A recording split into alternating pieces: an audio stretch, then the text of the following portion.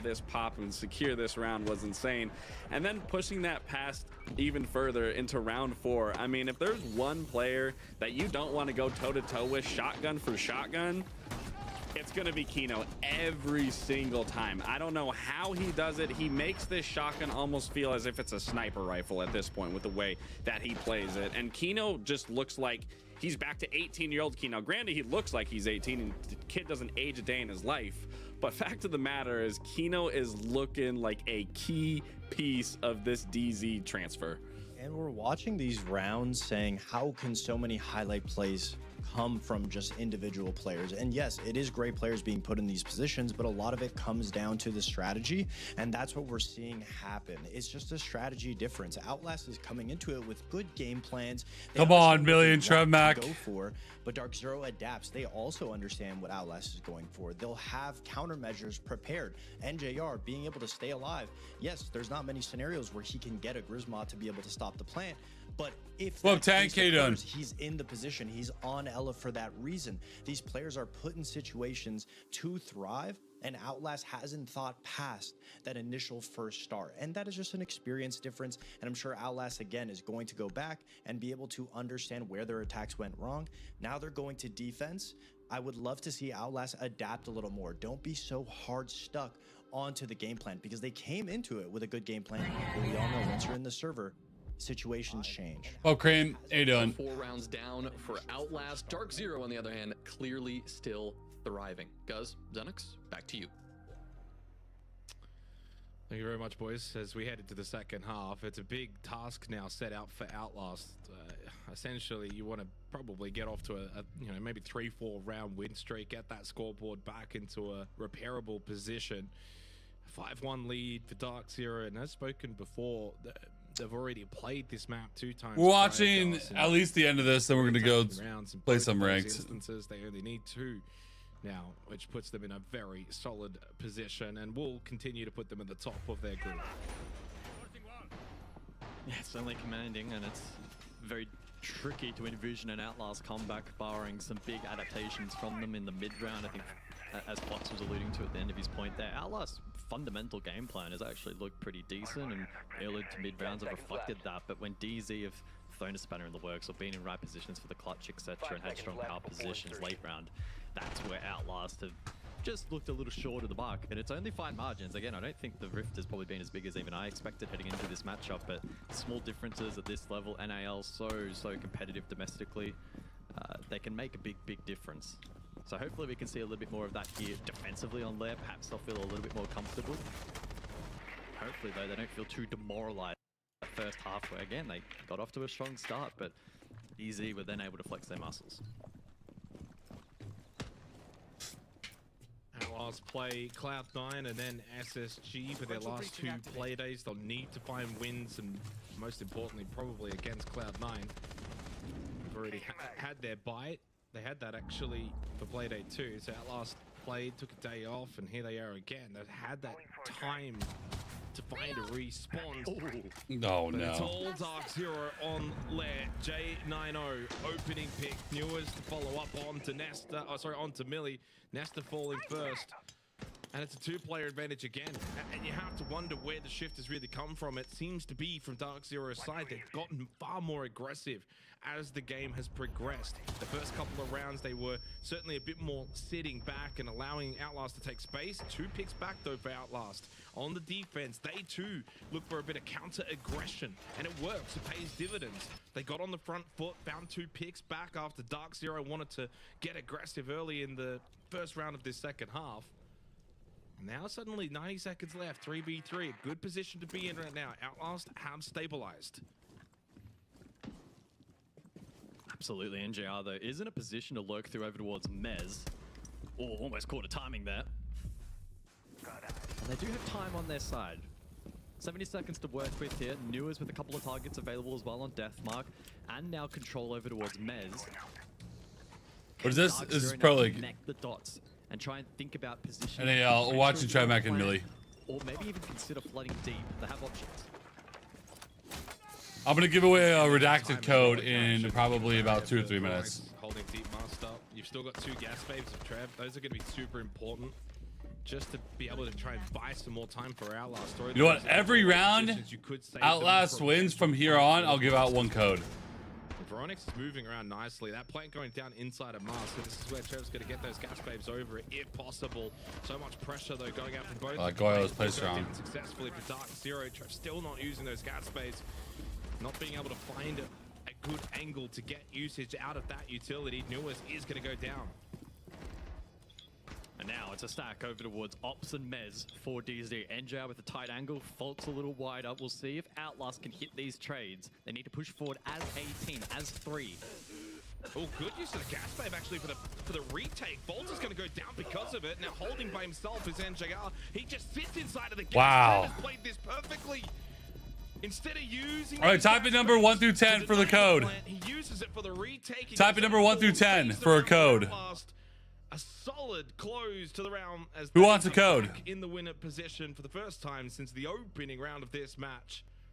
2-5, a long way back. Who wants a code? Of life for Outlast.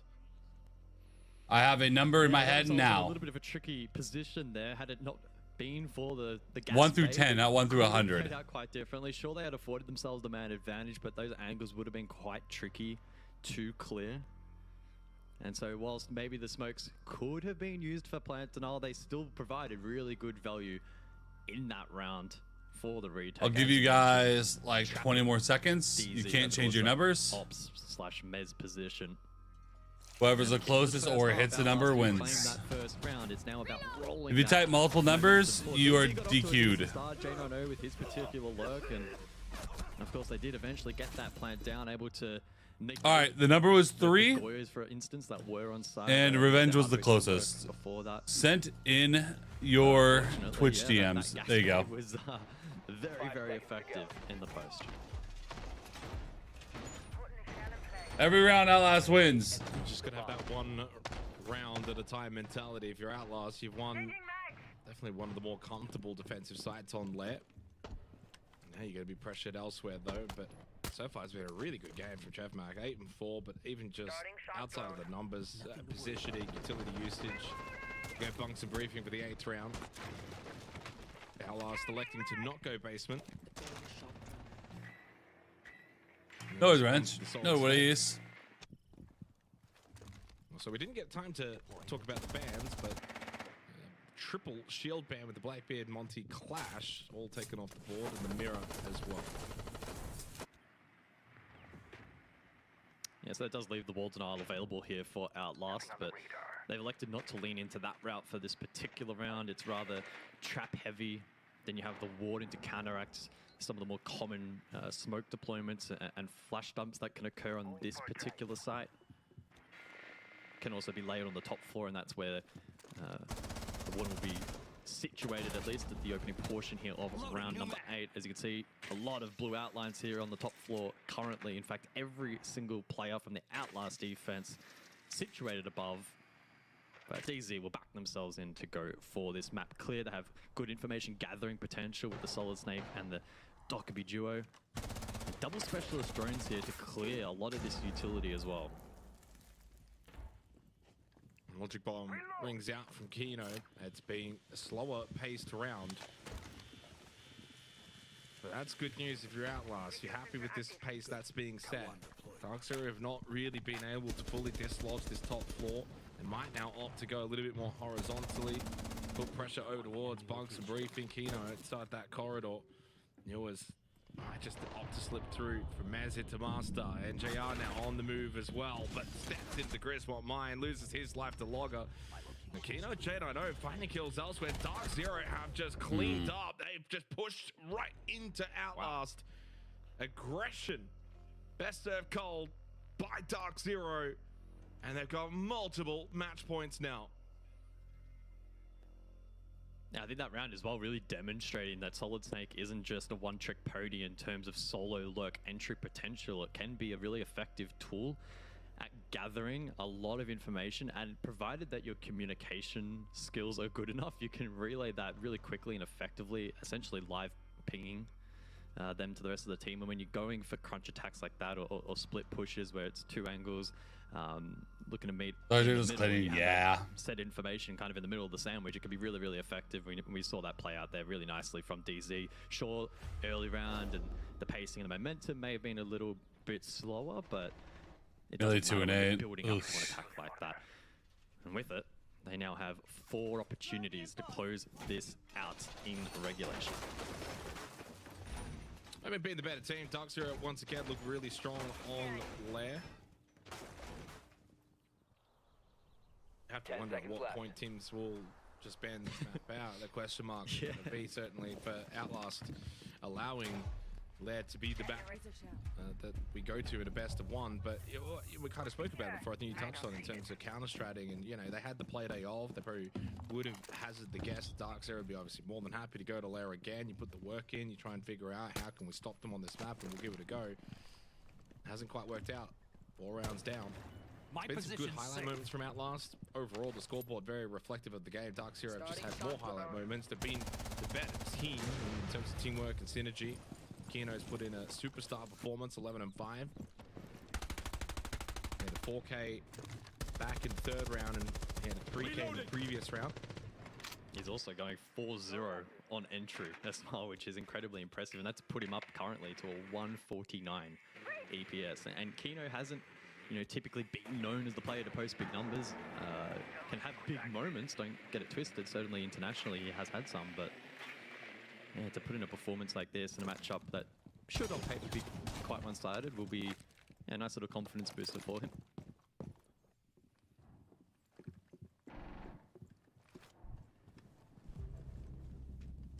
Logger goes down early to J90, who he himself is having a very good game. 9 and 3, opening kill. Gives him his second. He's now 2-0 on entry as well, and that's where it's been really dominant. Entries won for Dark Zero since round 3 all the way now to this match point 9th round. They've had every opening kill. Double down onto Veronix, walking around the doorway, unsuspecting. J90 losing this battle though to Nesta. Much needed kill from the Thorn. Keeps the round alive, and in the match for Outlast. 3v4, Dark Zero still with the extra player advantage. It's a rather split-looking defense right now for Outlast. Miller's just going to fall back, play blue stairs, and hold his position with the keeper barriers. Yeah, likely to try and play for life, and well, that will help. The Nitro from down below. Trevmac onto Newers, takes the snake off the board, limits some of the info gathering potential now for DZ, which could come into question. They may have a couple of drones still remaining though. Strong vert to play off. 3 Candelas critically. They'll be able to layer utility into site, take space. And I think Millie sensing that has, you know, fallen back. Nesta in the meantime though has made himself into bunks. So there is now potential pressure up above with the mid-round retake. 3 flashes too between Folds and NJR. And the 2 of those Candelas were just thrown from Kino. 25 seconds, still a decent amount of time. And even with Nesta potentially going up above, and NJR watching beautifully on the flank, has the easy angle onto Millie from above. It's all too easy in the end for Dark Zero. It's down to Trev, and he's been sensational for Outlast so far in this match. 8 seconds, the goal to deny Kino from getting this plant down successfully. Gets one onto NJR, can't beat out Faults though, as Dark Zero clean house on Lair. 7-2 result against Outlast. God. It hurts. I mean, they're just at a different level. Like Trevmac and Millie and all those guys going through the T2 gauntlet to get into T1. But are you ready for T1? I don't really know. And you know, the last 2 games have showed you're not definitely not ready for the top of T1. But obviously they weren't going to be. They're very new to Pro League. So, just kind of hurts to watch. They need to fight someone that's their weight class.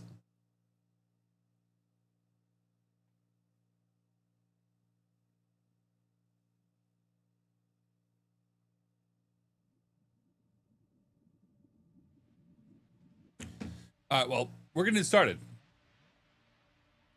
Well, apparently in a second, we're going to get started.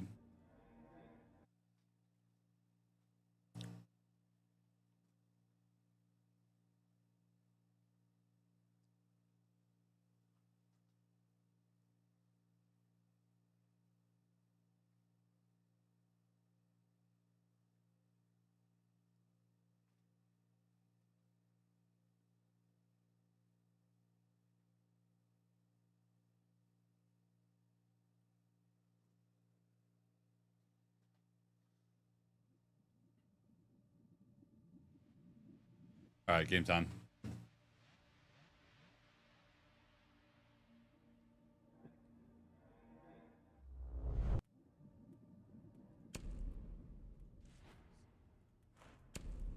Jump into it. You want my buddy Griff today? Potentially. I don't have a stack yet, so I'm just kind of running it solo and see where the night takes us. Effectively, see where the night takes us.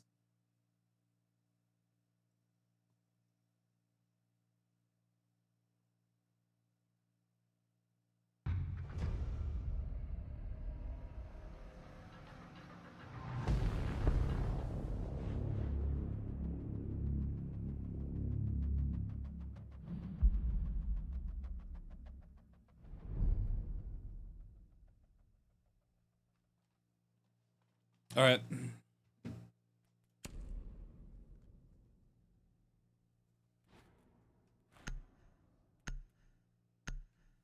Let's go. Let's do it. Oregon to start. Oh boy. Defense first though. Could be worse. Could be worse.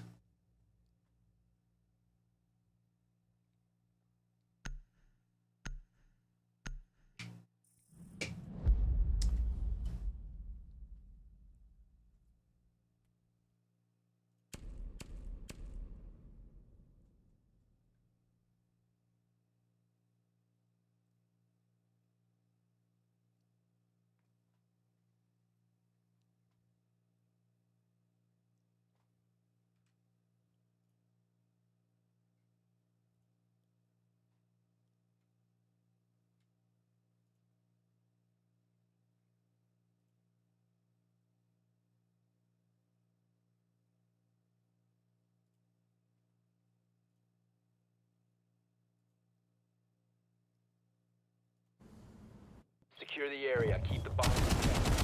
Changing mags.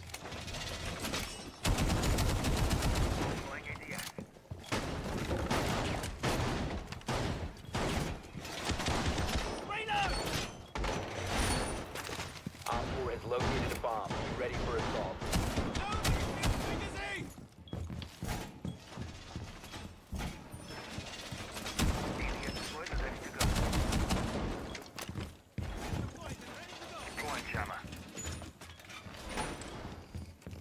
Down to 10 seconds. Initiating jammer. Wall fortified! Down to 5 seconds. Op 4 has located a bomb. Get ready to engage. I don't see that drone. Loading new magazine. Loading mag. We have head holes. Okay. My artilla is on.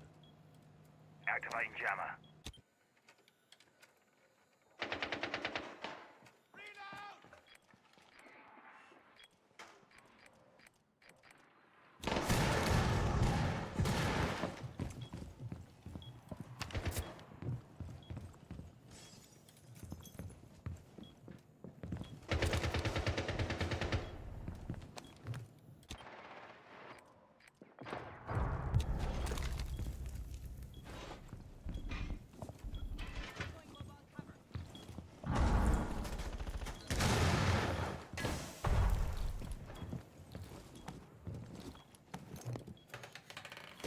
Setting the welcome mat.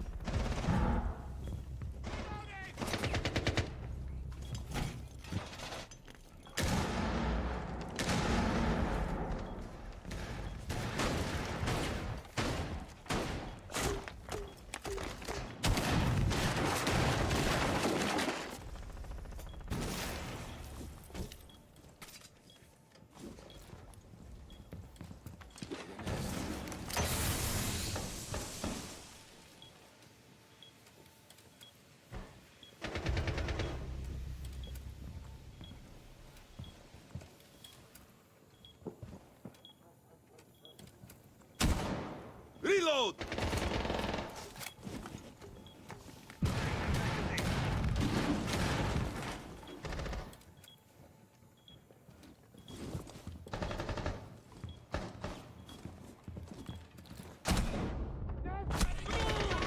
friendly remaining. Kids window. Nice fucking shot there, though. Codes. I'm giving away codes occasionally on stream.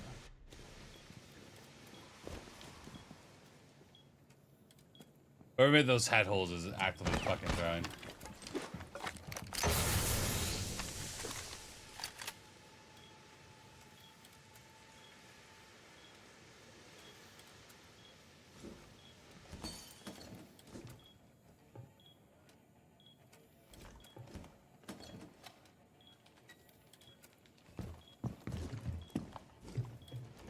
Seconds.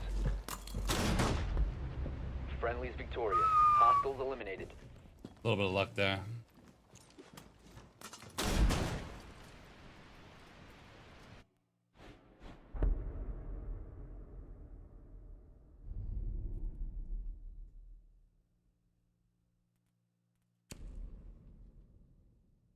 Shelly's mad comfy. It's pretty good. What are the codes for? The redacted packs. Did I read chat? Yeah, that's why I responded.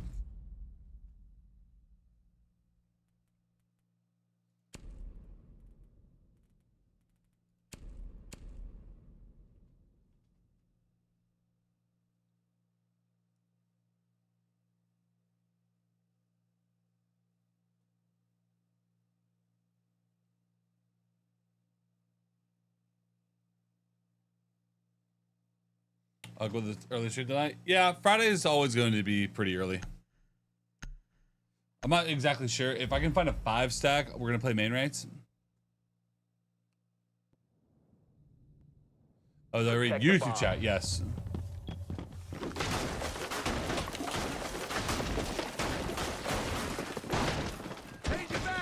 I do. Op 4 has located the bomb. To be fair, though, in my multi-chat thing right now, I don't see any chat from the YT. So you're making me think that my multi-chat stream thing's fucked up. Hello? There you go. 10 seconds. But I don't think it is. 5 seconds to insertion. Oh no, my multi-chat thing was fucked up. Okay, I have the YouTube chat pulled up now. I fucking hate this thing, dude.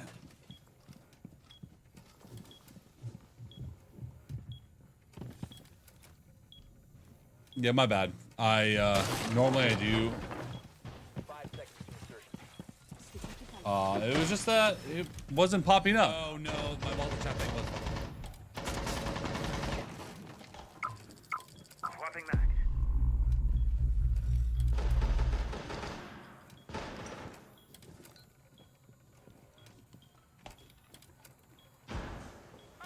There we go. We're good now.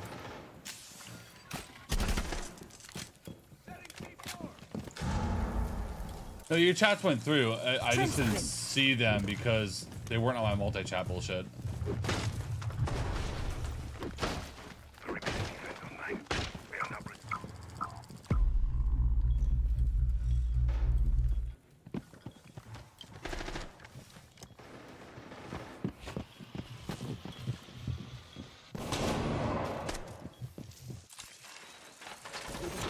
Activating caps.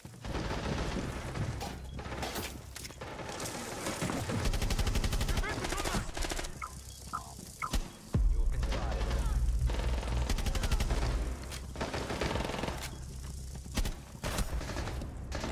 All friendlies were eliminated. Mission failure. I tried my best.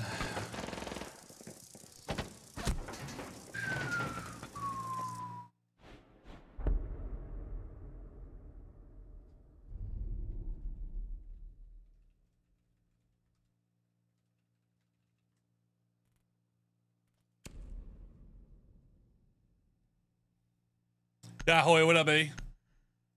Yeah, no, I pulled up the YT chat separately because it's not popping up on my multi-chat thing, so I just pulled it up separately, so we good.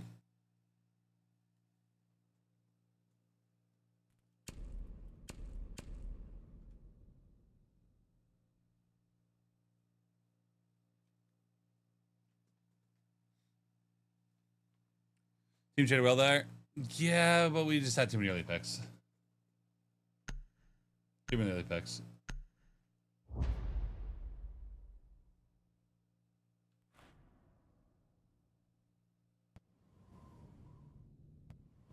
Secure the area. Keep the bombs protected.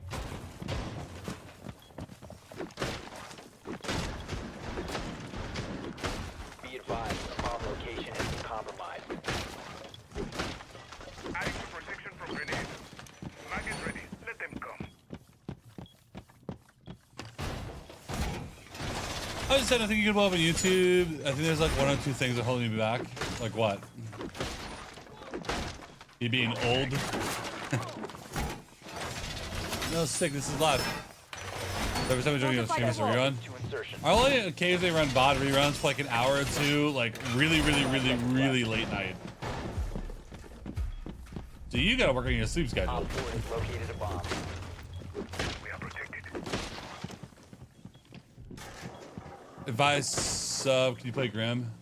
And you talk about your process? I can. I can do that. I can't really go Grim for top. Device activated.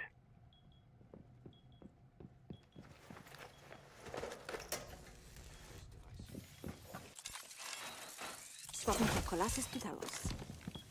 I'm reloading. Detonating. Yeah, you don't want to do that because, I mean, at least with this, I can actually do something with it. Try landing. It's not completely worthless. Defense online.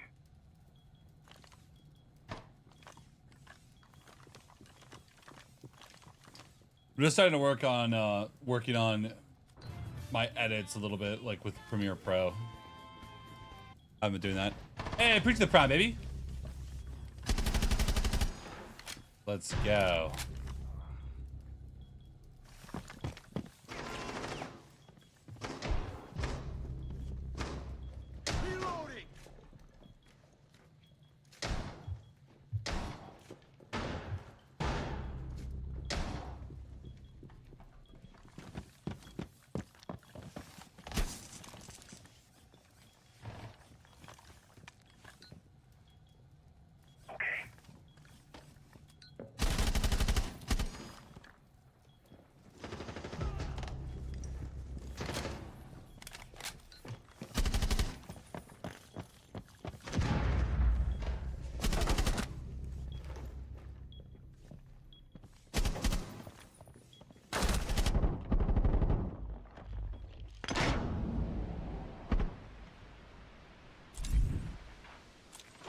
Bomb diffuser in place.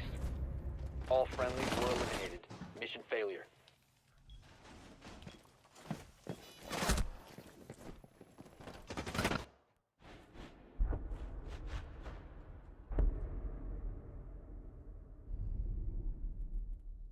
They need to stop reinforcement freezer wall. I'm getting a little pissed off.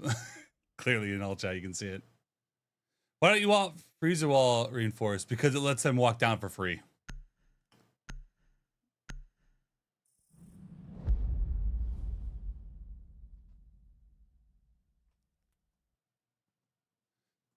But for example, the whole montage vids aspect are a bit in the past, I feel. Well, I don't just do montage type videos. I do a lot of other stuff too.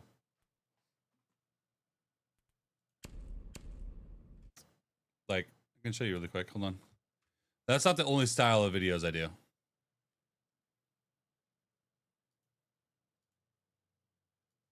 Like these types of videos. These videos. I do a lot of like montage stuff to, you know, get people to care about these videos. And these videos are the ones that actually get numbers as time goes on.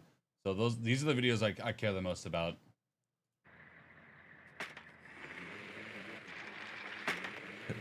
Format of other top siege YouTubers. Yeah, but that's the thing. I'm a streamer. They're YouTubers. They may stream, but they're YouTubers. I am a streamer that does YouTube.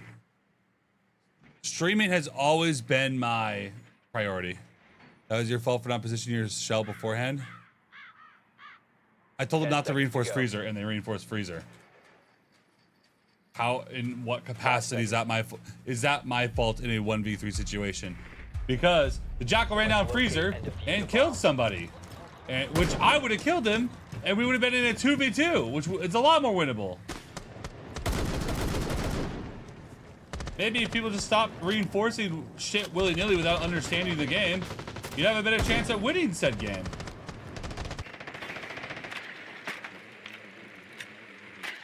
Deploying bro.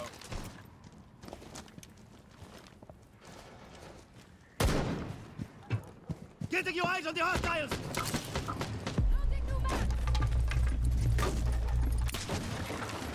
Right, right.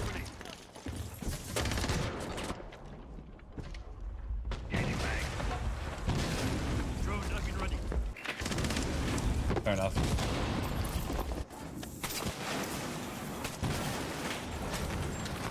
Yeah, that killed him. Usually that run out is always gonna get that guy killed. So that's why I'm like, if they hop out, they hop out. They'll get traded, but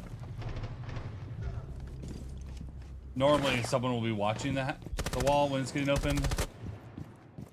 Until you said about playing in a 5-sec. Was this round my fault? No, because the only guy that died was the guy that threw his life away to kill me. Holy fucking Christ. Woo! All friendlies have been eliminated.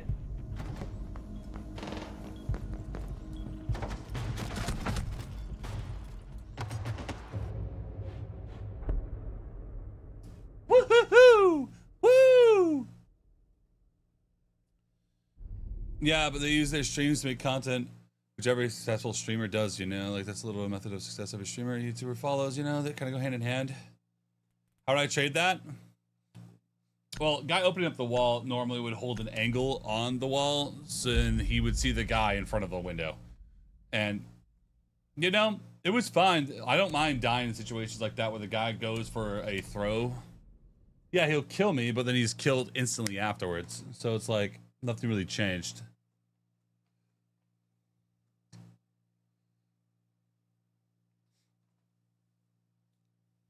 I don't think I'm doing bad on the YouTube front.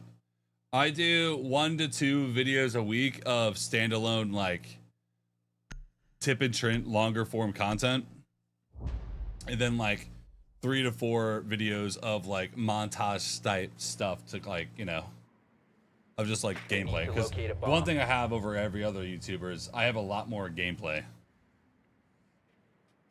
I have a lot more gameplay than them. Because they'll play maybe like 2 or 3 hours every couple days. I'm playing like 6 hours a day. Sorry, I downloaded a VOD from yesterday. I need to save it. 2:30. 2:30 club. Yeah, solo queue's rough. Just kind of how it goes. Sometimes you just get fucked. 10 seconds to go. Insertion in 5 seconds. You've located a bomb. Make your way to its location and defuse it. The diffuser is no longer in your possession. The diffuser has been secured. Happens. Yeah, it happens. It is what it is. Not a big deal. Maybe we can win this, but it'll be rough.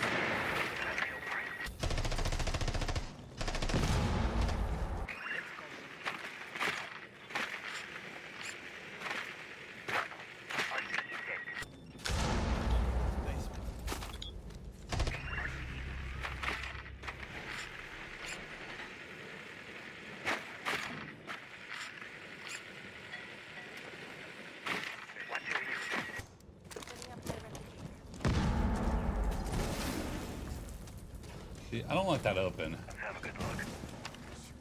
You must recover the diffuser.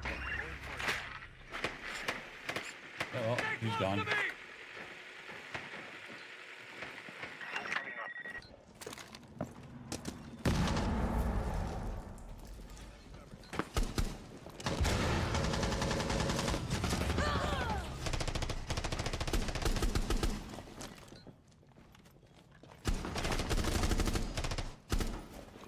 Changing max.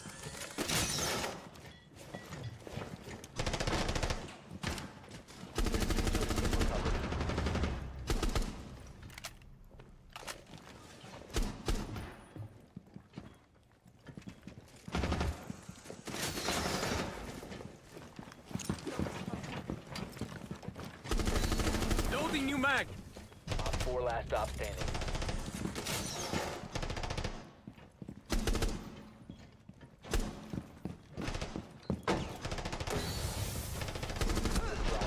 Yeah, good shit. Op 4 eliminated. Friendly mission successful. Alright. We're 2-3. A guy rage quit because he was horrible. And now we're in a tough spot because now we're in a 4v5 having to attack the exact same site. Well, sure. Think the chances of success are so much higher with that proof of concept approach. You grow so much faster, you don't think? Well, my theory is doing what other people are already doing, your video is always going to be a shadow of what they're doing. So like I'm trying to do what I think is going to do well, and like a lot of times people come into my stream and ask me, how do I get better at the game? So most of my videos now, like I would say like 30 to 50% of my videos are focused primarily for the people that are like, how do I go from a plat with a 1.0 to champion? I'm making videos for those people. How to be a better team player? Bring you till it actually matters.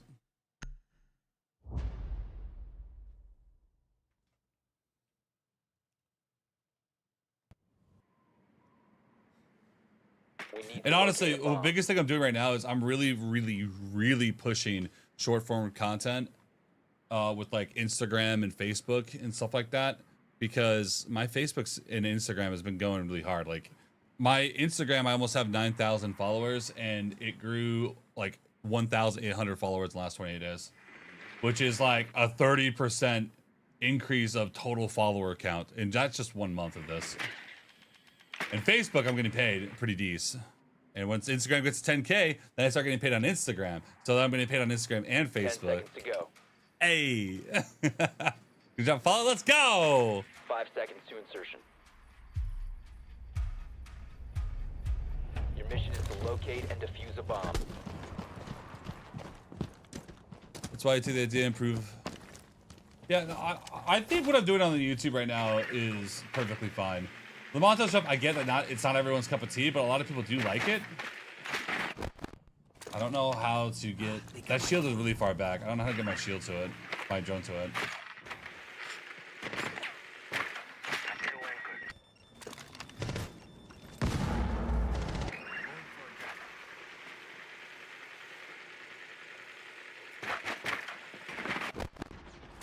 I don't think I can.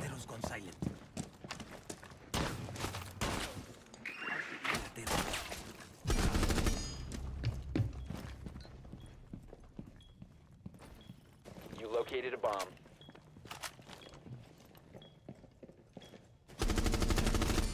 That's one way. Fuck! Cover the diffuser. Friendly, last operator standing. Oh, man. That guy rage quit going 0 and 5.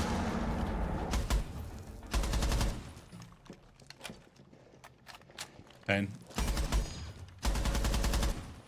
You grind up? I will. I mean, that's the one thing that I know I have going for me is I am consistent like a fucking demonically possessed person. I won't stop. Warden down for a shield? Yeah, congratulations, Warden. Like, you could have just played behind that shield. But, doesn't look like it's going to matter.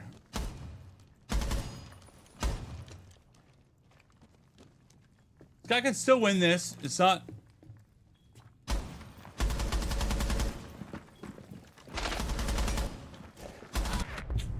All friendlies have been eliminated. Yeah, we got cooked. This guy was just too bad. I mean, that's why he rage quit.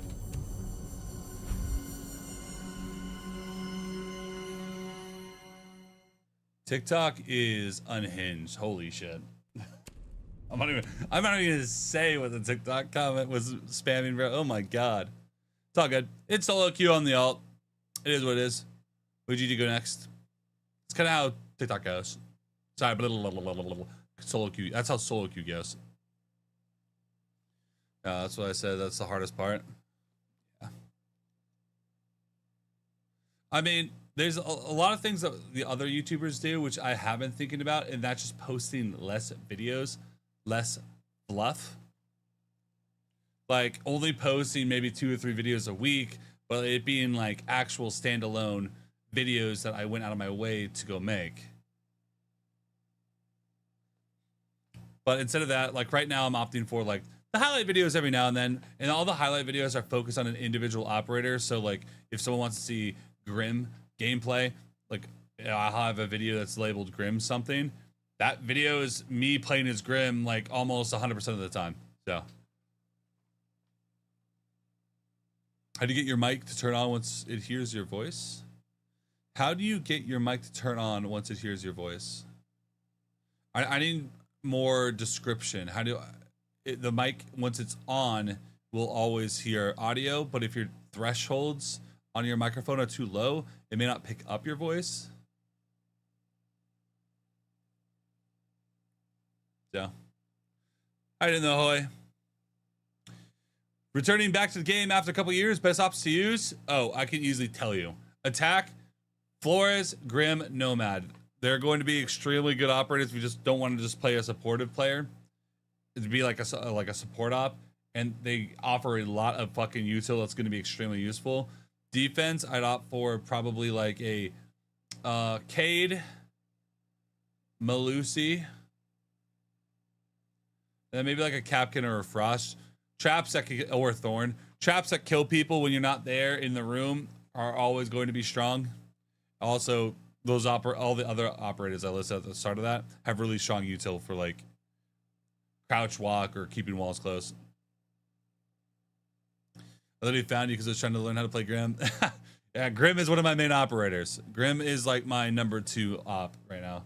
So if I had to list my ops right now, it'd be Lion is what I'm in ultra kill mode. So Lion, probably Grim, Binka, and then anything else.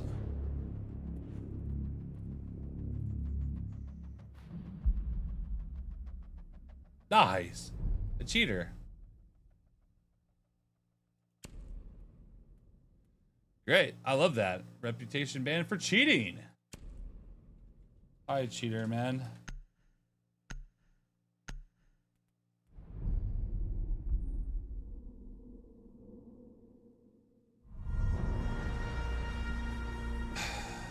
How do you warm up? We're trying to get better. Clear house will help you work on your crosshair placement a lot. So I definitely think that clear house would be strong. Speaking of which, it's Grim time. I might picks up every ounce of audio. Okay, so you have to go into the software and turn on the thresholds, the microphone threshold, or a noise gate. I actually know a lot about this because practically every mic that you use needs to. Can you play Grim and speak your thoughts? I mean, trust me, you need to convince me to go Grim here. This is my fucking bread and butter is Grim. Ask anybody. I love Grim on this map.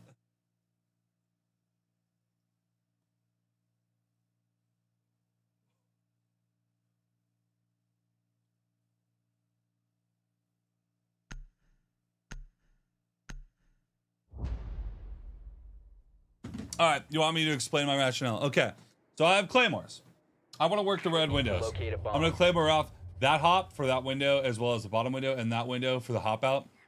I'm going to be actively watching this window, so I don't really care as much about the claymore here. So all windows are covered.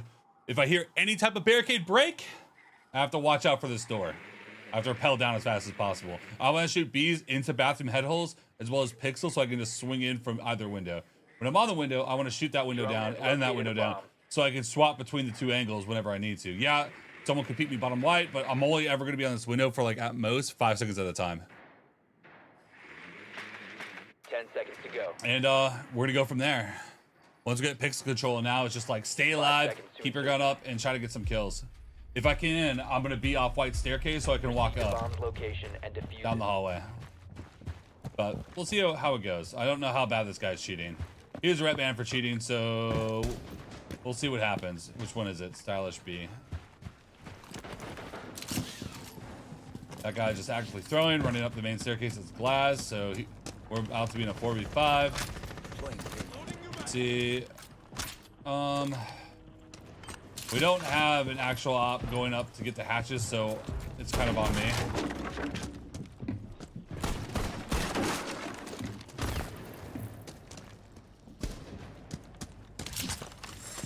Changing mag.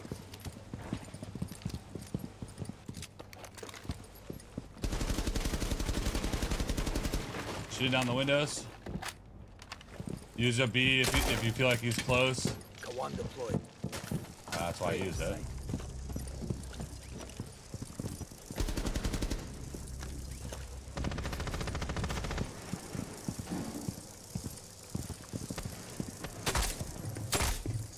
High. Box tracking. Throwing Selma. Get ready for the breach. Box tracking target.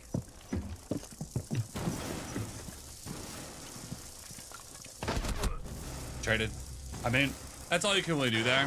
I took a lot of control, pushed them all the way out, tried to go for another pick, but still a solid little entry play. Definitely probably put my team in a position to actually do something.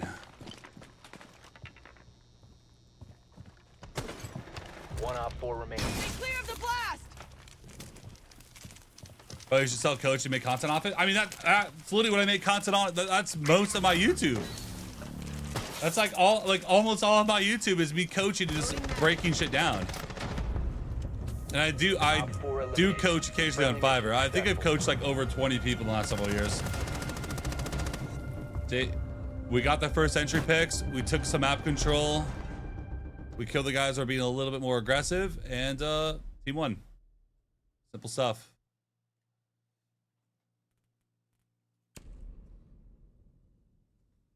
The only thing there is to jiggle the angular drone. What could you have done better? I did not need to peek the white hall at that point. I could have just bounced bees down the hallway to top white if I really wanted to, but I ego child.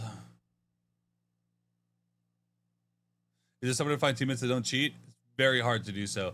But with the new social hub coming up, it'll be really easy to find people that are on your friends list and invite them when they're quote unquote actually ready to play. So the social hub, I think, will make it a lot easier.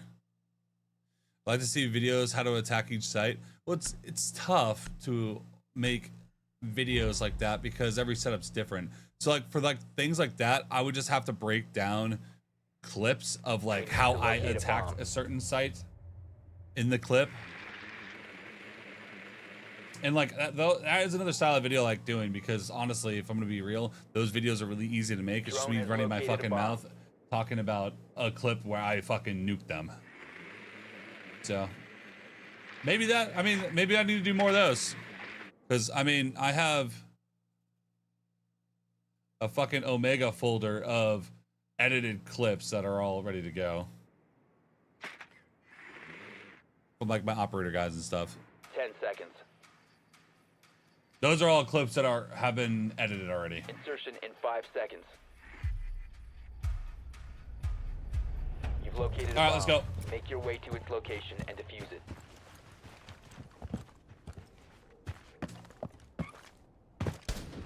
Having another Claymore here would be great, but if you only have two, you gotta claim one of the things that are most likely. Okay, that's really fucking obnoxious, I'm not gonna lie, but that's not the end of the round. Claymore deployed.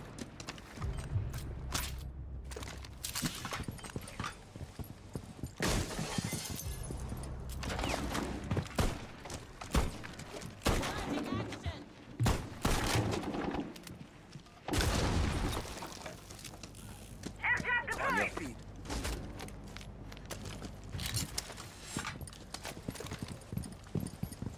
One, two, three.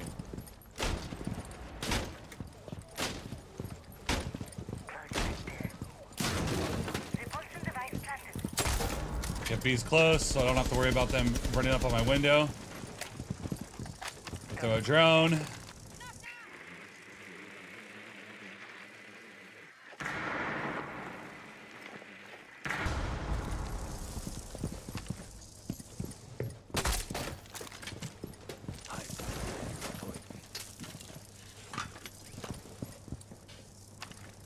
I hear one close to me. I think he either went ticket or pixel. I can't really tell where he went.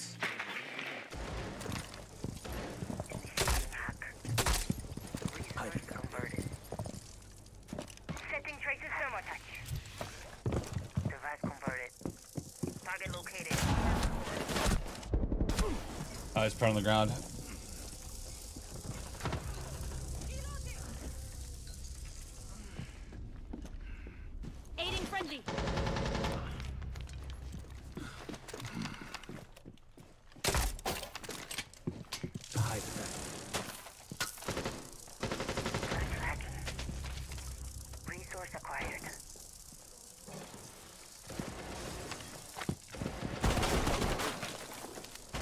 some angles.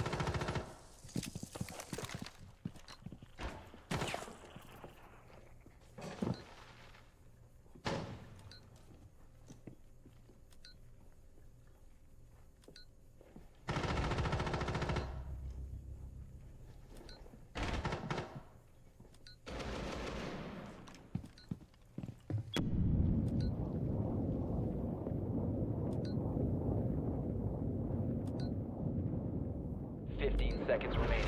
You have dropped the diffuser. Friendly, last operators to 10 seconds remaining. Bro. Friendlies have been eliminated.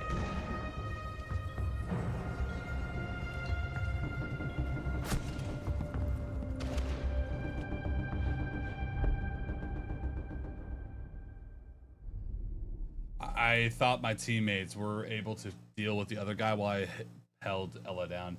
I should have played more aggressive there. I played that really slow because I had 20 health. Baiting? No, I was baiting. I'm not gonna lie. I already got down through the fucking prone hole, so I was playing that pretty fucking passive. I'm not gonna fucking lie to you about that. I got downed. What do you think the average rank is for level 60? Probably like silver or gold.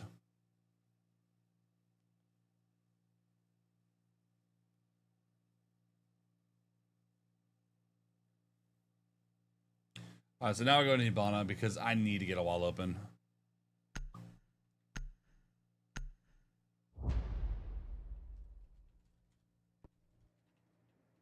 Need to use your drone to locate a bomb.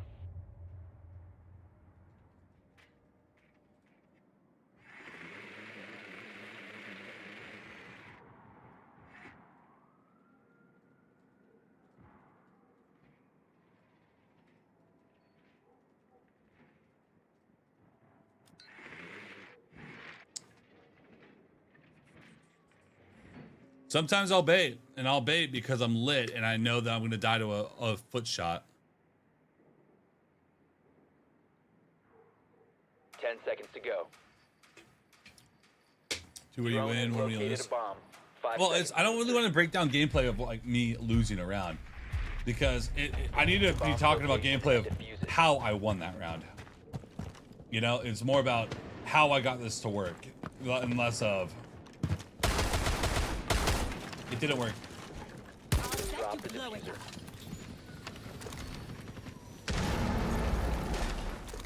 As my friend would say, time to make a new draw. Anyone want to help me here or no?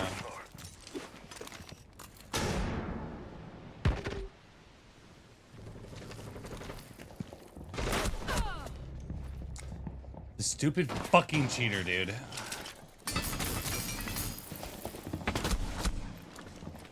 Yeah, okay.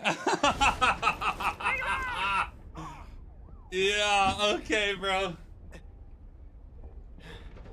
The diffuser is now secured. Oh.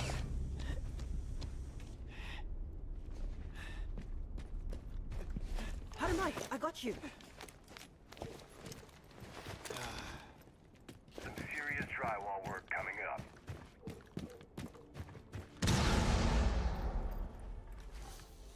You must recover the diffuser.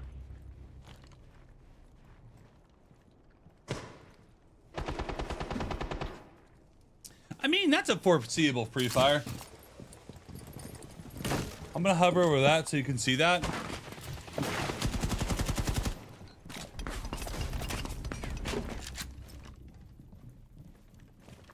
The diffuser has been secured.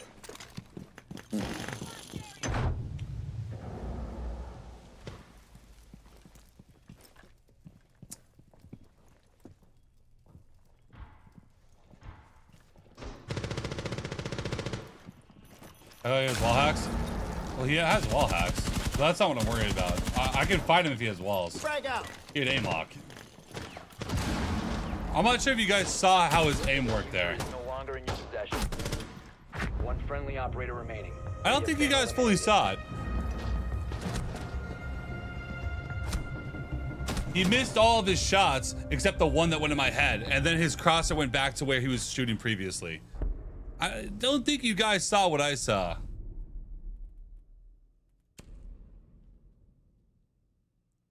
Here, I'll show you the way that the guy was shooting and how he actually fucking killed me. Because he only shot me one time, and that was in the fucking... Oh, actually, no, he shot me in the body a lot, but I'm going to show you it anyways. Maybe he's just a lagger. Am I lagging? No, not a ping thing. I'll look at his account afterwards, anyways. You can't look at his account in the middle of the game because CC Stats don't want you to. So I don't know if this guy has a 3 KD. Is he gonna go replay? No, because I mean I can still technically win this game. I'm not gonna fucking give up. Here, I'll show you what he did. Protect the bombs. Let's say the guy is on the A bomb, right? He's falling like this. And then he went back.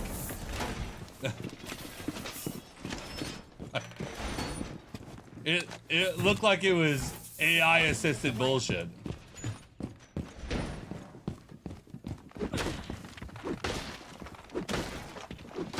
Be advised, Op 4 has found a bomb.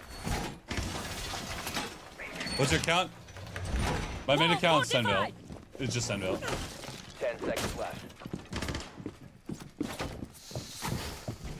Down to 5 seconds. Well, now we're gonna try to just looking them down with the DMR, so Op 4 has located let's a bomb. go. Sorry again. Deploy. Shall go now.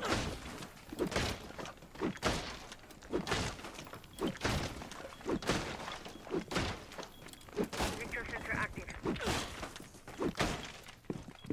Keep us strikes through. Deploying barrier.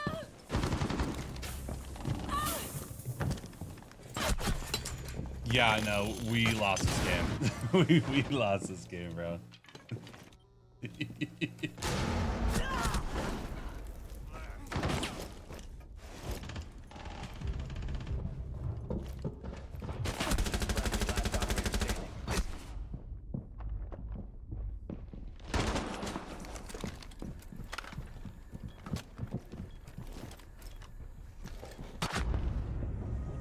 Mission failed. All friendlies were eliminated.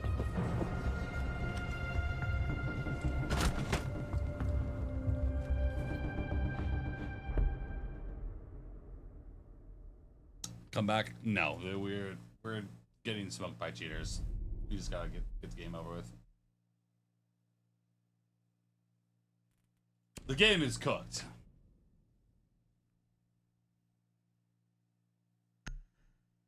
We'll try our best. Okay.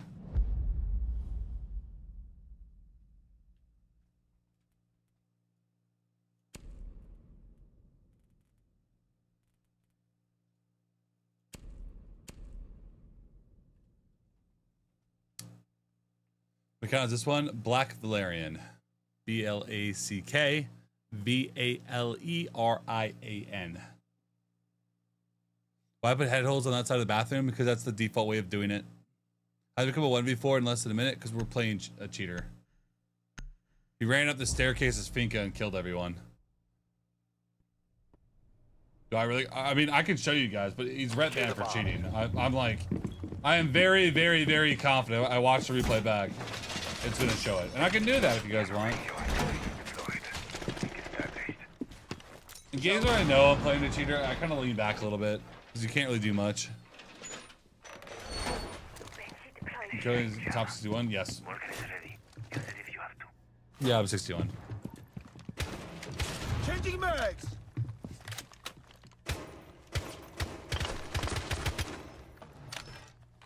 It's Friday, you know what that means? Yeah, kids get out of school, Down to so they're 10 gonna seconds. cheat all weekend. Op 4 has located a bomb. Plan your defenses accordingly. 5 seconds left. Bomb located by Op 4. Multiple connections established. I heard if you're vigil and you use your scanner, cheaters can't see you with their walls.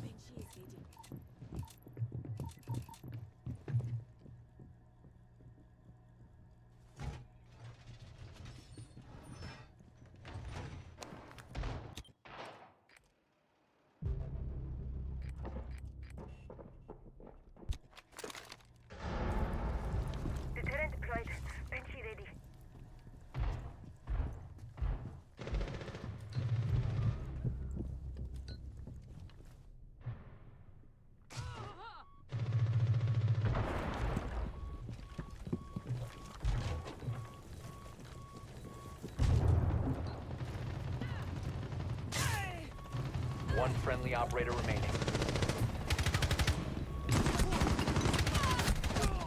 I killed the 2 cheaters. That's all I can ask. Were eliminated. Mission failure. I killed the 2 cheaters. All right. Replay breakdown. Okay. I am 100% confident there were cheaters in that lobby. I think there was probably 2. We'll just watch the later rounds and kind of work our way back. It's spring break. Oh, hell no. It's spring break. Oh my God. Cheaters gonna be fucking out in spades. No. Attackers need to Okay, locate let's and watch the defuse cheaters bombs. licky us down, shall we? I've seen enough. I don't know about you guys, but I've seen enough already. I've seen enough. It just started.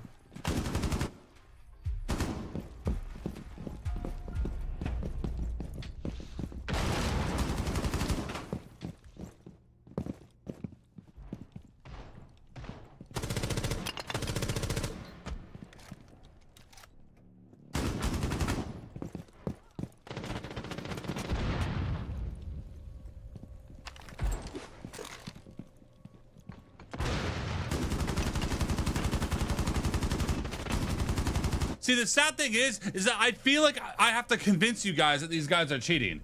Like, I can tell off of one fucking swing if someone's a cheater or not. I can tell.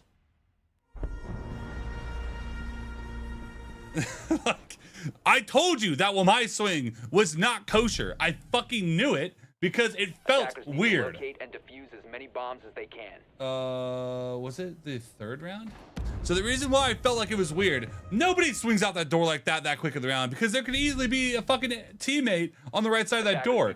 That guy fucking knew 100% that nobody was on this side. He knew. Oh yeah, this will be great. I'm gonna love this. Watch this shit, guys. Attackers dropped the diffuser. Runs away, impacts. What are you locked on, bozo? I like that angle you got right there. The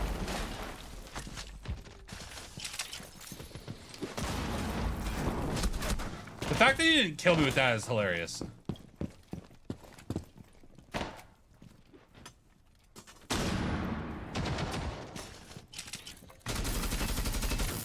Okay. That kills me.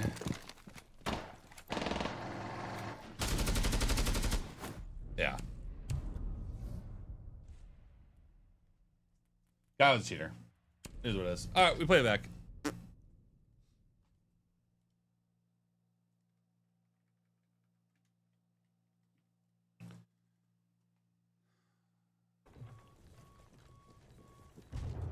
You can tell he's trying to make it seem like with his gameplay that he doesn't cheat. Yeah, it was fucking obvious. I knew the second we played that bakery round that he was a cheater. I knew he was. All right, let's look at my... I think I can find his account by doing it this way. Yep, here it is. Toyota 2JZ GTE. Okay. This account looks like it could just be boosted. Okay. Let's see the other account. This is the blatant cheater fucker. X Silver, now champion. That's crazy improvement. Dropping double digits every single game he plays, by the way. 16-4, 13-5, 11-2, 16-2, 16-2, 11-2, 10-2, 6-7, 11-5, 1-1, 3-5, 14-6, 8-5, 7-2. Yeah, that guy's a fucking loser.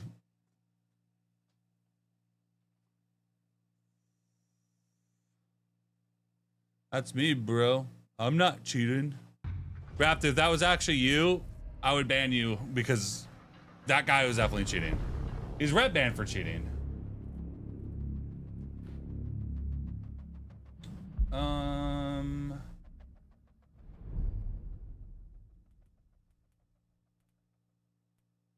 won't play consulate.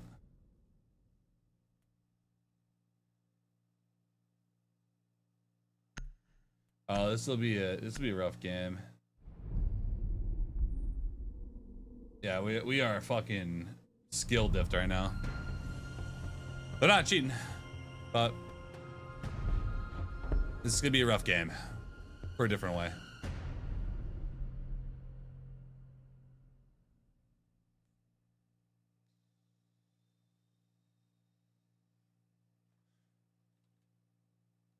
Well, I know Yanan's on that team, and he's 4 stacked, probably 5 stacked. It's just not showing up for this guy. So we're playing a champ 5 stack, and I have Carlos. I'm not even gonna say his name.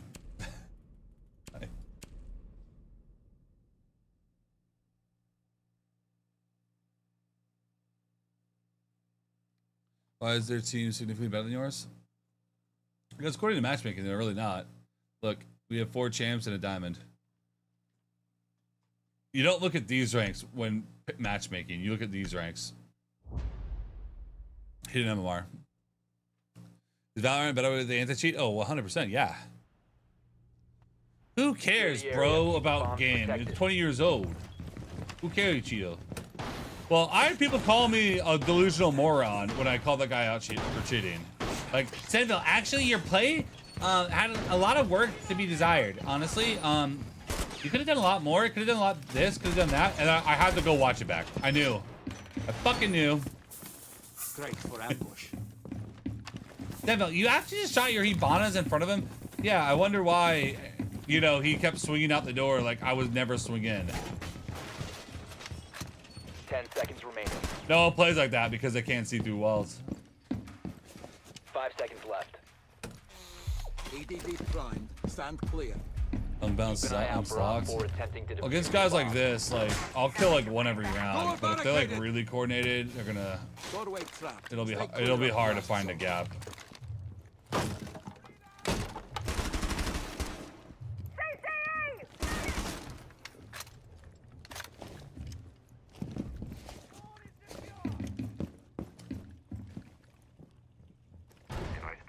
You invest a lot in this game? Oh, it's how my job. Bro, no one doubted you. Yeah, no one on Twitch doubted me. TikTok was fucking running their mouths. So I had to shut them up. Okay. Oh, we got a blitz. Love that for us.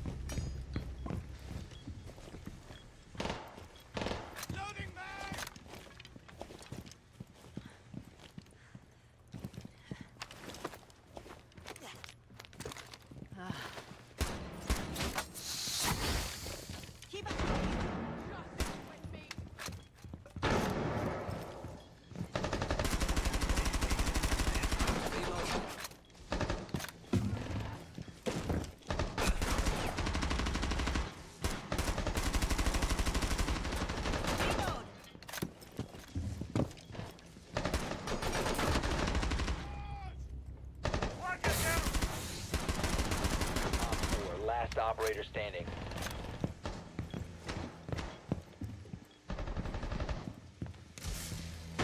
There you go. Friendly's victorious. Hostiles eliminated. Let go.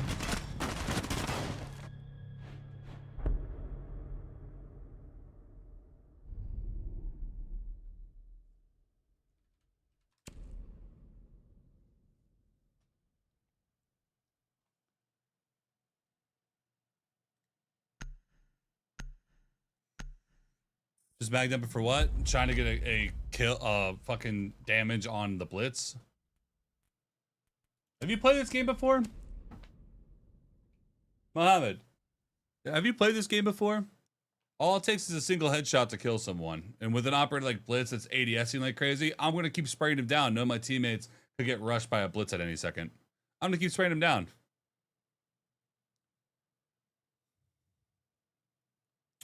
Mod is mad sensitive. I allowed you comment, Crawford. I blocked a lot of that shit because a lot of cheaters were spamming in my chat at one point, and I flagged a bunch of words. No, I flagged those words. I flagged those words because I was getting spammed by spam bots. Well, I flagged some words that they were saying to auto ban them. Secured. Place device.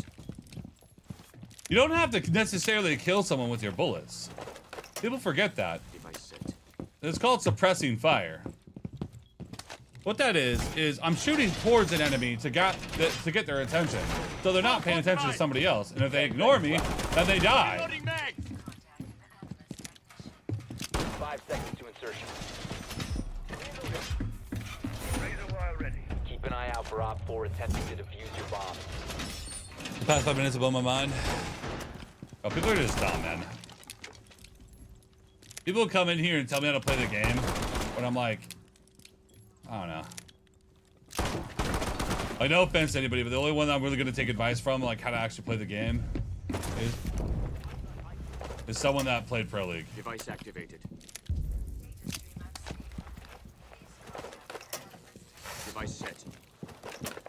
They probably would open it if they just let the can opener go. Warning.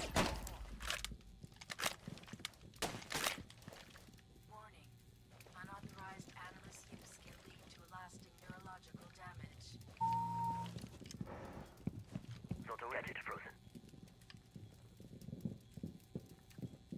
Make sure your analyst medical compartment is stocked before coming in. Place device. A bomb has been located by Op 4. Analyst active. Insert sample to begin sequencing. Time to go around, boys. Looks like the main wall got up. No, you didn't get up, and he's looking up. So you get a lot of information from your teammates just looking at them. Main wall is open, and he's looking straight up, which means there might be some vertical.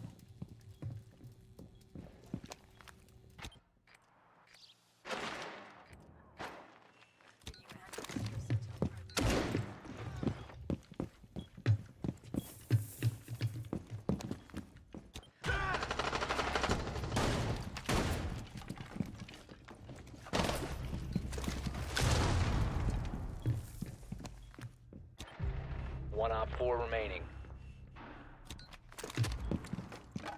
Gotta reload. Activating glass.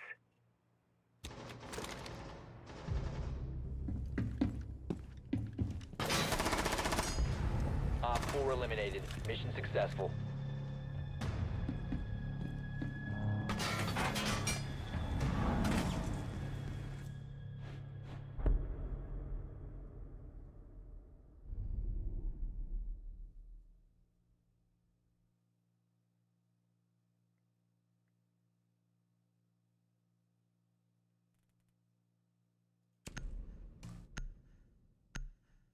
Top player, and it's always a negative kitty plats. I want to give advice. Yeah, I know. I'm cheatering. No, I'm cheatering now.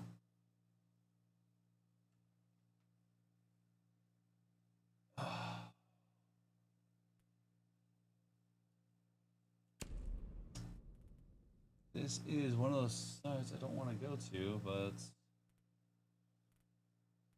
one thing I know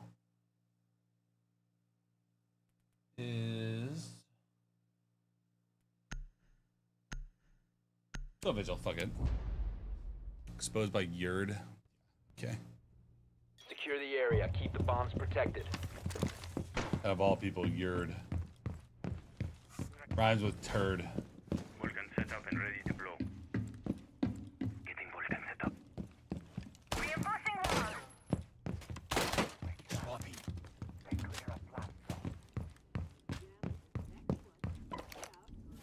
It is defense though. You can't get too excited because our attacks will be ass.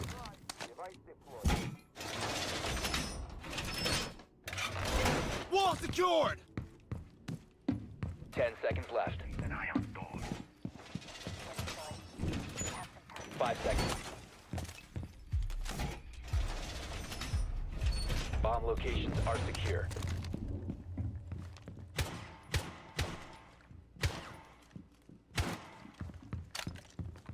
They droned me over here, which means he might be going through Aqua.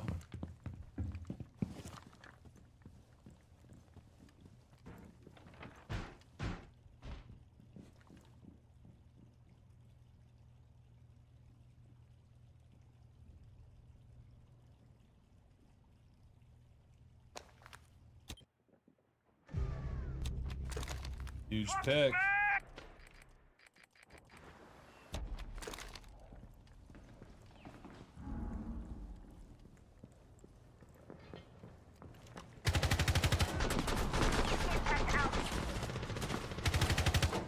Swapping bags!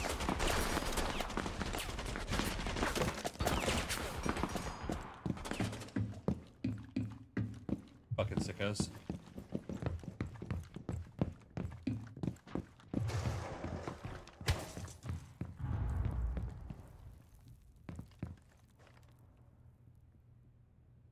I know I heard the blitz.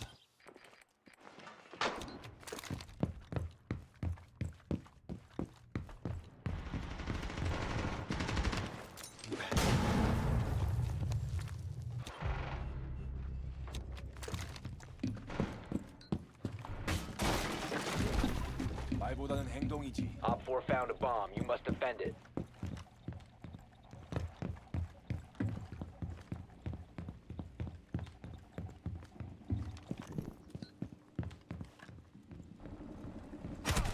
One Op 4 remaining.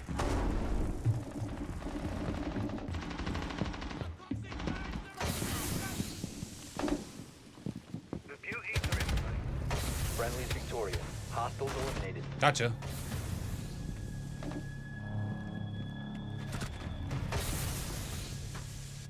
Pop.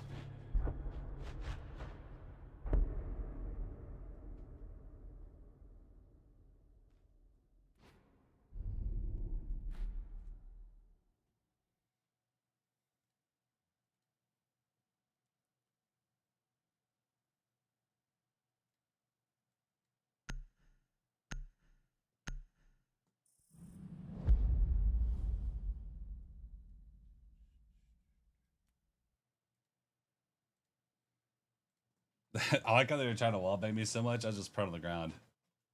They didn't hit me a single fucking time.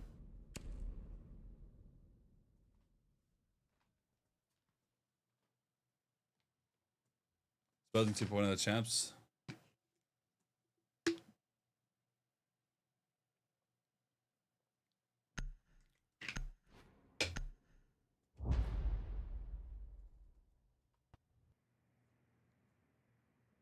Need to use your drone to locate a bomb.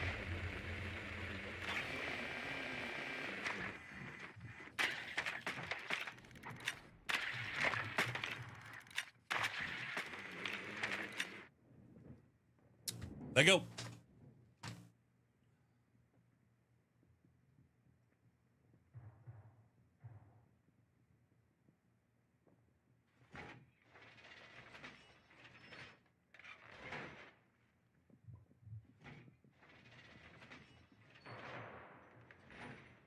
Seconds to insertion. 5 seconds to go. Your mission is to locate and defuse a bomb. It's been a while since we've both been on a mission like this, Thermite. Yeah, this takes me back to our bureau days.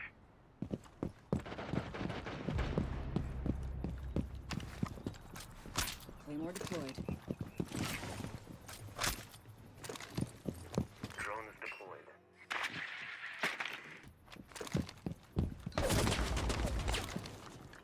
Watch for the blast!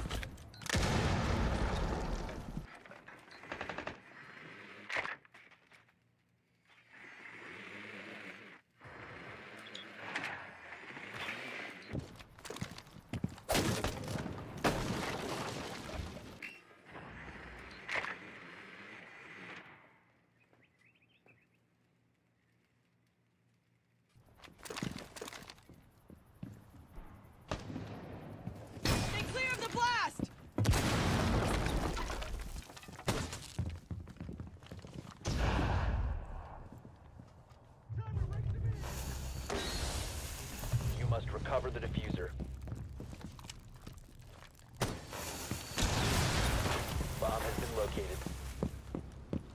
Swapping mags. Down to one friendly.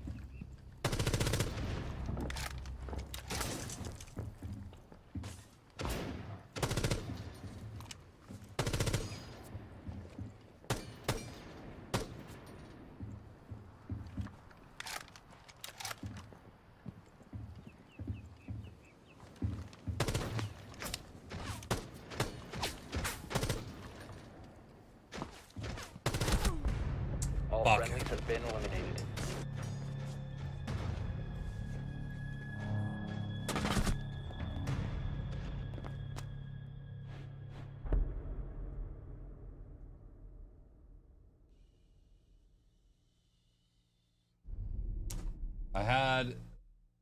I had a play that would have worked.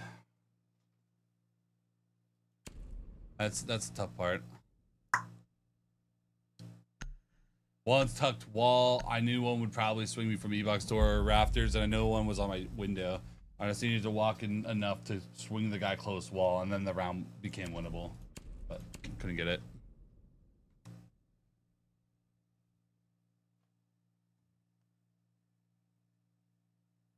Any Ash play right now would die before even doing what Sen is doing. Well, that's because when I play Ash, I'm playing for the utility. I'm not playing to play Ash. Luck and you have to win. I'm not worried.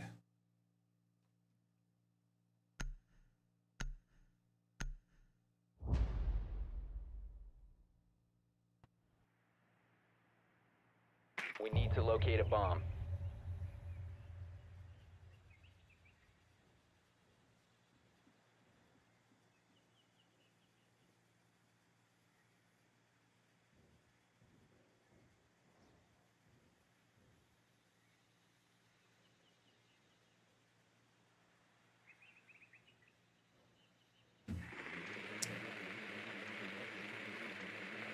How are the games?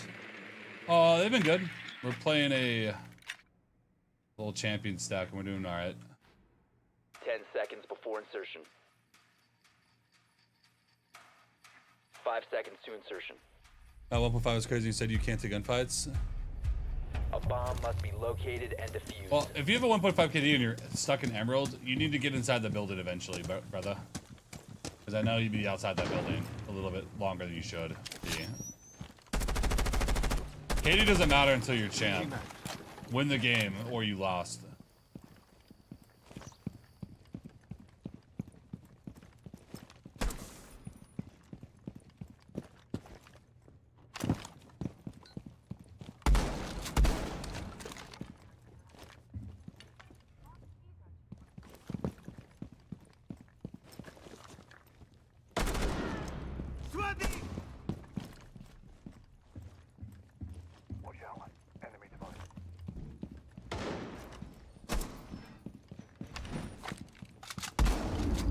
Bomb has been located. I got something. Tracks are clean. Loading new magazine!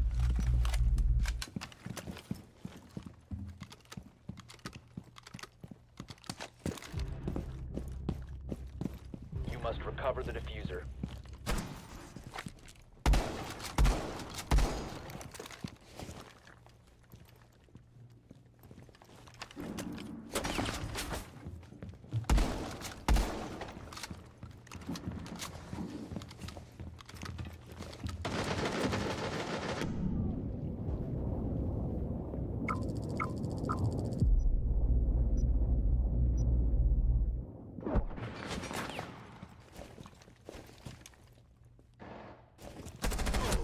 No!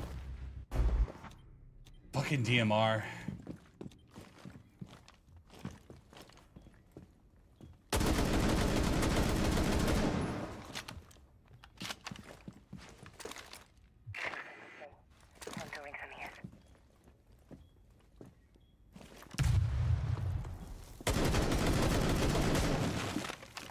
Grenade out!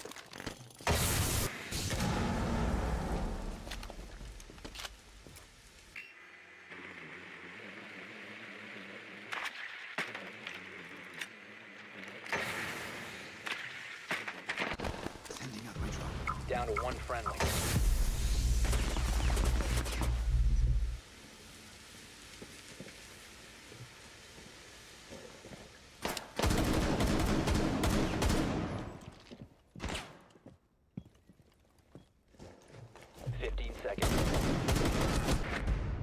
All friendlies have been eliminated.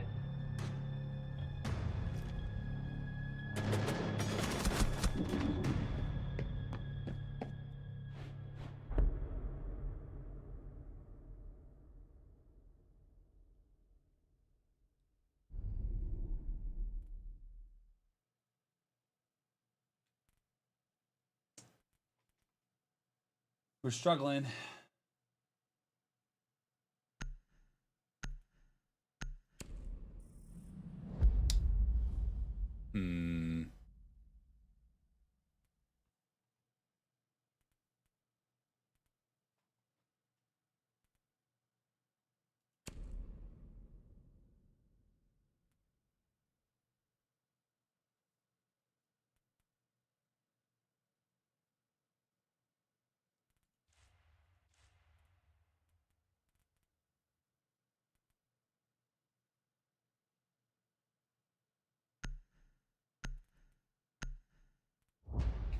I know what I want here. Need to use your drone to locate a bomb.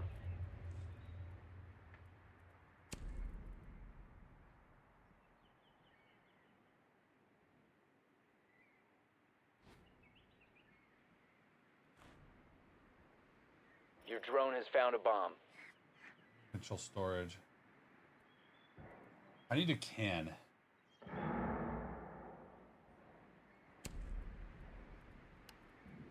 This may be weird, guys, but I'm gonna cook. 10 seconds before insertion. Insertion in 5 seconds. You found a bomb. Make your way to its location and defuse it. Guy has gone pulse every single round, except the one round where pulse actually does something.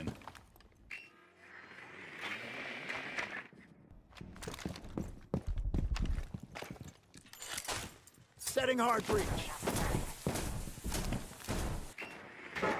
Changing match.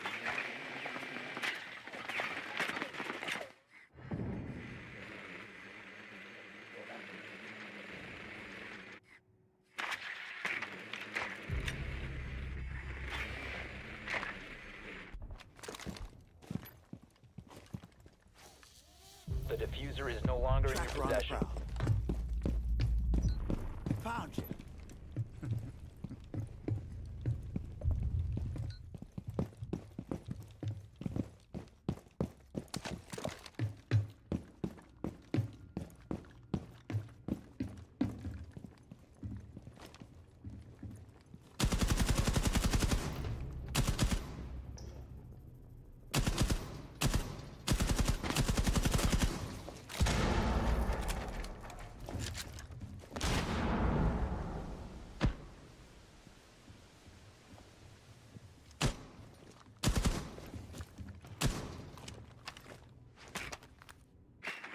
As my friend would say, time to make a new door.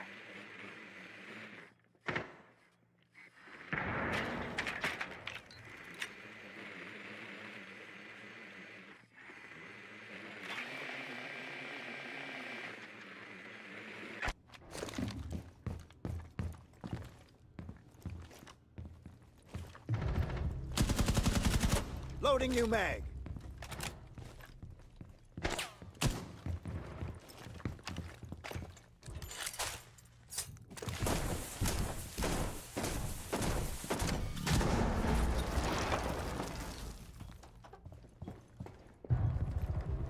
Friendly, last operator standing. No. Friendlies have been eliminated.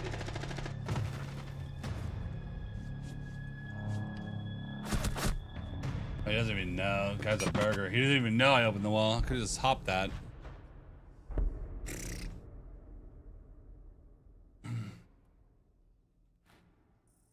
We got defense again. Plus definitely in the basement. I thought he would be, but these guys, I don't even think they know what they're fucking doing.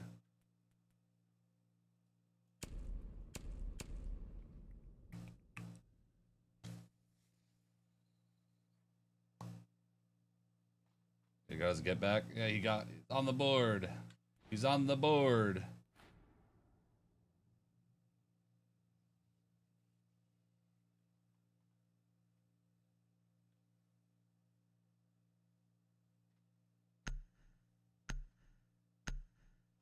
Oh, Nathan, how you doing? This is not smart for you. Look at the stacks I'm playing, brother.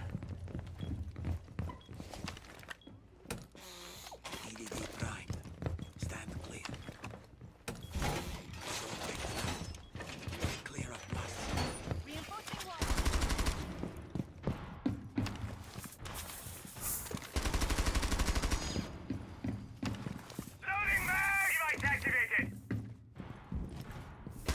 Place device!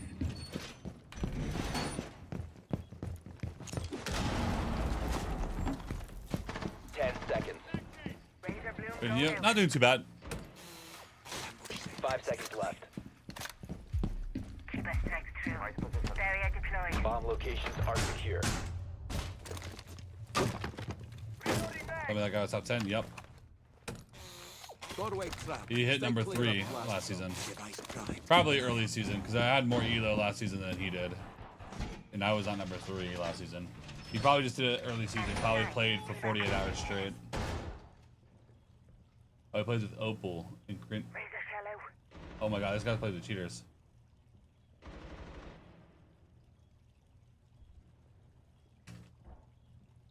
Op 4 found a bomb. You must defend it.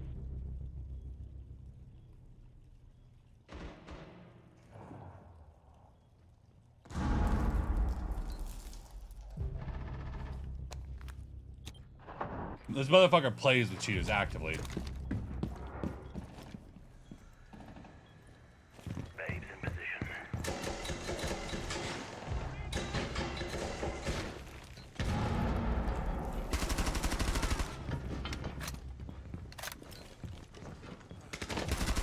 Op 4, last op. Friendly's victorious. Hostiles eliminated.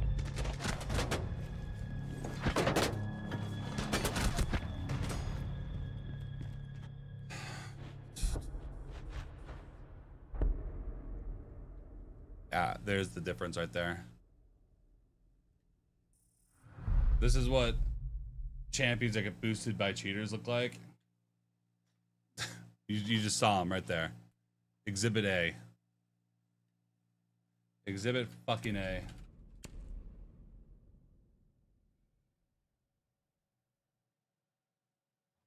We don't need Ash.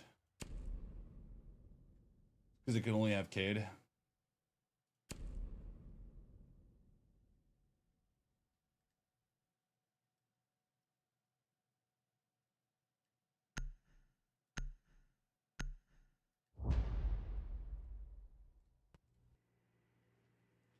Need to use your I drone believe to rank is locate a meaningless. bomb. Your rank doesn't matter past champion, bro. Once you're champ, you're champ. When you fight for numbers, the only people that care are people that aren't champ. Like, high elo doesn't really mean that much. Like, if you're champ, you're champ. Drone has located a bomb.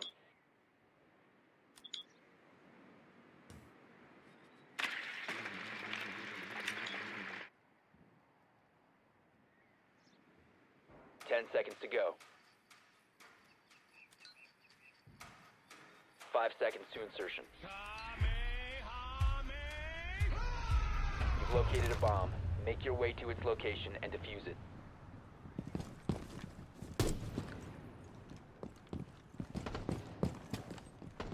Cover me. Reloading.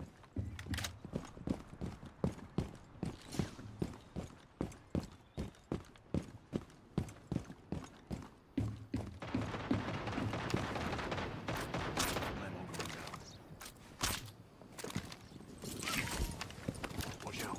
Enemy device behind. Enemy device taken out. Step back! Boring Thatcher gameplay, but this is what you have to do. Enemy devices are down. Claymore set. Detected an enemy device. Enemy devices like a light. Let's cause some chaos.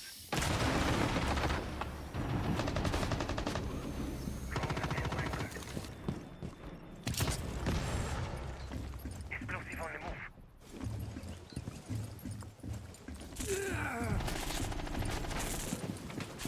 The diffuser is no longer in your possession. He bought it. What are these angles?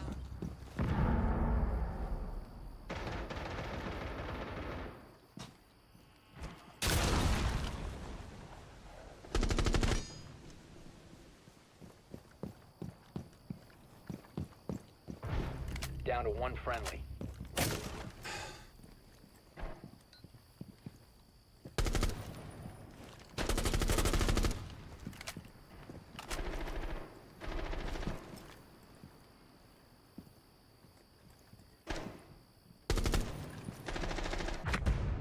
Op 4 eliminated all friendlies.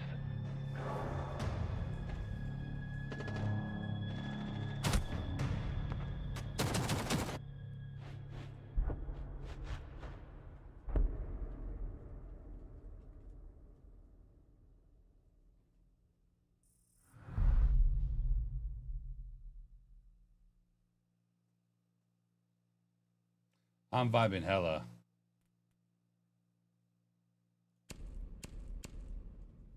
I bet. Yeah, that dude's vibing.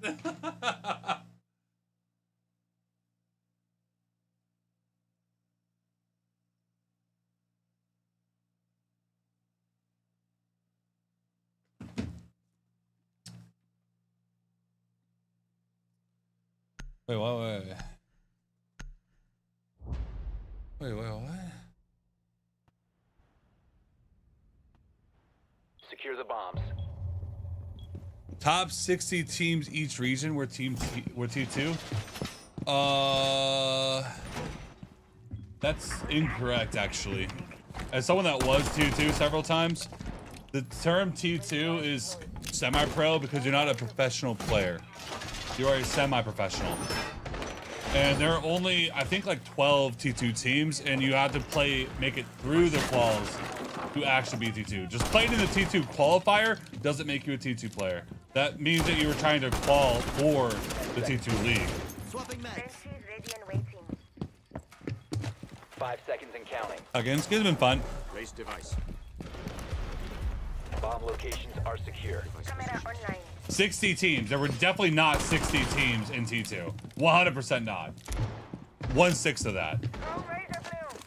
Remember that the compelling events will experience. Like, I can make a random fucking buttfuck R6 Discord stack and play in T2 quals. Does that mean I'm T2 now? No. Talking about Valorant? Oh. Well, I don't know shit about Valorant, I'm gonna be honest.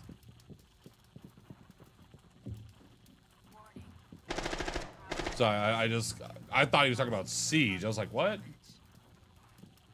I don't know anything about the Valorant Pro League. I wouldn't be surprised if T2 and Valorant got paid similar to T1 players in Pro League in Siege. Op 4 has located a bomb.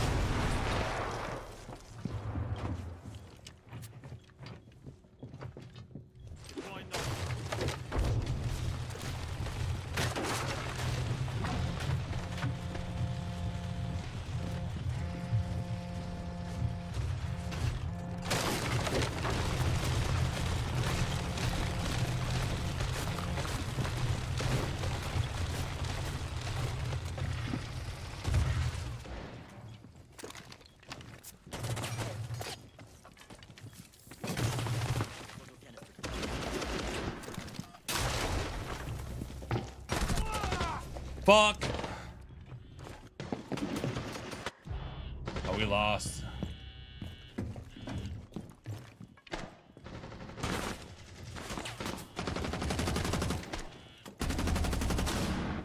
Shoot his fucking feet, you clown! Mission critical. Bomb diffuser activated.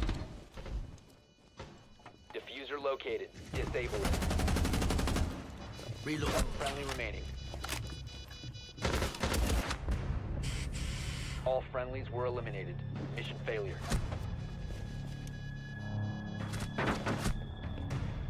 You could have said that play. Why was multiple people flanking? I hate solo queue. God.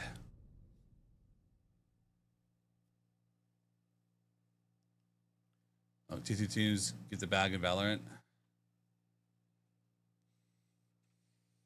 I mean, this seems like a simple thing. How much do T2 players get in Valorant?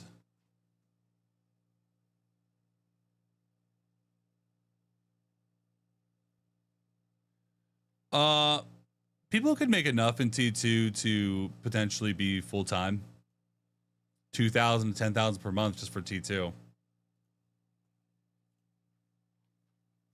But I would still consider them semi-pro, unfortunately. It's like the difference between like a minor league player in baseball and someone playing in the MLB. You know, like you can still make money in the minor leagues if you're like the guys like top of the league, winning the shit. Like, you know, like they're going to be making something. But like you're definitely not going to make nearly as much as the T1 guys.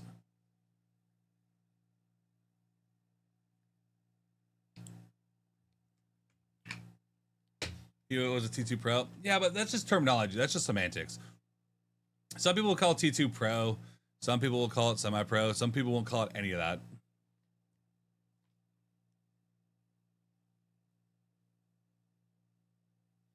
Do you have a charm? Not yet.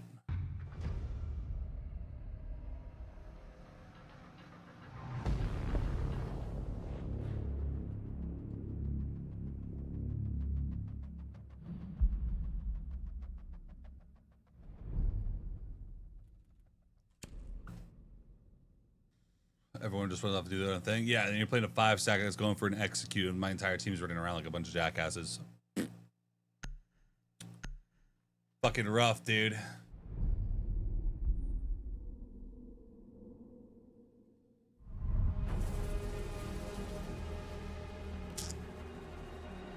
I mean, this is gonna be the charm right here. Yee. One day. Probably just Mira.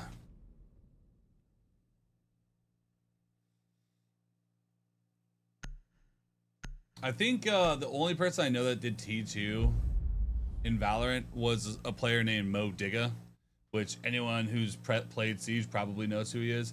I don't think that he was ultra successful in T2, but I know he did it in Valorant. I mean, you guys remember Evil Geniuses and all those fucking esports teams. I know people hate Emerald Plains. It's just really hard to attack. It's hard to get your feet into the map. That's the worst part about it. Goose yet? I mean, there's only a select number of people that would be ahead of me in terms of getting a charm. So I know, like, there's like no way that I'm not gonna get a charm eventually. Like, it's gonna happen. It's been years. Name sounds hella familiar. Mo Digga was a pro in T1. He's like Bolo before Bolo. Drone has located a bomb.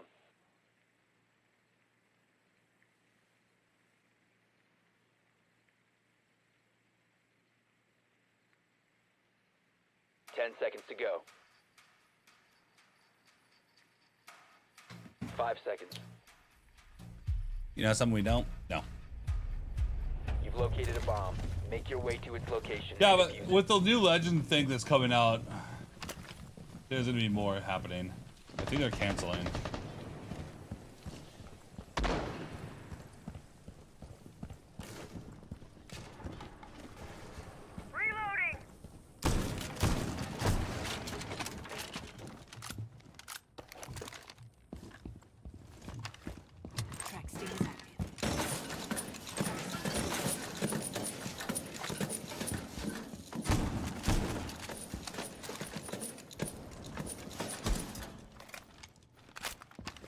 Activated track.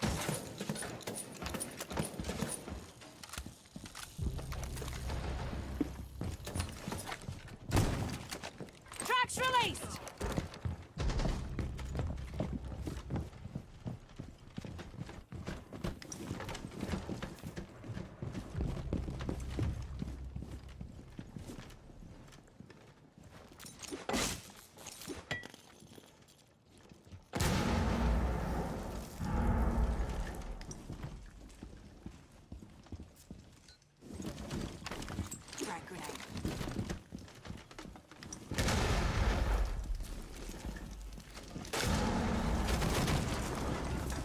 Four last stop standing.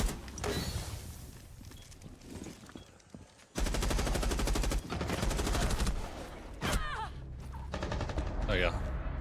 Op 4 I kind of fucked my eliminated. shot up on the thorn, but I slammed the K at least. Where's Thermite? Who the fuck knows? You got the kill though. W. Is that the new implementation? Yeah, Rank 3.0 is going to have tweaked matchmaking, tweaked elo, and then Legends. Legends is going to be a division where you can only solo queue, kind of like Valorant in a way. And you can only solo queue, and you have to be champion to play in it. Not previous champion. You have to be champion this fucking season to play in Legends. If you're not champion, you cannot play.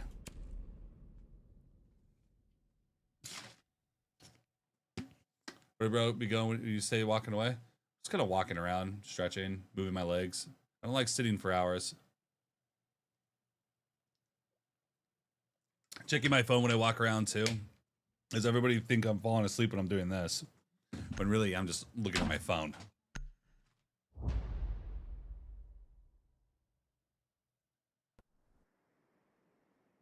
We need to locate a bomb.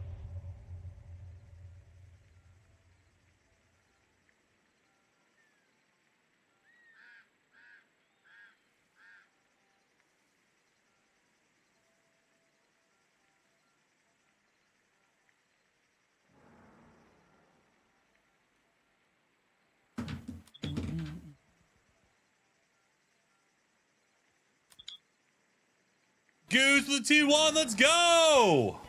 Hey, Your drone has found can be a bomb. champion not be numbered? Yes, there's only 10,000 champions Insertion in 10 seconds. allowed. 5 seconds to go.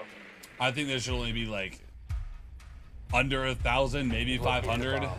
Make your way to its location and defuse It it. should work kind of like Valorant. I think the way the champ is right now is just... I don't think champ should be numbered, but it should only be the top 500. Everyone else is Diamond 1. Like Frankie Strings. Changing mags!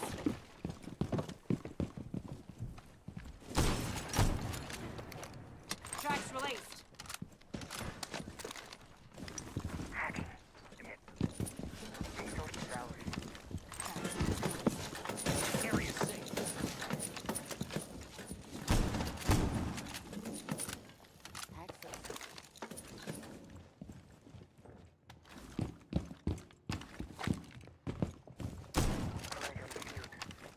Activated tracks. Drone active. Track stingers deployed. Some serious drywall work.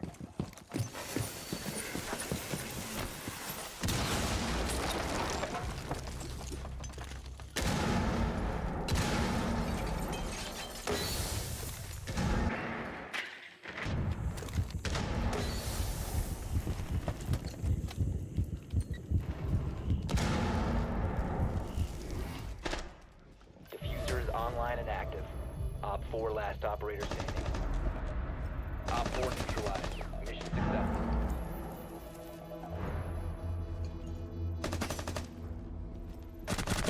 Thermite's a goat. You're pro? No, I would classify myself as semi-pro. The closest thing to quote-unquote pro league I've done in Siege was play in Face It Pro League, which was like kind of like a TM custom game thing against pros for money. I did that for a year. That's where I got from kind of low-B champion player to like my skill now.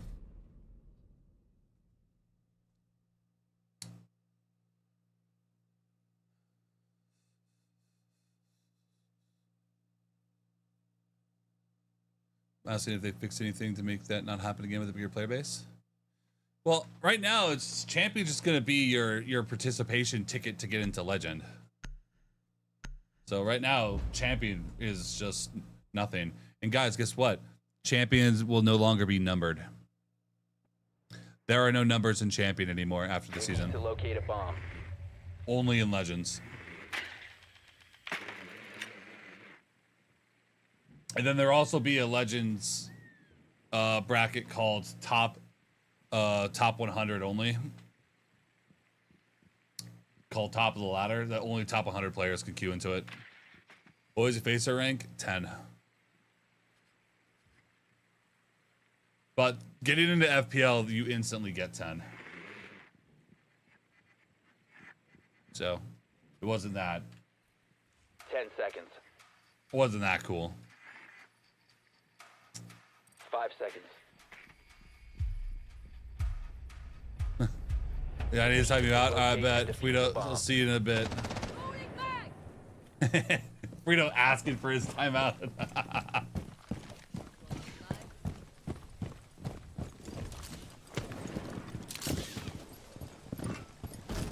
Face for R6, they used to. When Face It was owned by ESL, and ESL ran Siege. Swapping. But now that's gone. So. You have located a bomb.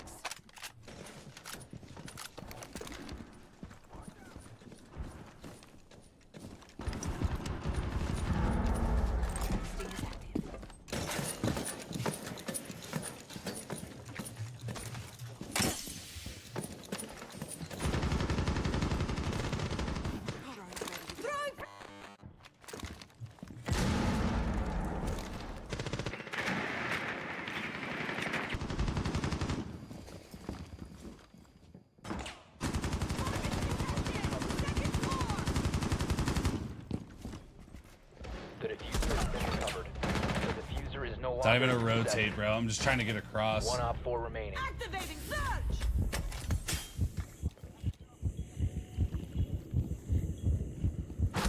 He's totally dead.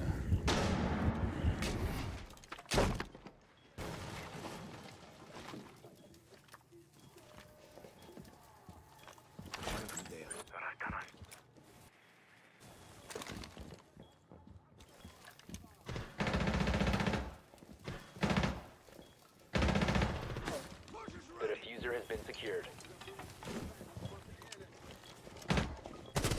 There you go. Op 4 neutralized. Mission successful. Is there something why you red? Not red. You probably just have your saturation turned up on whatever you're viewing the stream on. And I have my quality set to a way that is best viewed via mobile because 70-80% of my viewers are mobile. So if not more than that. So if you're on a computer monitor that has saturation slightly turned up, I might look red.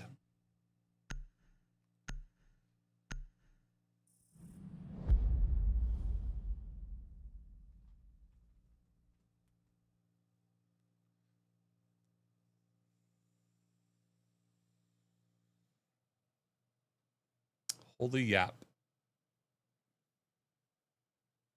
You asked me why I looked red and then said I was yapping. Don't ask questions if you don't want the answer.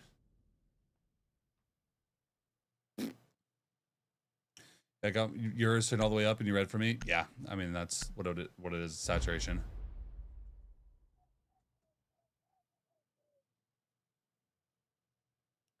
You're red, bro. Protect the bomb. I like my camera quality. I think it looks really good. I don't think I look red at all on my end, at least.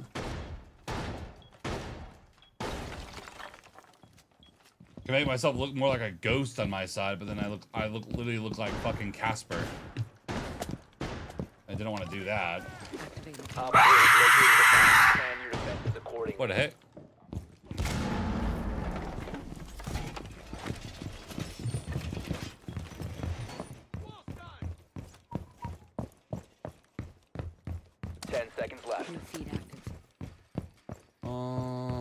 I will do this camera. 5 seconds and counting. No. Bomb located by Op 4. Fine to me, but I'm also on mobile. I mean, I can see how many people are watching me on mobile. Like, the vast majority of my viewership is mobile. Yeah. Keep up position.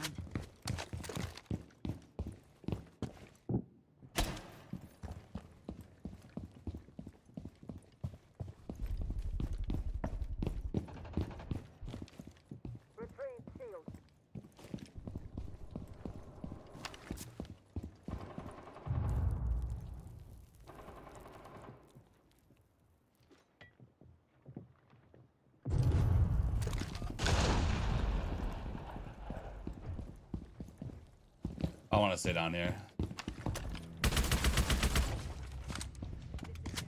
Changing mags. Go up. Kiva successfully deployed.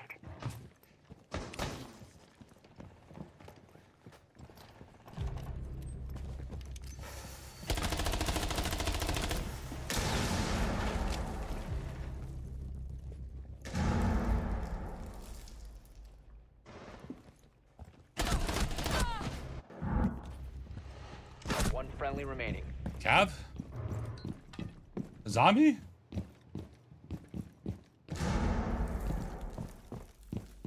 I know we're 3-0, but I don't think we need that many people rotating around. Bomb. You need to disable their diffuser.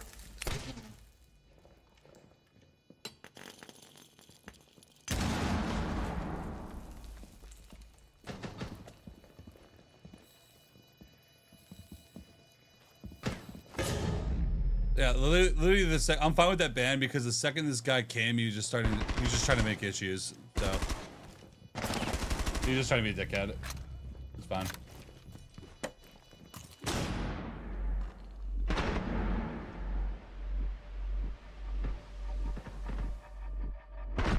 Op 4, last operator standing. Located the diffuser. Destroy it. Mission failed. Yeah. All friendlies were eliminated.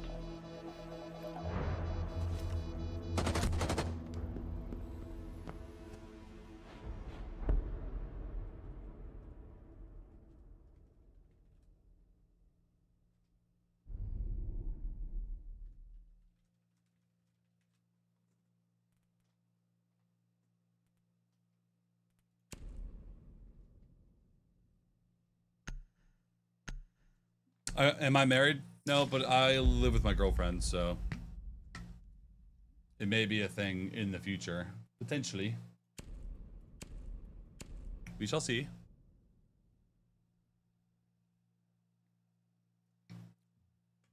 Without giving too much information, she's a little hesitant on doing all that stuff, so that's part of the reason why.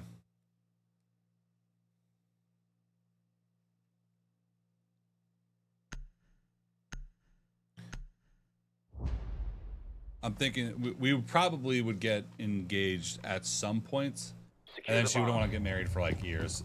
But yeah, we'll do that later. Surrogate deployed. The Kiva barrier is activated. You break up with her other boyfriend first? Yeah, dude, that's totally what I meant. See, here's the thing about being an older guy. Fortified. I don't worry about that shit nearly as much. Kiva strikes true. Barrier deployed. 10 seconds left. Like the entire like cheating and whatnot. I've dealt with it. 5 seconds to insertion. I've dealt with that shit in the past. I know what it looks like. Bomb location secure. Oh, these guys don't reinforce at all. I know we're shooters, but fuck. To be fair, I'm only married because your wife is American. You're British. K1 visa type vibe. Wanted the green card? I don't think he wanted the green card. He just wanted to be with his wife. And the only way that he could do that was via that. People overvalue what it means to be an American. Like, there aren't that many people that actively want to be an American. They don't really care as much as you guys think.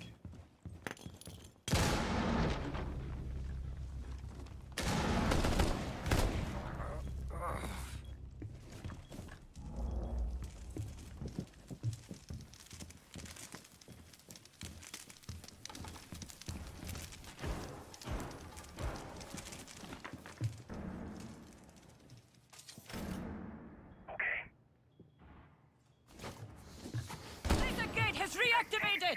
I'm reloading.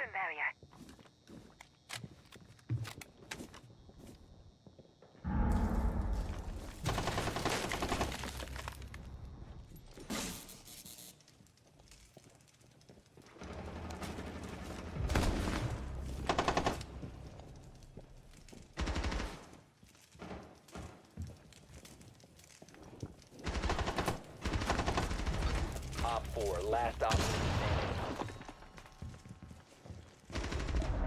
Op 4 eliminated. That's GG. Mission successful. GG's. No, she's escaping the US. Yeah. You guys had it backwards.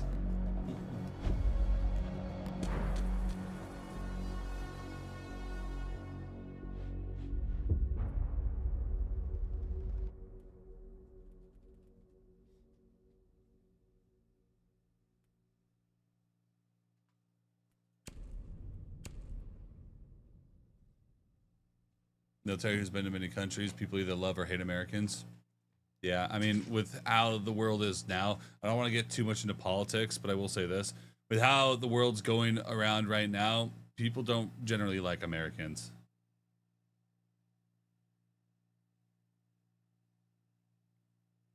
5-10 years ago, it wasn't the same case, but now it's like not great.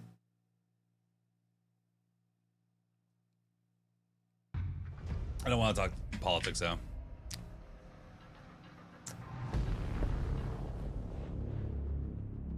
People always somehow end up getting butthurt. It's so hard to talk politics because the intelligence level of some people just can't handle talking to somebody that has a different opinion than them. So I don't want to get into it. Ah. Oh man, I gotta stretch.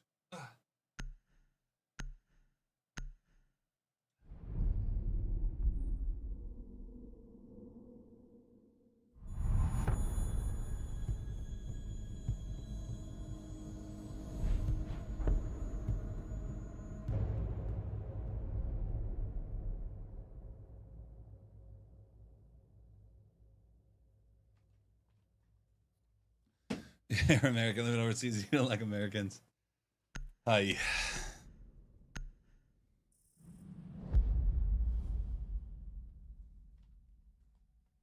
Ayana ban. What the fucky? That's weird. Yeah, that's fair. Moving on. Yeah, it's just, you know, it's really hard to talk about these kind of topics and then like have someone not get fucking heated and angry, and then they will never come back to the street. It's like being a bartender. You don't talk about heavy topics because people won't come back to your bar. You got in the new division next season? Oh, Legends? Yes. I thought you meant Division, the game. I was like, We need to locate a bomb. the mobile game? No, the Legends thing? Yeah. Oh, yeah, because like right now I'm solo queuing. Why would I do this when I can just play Legends, right?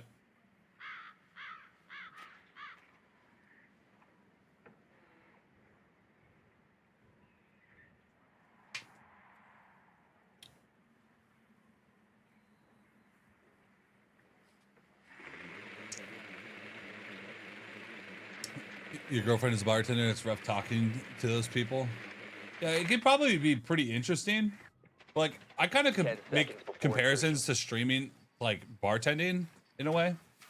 Because it's kind of similar in the way that you kind of have to talk. Like, you can't talk about really heavy topics. You must locate and defuse you get in the bomb. trouble.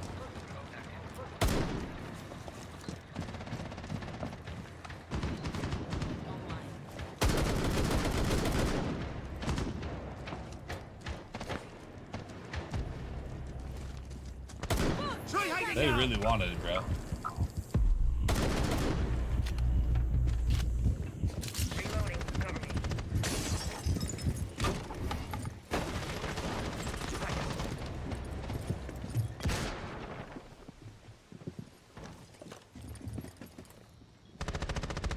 Changing max. Activating adrenaline surge. Flashbang going out. You have located a bomb.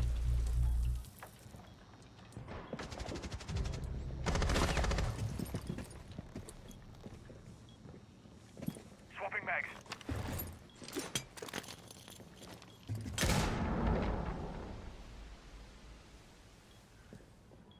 Bomb diffusion initiated. Protect the diffuser.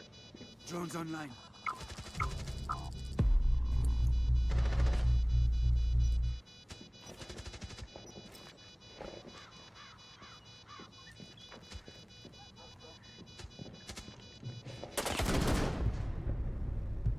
4 eliminated. He was cooked. There's nothing he could do. Is Grim bad here? No. I just needed grenades to help clear the shit off the wall. The biggest thing. You're on mouse? Yeah, this is PC. See? You can see my cursor moving around.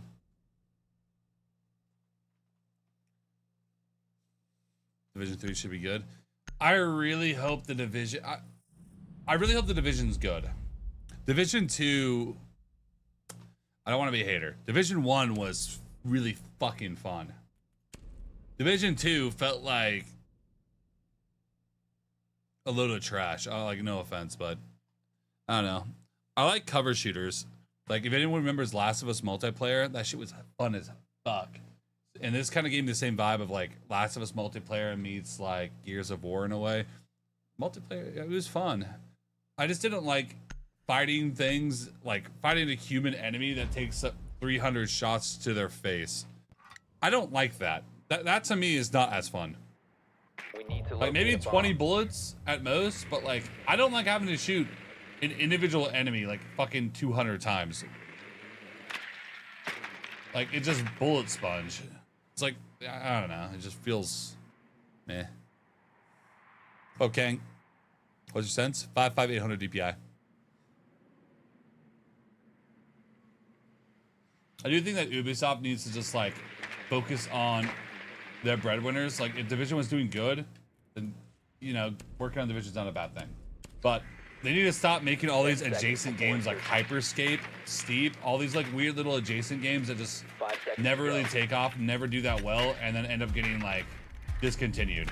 It's like why would you even spend time on that? Everyone could have told you. You guys remember X-Defiant? Like why was that even like entertained? It was kind of fun, but like it was literally just Call of Duty.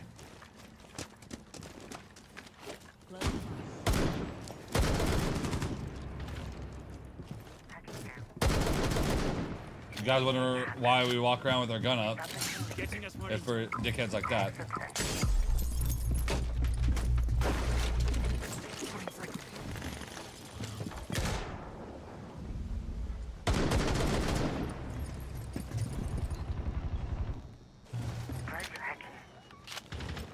Located a bomb. These are pretty boring stuff. I don't want to send them to the window this time. Your brother's coming in for Overwatch.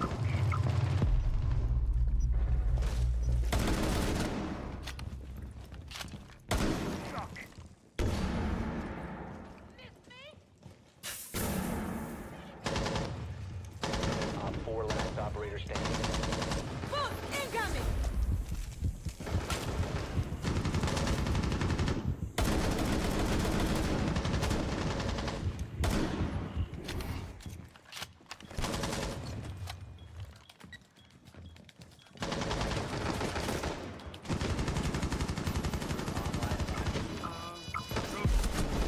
He just ate out in the middle of everything? Bro!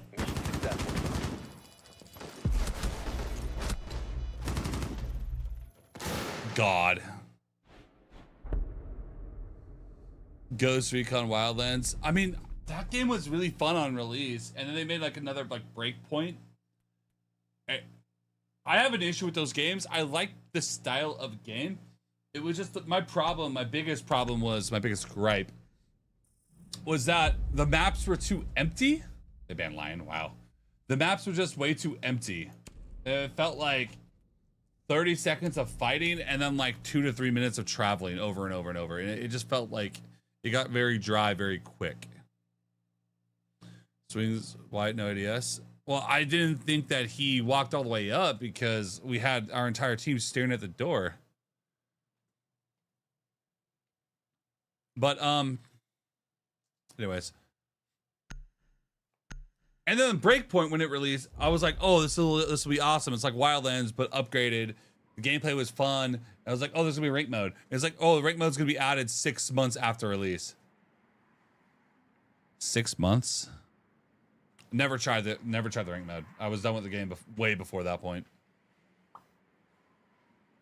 Did you play Division 2 or Destiny? I've played everything, bro. I will never talk shit about something that I haven't tried.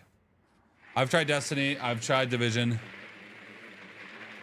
I'm not a big Halo guy, which is why I don't like the Division. I don't like bullet sponge bullshit, and Division is literally the definition of bullet sponge.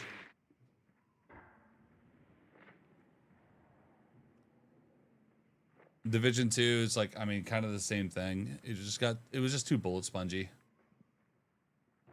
The gameplay itself was just kind of dry after a while. Insertion in 10 seconds. Again, the breakpoint didn't like the aspect.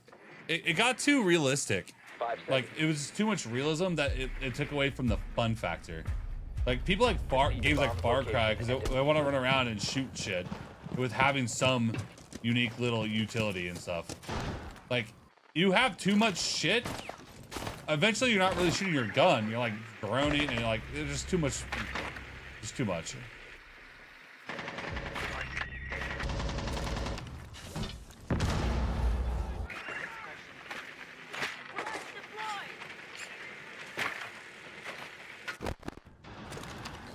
Rateros go silent.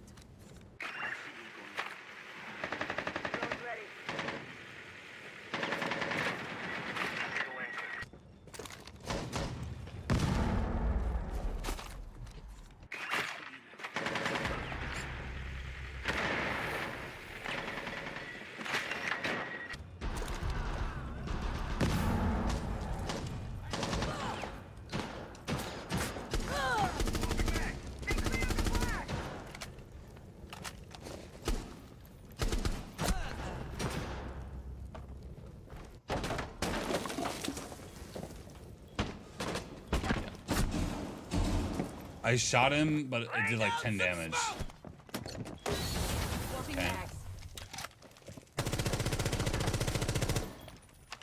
Online and active. One operator remaining. One friendly operator remaining.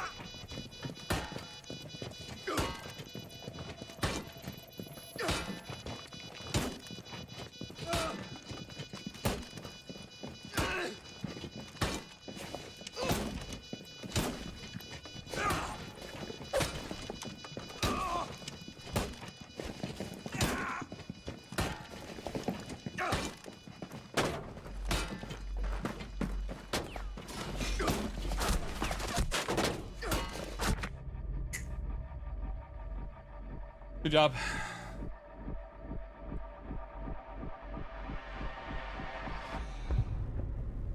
Hostile bomb Titanfall? mission successful. Well, I remember hearing some really fucking bad news about Titanfall. Like, there was at one point where, like, you log into Titanfall 2, cheaters can, like, fucking take all your personal information off your fucking computer. There was something crazy like that. Like, Titanfall itself, I liked it because it was, like, kind of like Call of Duty, but they added something different.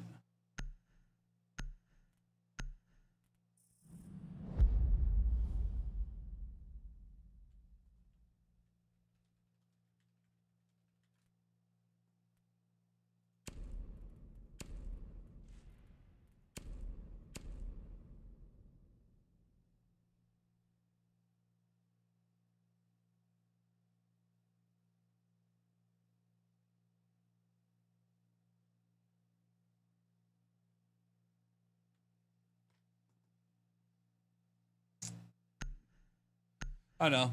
Assassin's Creed Black Flag, yeah, like Assassin's Creed needs to just do games like that, dude.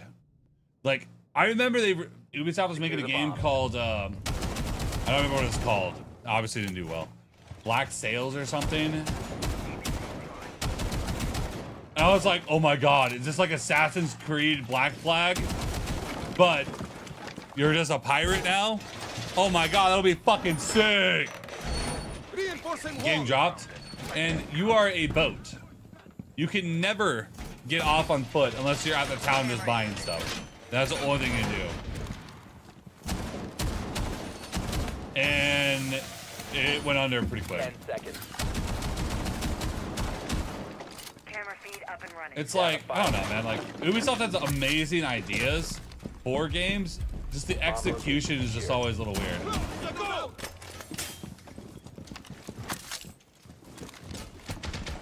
Like, who wouldn't want to... Skull and Bones, right. Yeah. I think Black Sails is a TV show.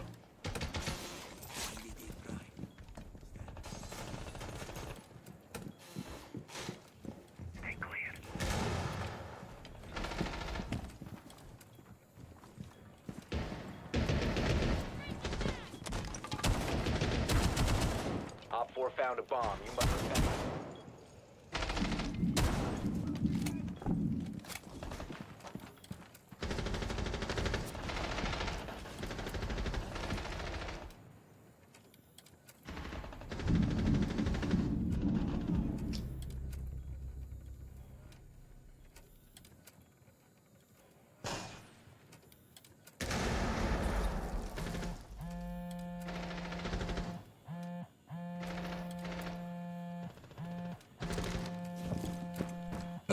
See where my teammates at? They're not even close.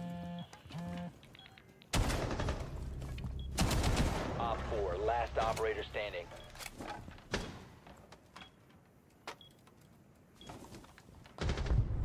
Op 4 eliminated. Mission successful. GG.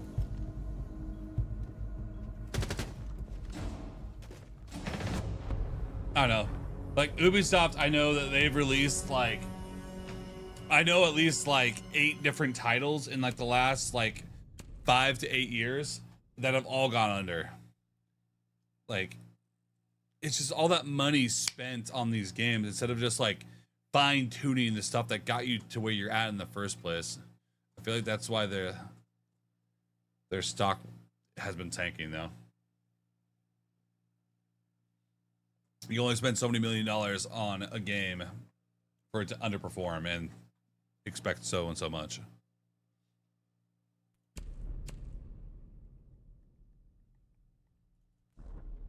You know.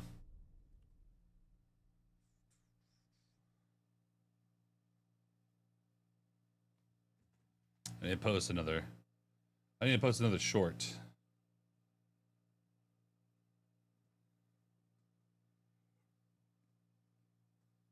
Floors is goated for construction. Yes.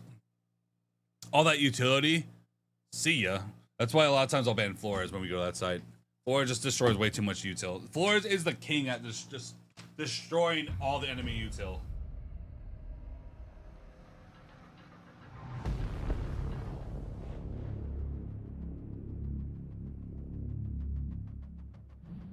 Did I play the Mafia games? I think I played the most recent one. It was fun. Like, honestly, I'm not...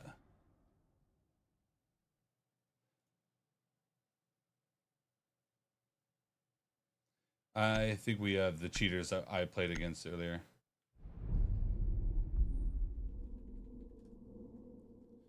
I'm not a huge fan of story games with guns. I like, if I'm playing a story game, I want like RPG, like progression, kind of like Witcher 3 in a way.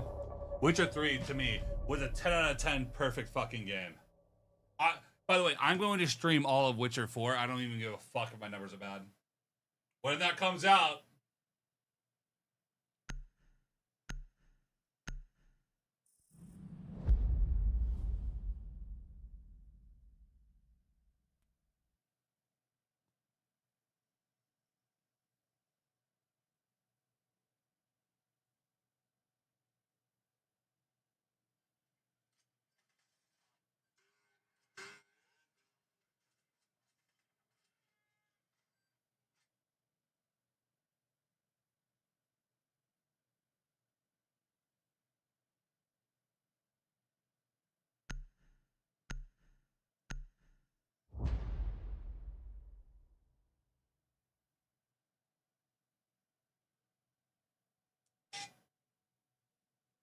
am I going to TK them?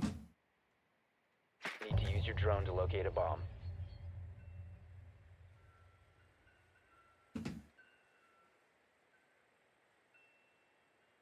Probably not. We're playing cheaters. I think we have cheaters. Says I played this guy, which means that it was probably the guy from earlier.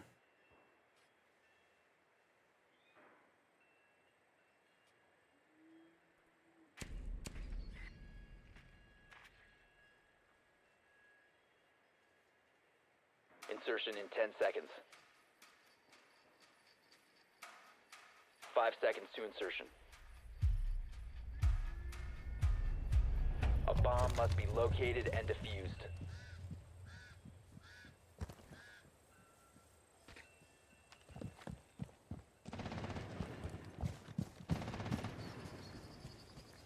Reloading ammo.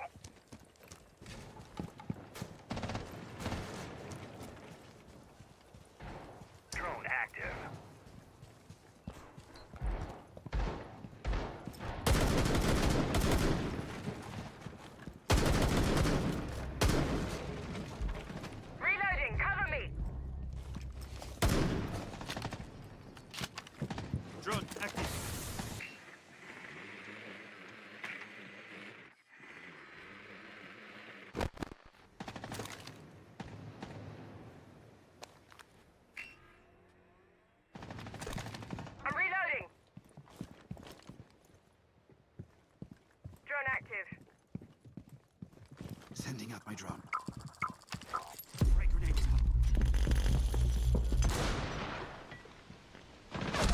out.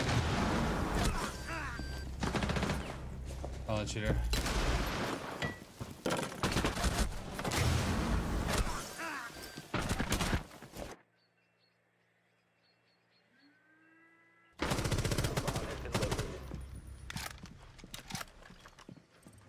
Down to one friendly.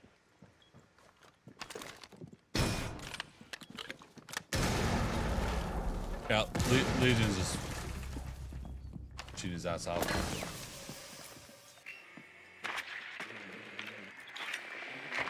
I remember you used to play with this all 5-stack. I still play with 5 stacks here and there. Just a lot of people don't play as much as I do. So sometimes I end up solo queuing. And now we're in a cheater versus cheater lobby.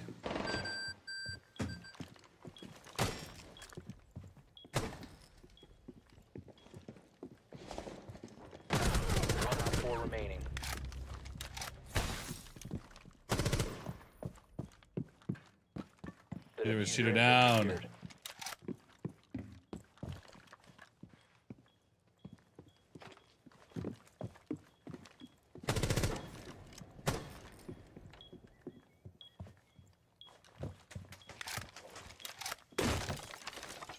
You need to inspire, you're a cheater, bro. Which ones are the cheaters? The guys that just fought each other. The Ash and the Legion. Diffuser is online and active.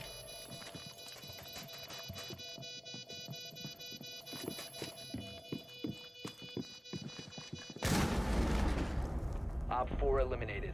Friendly mission successful.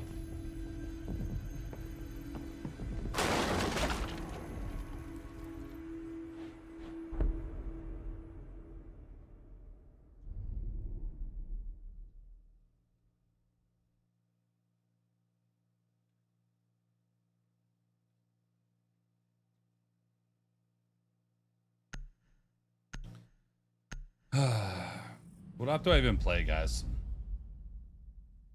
They banned my lion.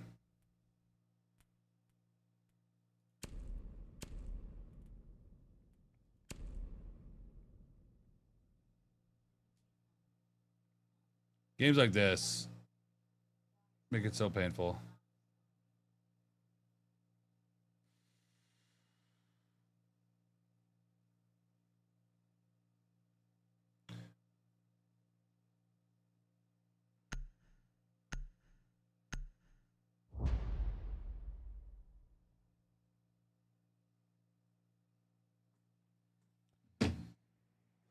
What cheat is Ash using? To use your drone to locate a bomb. I don't fucking know, dude. All right, Witcher game's good. Witcher 1 and 2 are very dated for 2026. I don't suggest playing those unless you really want to get the story, because the story is pretty good of the Witcher series.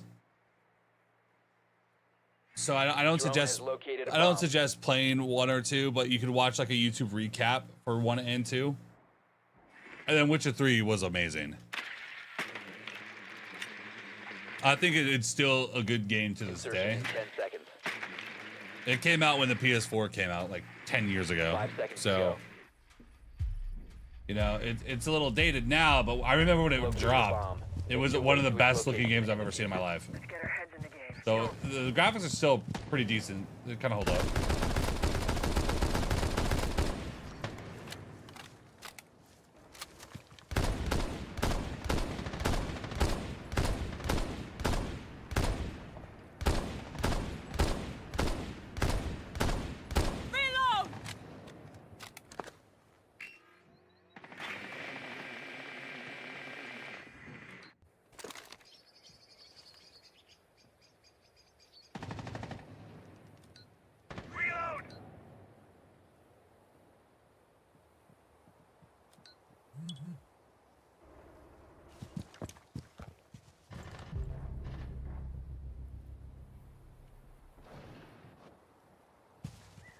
I don't know what that meant.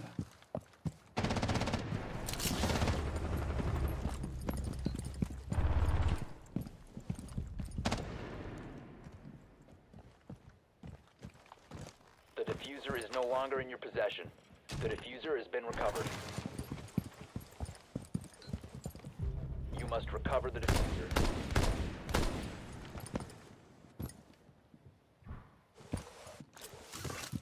Loading new mag.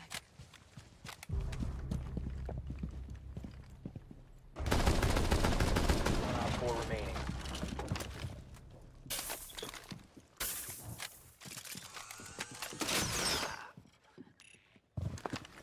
Stay clear of the blast!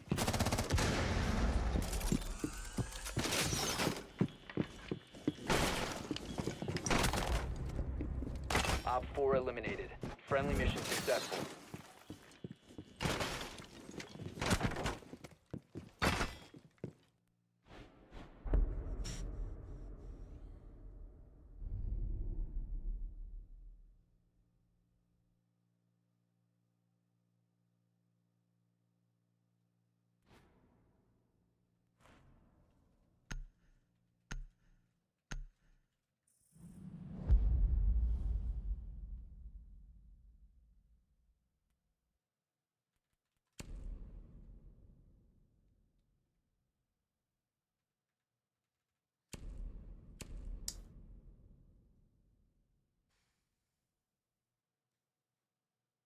This series out on Netflix, bro. The series itself is super fucking good.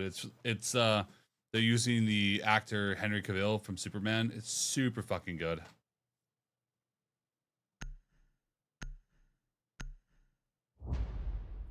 Like, the Witcher series on Netflix is probably one of my favorite series I've seen. We need to locate a bomb. Granted, the most recent seasons definitely go down because Henry Cavill is a massive fucking nerd, and he's like, if it's not 100% one-to-one with the book, I'm out. And they started to change shit, and so he left. So they got Thor's little brother, the guy that plays Thor, his brother or whatever the fuck. So now the main character is kind of a weird guy. I'm like, eh.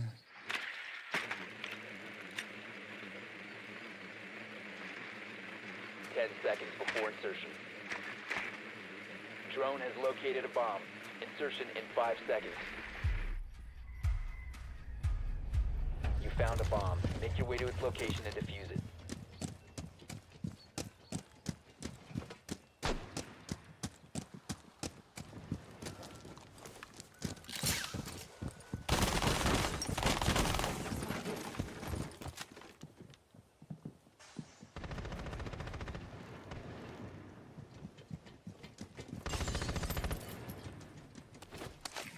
Drone activated.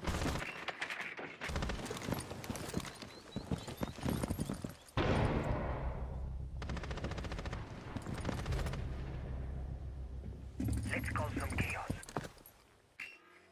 Watch your hip. Going for a drive. You must recover the diffuser.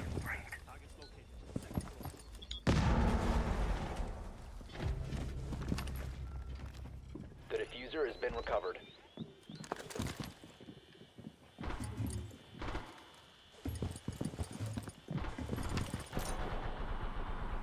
Swapping max.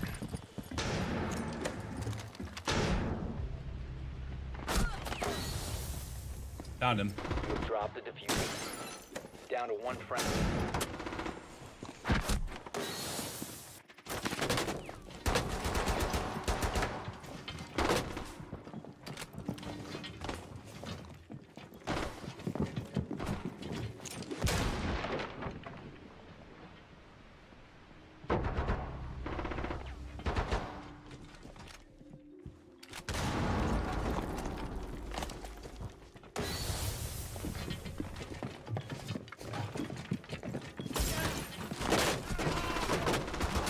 Four last stop standing. Op 4 eliminated all friendlies.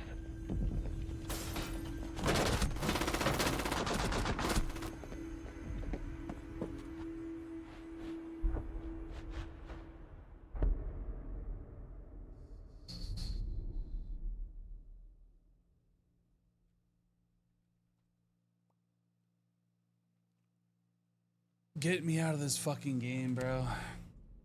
Just cheaters versus cheaters. Shit is ass.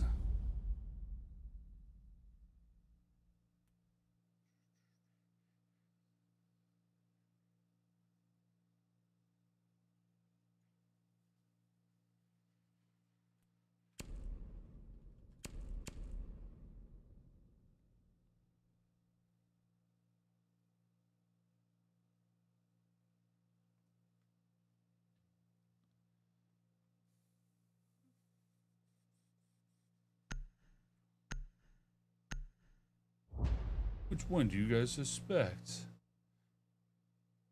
Why are these guys queuing as a 5-stack? Protect the bombs.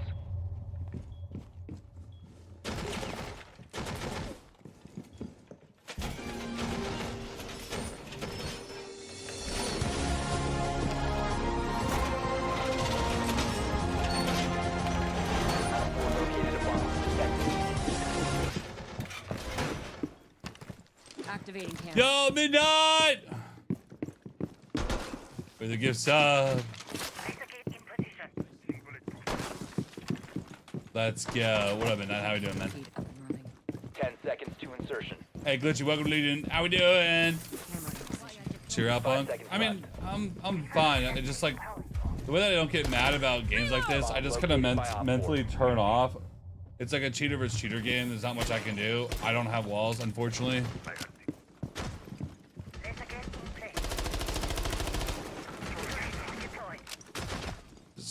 Just have to vibe. Maybe eventually I'll pick someone that isn't the cheater.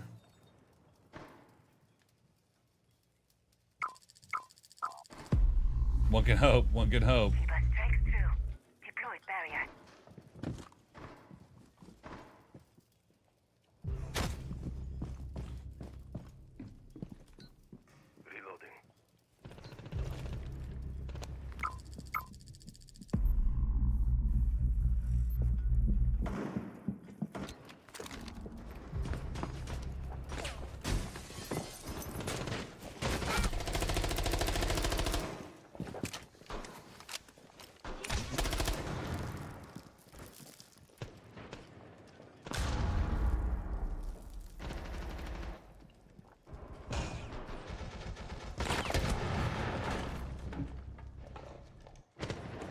Cheers, literally just going from every round, dude.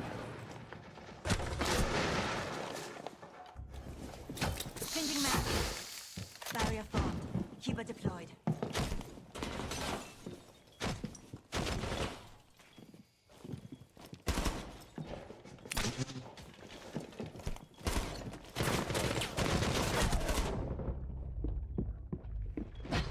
Op 4, last stop standing.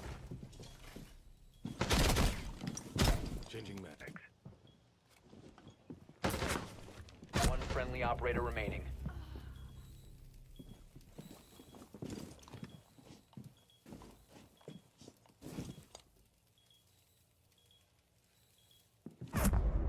Pop. All friendlies were eliminated. Mission failure. Want some? Want some what? No, this is live, Midnight. We're playing cheaters.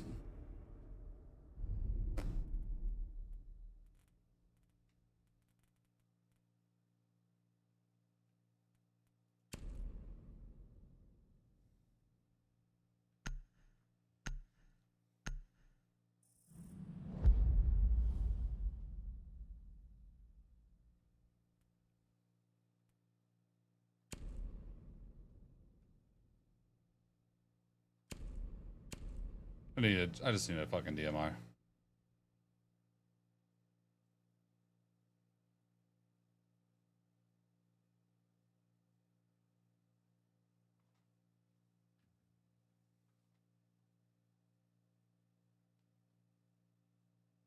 I'm saying this is a YouTube video. I don't think it's a YouTube video. I can't really play the game. The cheaters just keep shooting me in the head, no matter what I do. Secure the bomb. I don't know what I can do.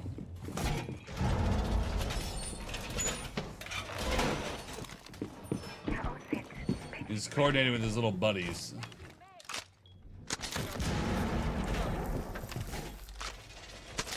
Laser gate in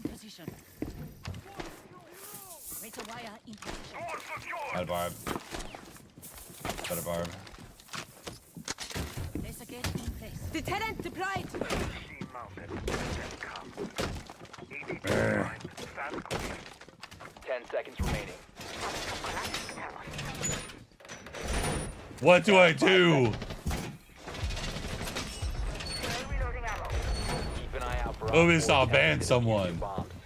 Ambush set. Stay clear. Device primed. Keep an eye on door.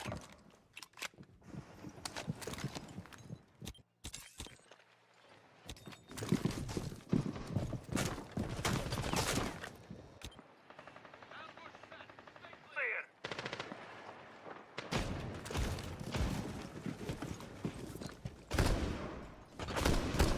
Toma todo wagon.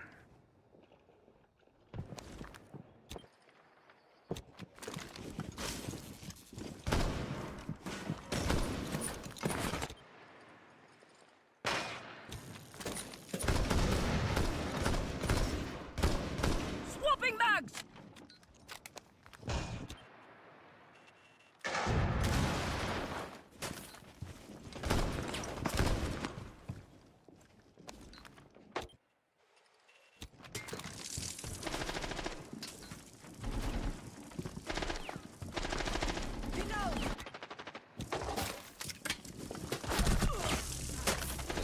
I'm over it. Okay.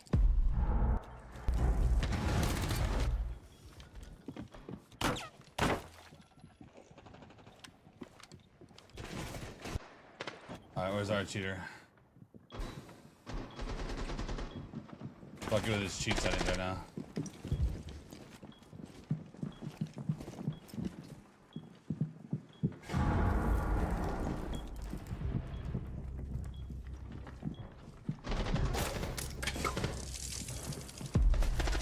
Op 4 has located a bomb.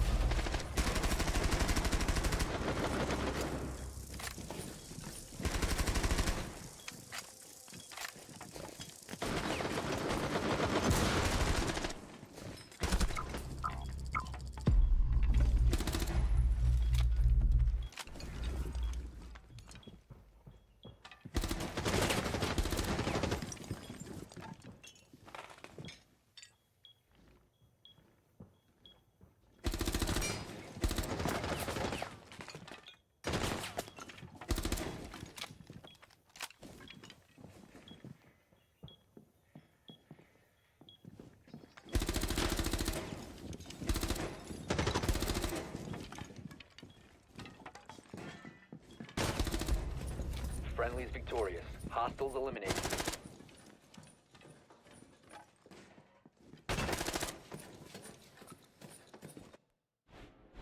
Busy as kill? Nah, not really.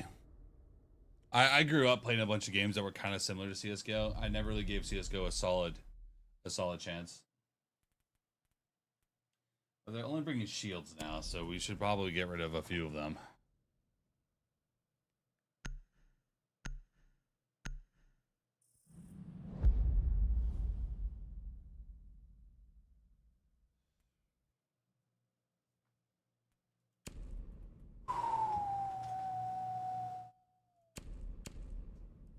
This shit kind of lame.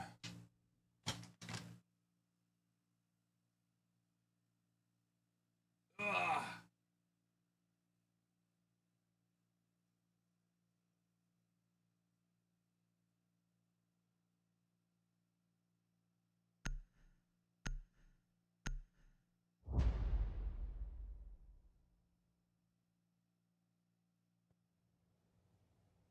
Secure the area. Keep the bombs protected.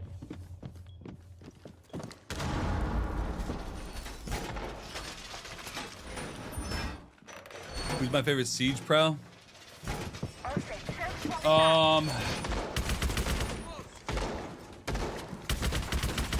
Probably Rexton. He's like the most chill one that I know. Who's pretty good.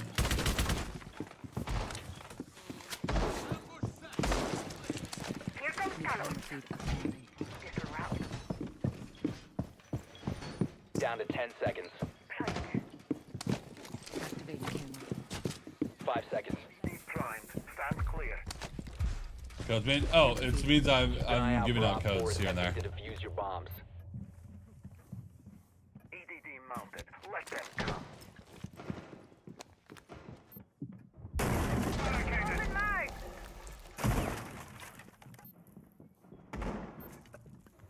Doorway trapped. Stay clear of blast zone. Swapping megs. Push it. Stay clear. Razor's wire up.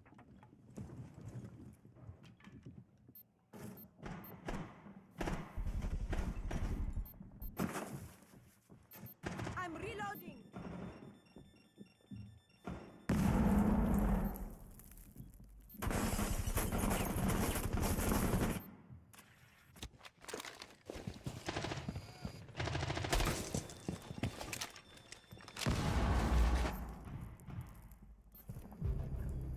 Reloading. Cover the shell. A bomb has been located by Op 4. Reloading.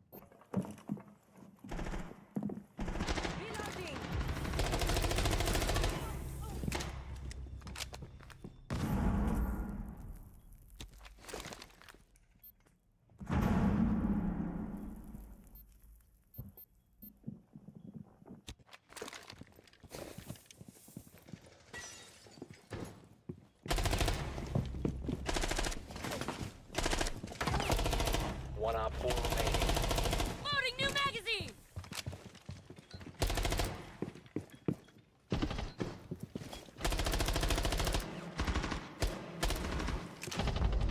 Op 4 eliminated. Mission Get me the successful. fuck out.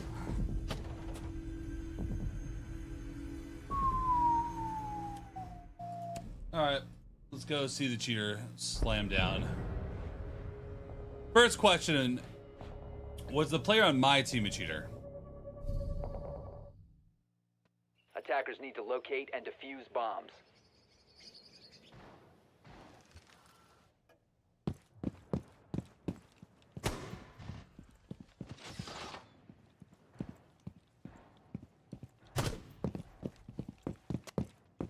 I mean, he called out at the start of the round that he was in the bathtub.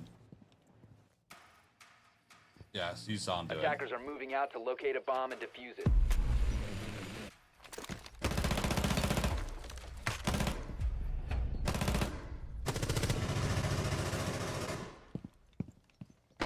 Attackers have located a bomb.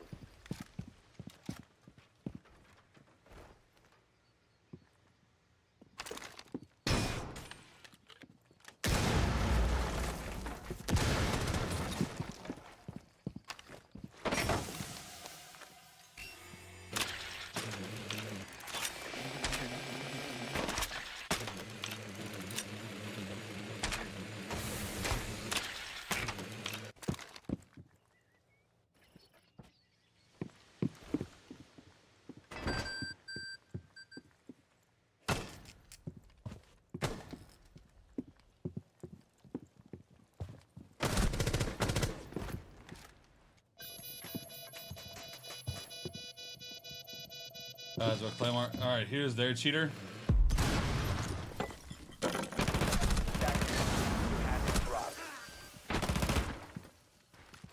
I mean, nothing crazy in that round.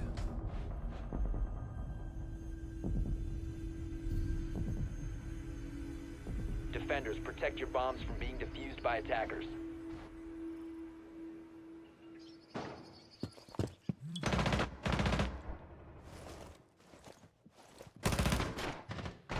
Yeah, this Jaded Energy is 100% a cheater.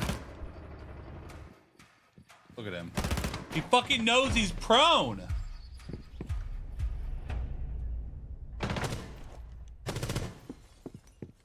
So, alright, we know one is a cheater. Jaded Energy is definitely a cheater. Now we need to figure out if this guy's a cheater. He isn't killing with a shot.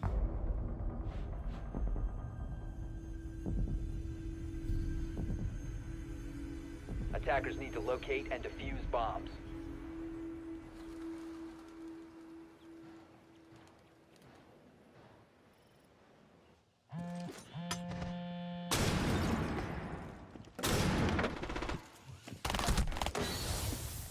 slaughtered me.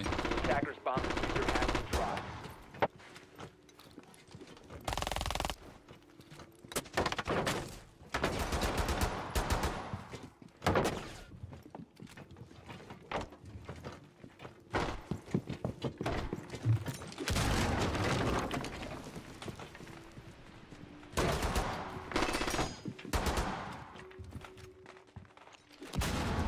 I'm not 100% convinced that the Blitz is a cheater.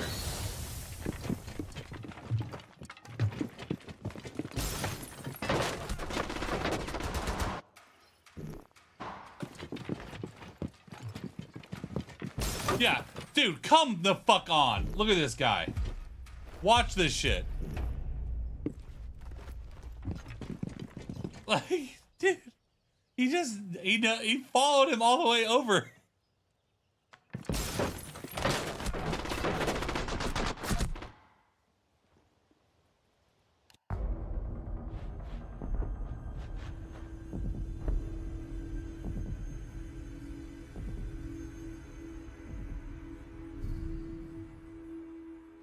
Defenders, protect your bombs from being defused by attackers.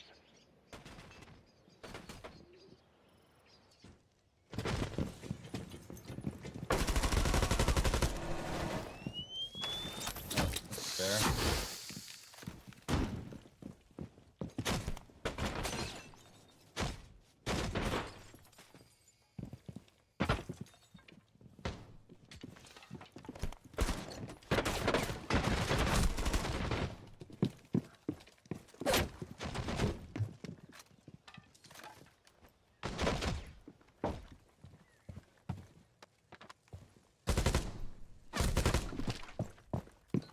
And she clutches around.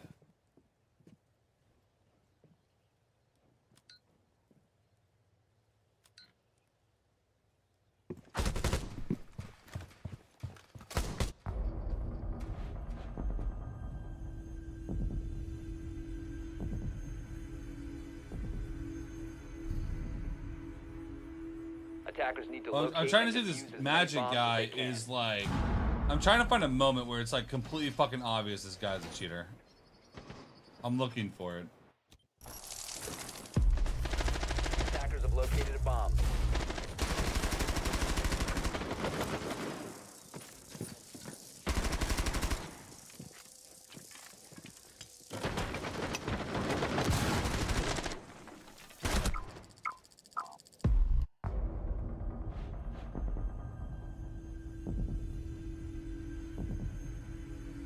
Why are you so convinced that Energy was cheating?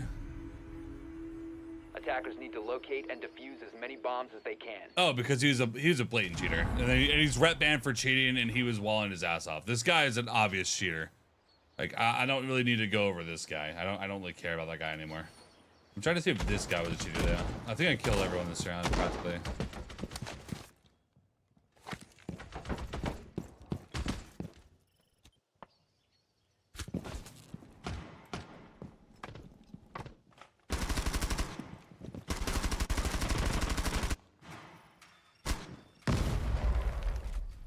Bomb hop in.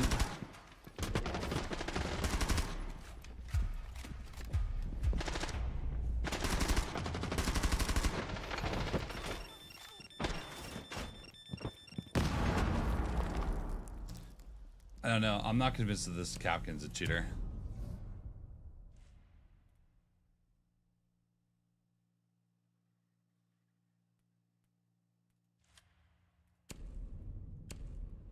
Alright, well, queue back up.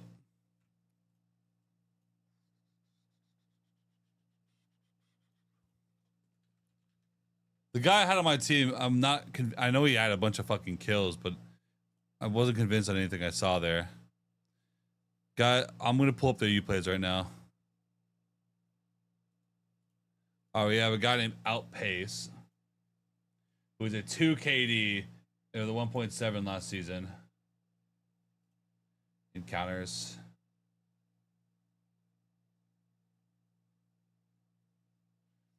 DDoSer. Guy that's banned. Cheater. This guy could easily be a cheater just based on who he plays with. Chance that this guy's a cheater is a coin flip. That's a coin flip. Now the other guy, I know this guy. Yeah, fucking, I fucking knew that this guy was gonna look blatant as hell. This is the guy I was playing against. He doesn't try to hide it at all. He doesn't care. The guy that we had on our team definitely looked like he was trying to hide it. I'm not entirely convinced if he was a cheater or not, but when on a burner account with a reputation of someone that plays with cheaters, you know, if it smells weird, it probably is weird.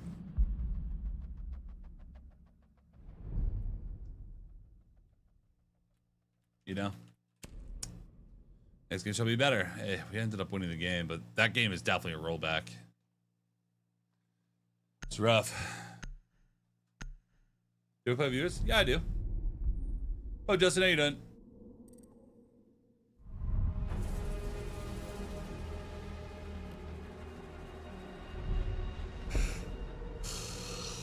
Cancellation.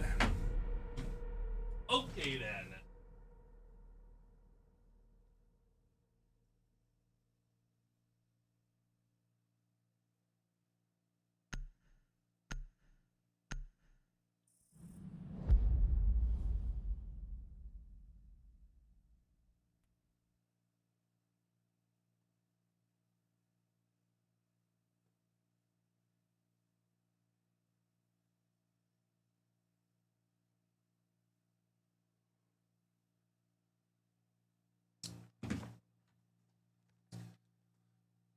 Only so much of this bullshit I can take. Does it really matter who I pick right now?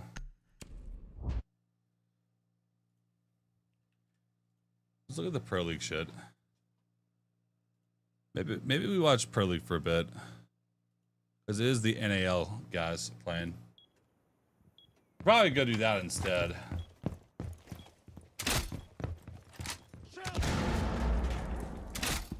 While I edit on the side, low key.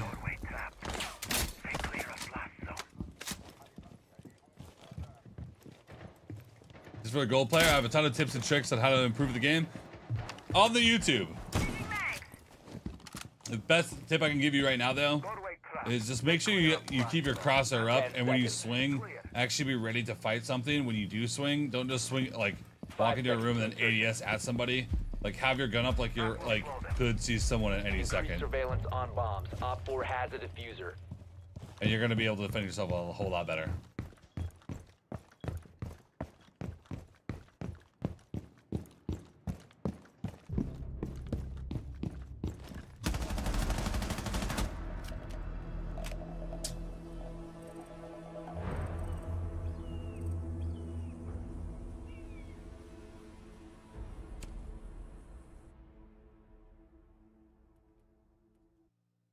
Yeah, let's watch some NAL. This solo queue bullshit is not hidden right now. Trust, it shows the confidence that they have within in one another. I know Snake changing his name to Captain. Hopefully it's not Captain this time around, but I mean Snake did a phenomenal job going 12-5. JJ's 13-7. Rival 10-4. And again, when your IGL is performing above the rest, it does amplify everyone else's performance. Everyone. You're watching on TikTok. We're live on Twitch. Having a good time. We're live on Twitch. Cameras, whenever it swapped to them, everyone's laughing. Come over. Jumping up, air humping, doing all the things that we're used to seeing them do. That's the energy and vibes that you need to be able to thrive and have success and have fun. Because when you're having fun, it usually is an indication that things are going well. So I want to continue to see the exact same attitude and the exact same approach and animatedness that they have within one another, and have it just speak through into their gameplay. Well, Fox, let's talk maps here. Five Fears, M80, both of them playing their second best of one here of kickoff. They already both had their bye, and we go to Fortress as the decider here. Yeah, I mean, it makes a lot of sense to go to a map like Fortress, just because Five Fears, I mean, we just saw exactly what SSG can do on it with running that Blackbeard. I mean, we got Forrest, we got JJ that can both equally run those shields. So that's something that I'm expecting them to feel comfortable on it. We saw 5 Fears beat 100 Thieves on Fortress, and they looked pretty decisive with getting those opening picks, being able to get position, taking that main staircase with the Blackbeard. If you're M80 though, you gotta assume that Fabian has done that prep work, right? This isn't a situation where it's Dark Zero running Lair for 3 times in a row. This is 5 Fears. How much do they have in the tank since picking up Force? It'll be a good litmus test to see that question answered. Yeah, I love that you talk about limit tests, because I think obviously in their matchup versus 100 Thieves, I don't really think it was a limit test at all. The rounds they did lose, it was really just them getting too antsy, getting too cocky, and losing some of those fights, or just losing the round in general. And for me, when I'm looking at this 5 Fears roster, the biggest thing is what I want to see is those mid to late round adaptations. We did see that, however, in their games versus 100 Thieves, notably in that round of round 8, where all 100 Thieves was holding Museum, they were holding Bathroom, they were holding off that initial attack, and you would see Rival just come up from the back, enter into games, and immediately make that call and say, let's switch, let's go for this rotate, we aren't going to be met by anything, and let's take the site. And you would see everyone, could clearly see the connection that was made from there. Everyone rotates, everyone did such a good job at collapsing and taking control of the site. That's what I want to see in this. Now, it is going to be harder, they are going to be tested here. It's not going to be cut clean like how it was versus 100 Thieves. And then on that other end, I also want to see Forrest find far more success again on the Shields Fox. Both me and you saw numerous times where Forrest died on that initial entry of Shield where he shouldn't have, whether he overstepped, whether he didn't look in a direction of a player where a line of sight was being held. I want to see a little more coming out of a Forest and getting far more utilization from those shields that then will amplify everyone else's performance behind it. Well, we've talked a little bit more about JJ and Forest Fox. This is kind of this dynamic that is starting to emerge on this 5 Fears roster. I mean, you've been on teams as the dynamic has shifted. How difficult is it for an entire team to kind of change, who they look to as a leader, or at least have somebody else, right, as that second voice, right? What is that dynamic like as, new teams have to welcome players with lots of experience? Well, usually there's going to be a little bit of a respect aspect. So Forrest, of course, he's joining the team. You're going to want to listen to the ideas he brings because he has reached heights that you've watched him reach that you hope to then reach. So you're going to listen to him. You're going to listen to what the information he brings, but it's not too much of a shift. I mean, when you're in a series, you're going to trust your teammates. It doesn't necessarily need to be the IGL that's going to make a game-winning call. Whoever sees it and has that ability to visualize it and communicate it to the team needs to be able to have that reign to be able to call it. So if anything, it's a learning experience for JJ to have to share that spotlight or to understand that sometimes somebody else will have the right answer. And I think he's been doing that exceptionally well, especially with being able to give Forrest a lot more power within calling and trusting his vision. And so far, we've seen that trust pay off. It's just a matter of time before it continuously gets better. And it's something that everybody on the team should have the ability to do, is call a game-winning play if you see it in front of your eyes. But it's a skill that not many players actually can grasp. Yeah, that's great insight. To get some more insight on this game before we dive in, we're going to pass it over to Guz and Xenox for one more time today. Thank you, boys. Yes, last game of the day already. It's been a quick one here for NAL Kickoff Playday 3. M80 versus 5 Fears on Fortress. We go again, Guz. These two teams have both played it once since its introduction to the map pool. For M80, it was against G2 back at SI. They lost that one. For 5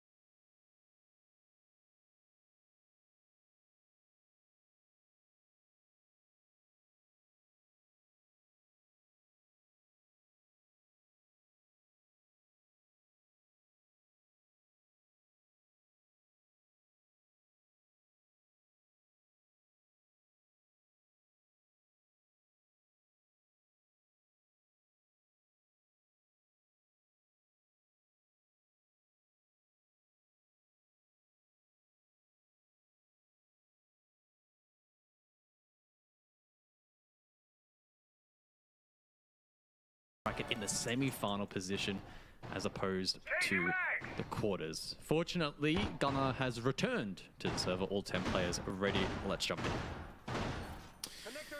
Oh, and underway we go. Last match of the day. We played A3. And for those that maybe missed some of the prior results, we saw some pretty good results, honestly, that we probably expected. Dark Zero far too good in their opening matchup. Obviously, we just had SSG Cloud9, where SSG were way too good, and maybe I wouldn't say upset of the day. Like, I mean, technically, has to be considered upset of the day. 1 of 30 over 100 Thieves.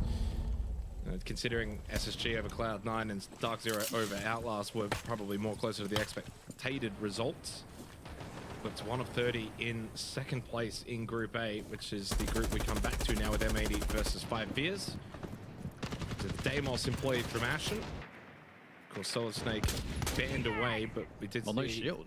Its usefulness in the previous map. That's really the big takeaway from me, is at least in this initial opening round, we're not going to see the shields deployed here from M80. Will that be a trend throughout the half? Potentially. I mean, there's a lot of talk on the desk, understandably so, because of all the data that backs it up from the limited amount of play Fortress has gotten since it's entered the pool. It's been so shield heavy. The choke points are so critical, and the shields, of course, are a perfect counterplay to that. But M80, they're looking to take a different approach here, looking to stack util. The Brava as well is an intriguing addition. Obviously a good counter onto the likes of the trap utility on offer here. So we'll see how much value Gav's able to extract. Gunner as well on the Twitch and the shock drones. So it looks like M80 are trying to cook here.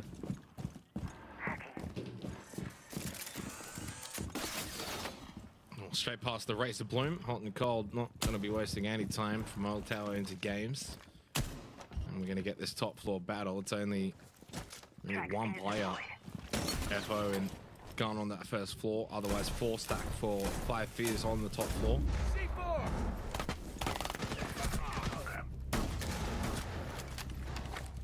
A 1-for-1 trade kicks things off. It is Asher that technically gets the opening kill. Did lose his life immediately after that. Gets rid of the Warden though. Job done. Just over a minute remaining. And so far, difficult to probably gauge who's in the better position heading into the final minute. Go on, ready. Yeah, 4 smokes still available here for M80, so the Warden off the board, that is now arguably strengthened in terms of being able to deny angles and create pockets of space for the attack, potentially even be used to mask a plant attempt later in the round. I say later, but we've only got 40 seconds to go, so M80 need to kick into gear here. A similar pacing to what we saw in the first half of our last game, SSG Cloud9. One more gas babe available for Rival. M80 are happy to just take their time though. They're not panicking, they're not forcing something that isn't there, but they've just lost 2 in quick succession. Diffuser and Hot and Cold go down, leaving it just down to Gavin and Gunner. Outnumbered and low on time. Gunner does have the kit. Gunner finds the kill. Swing around the corner for Gavin is successful. 7 seconds though. That's where you got to keep the attention at, which is now the time. And Bathroom, the plant can go down. Fence to try and make the push. Easy kill. And it gets the second as well for good measure, as 5 Fears will take the opening round.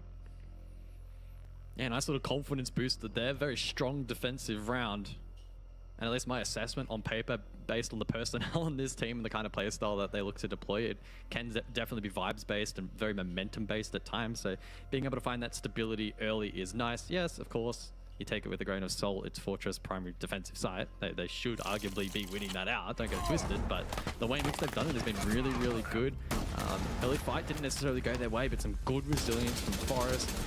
And we see them roll that momentum forward by stalling out the clock really, really nicely, not giving away any of those anchor positions for free on site, and not giving M80 a proper opportunity to layer any kind of utility and actually then flush out that objective. Jammer ready to activate.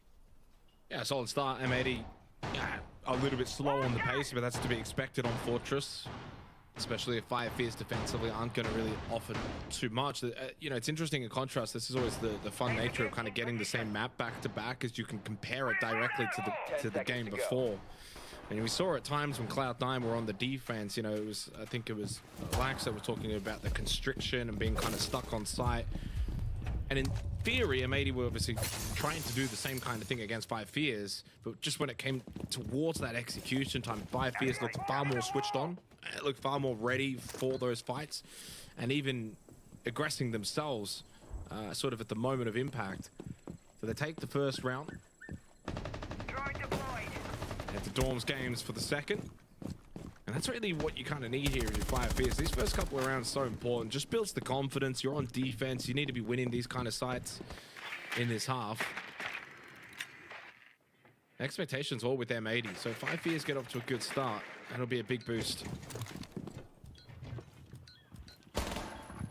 JJ about to be under the pump. It's a stack over towards Old Tower, spearheaded by the Monty. So we see the shields now in play. The Glaz of Ashen layering that smoke utility in an attempt to maybe help garner some map control. Doesn't seem to have initially been super successful, as M80 take another pause, gain additional information. They want flank watch down below, and so Diffuser's position in said position. Drop still hasn't come into fruition. Gas Babes in retaliation from JJ. M80 drawing out quite a bit of utility, having to expend some themselves, so it's a bit of an even trade at the moment. But now it's Boots officially on the ground on the second floor, hot and cold, getting up close and personal, relaying this information to the rest of M80, who will no doubt drop once this next Gas Babe diffuses.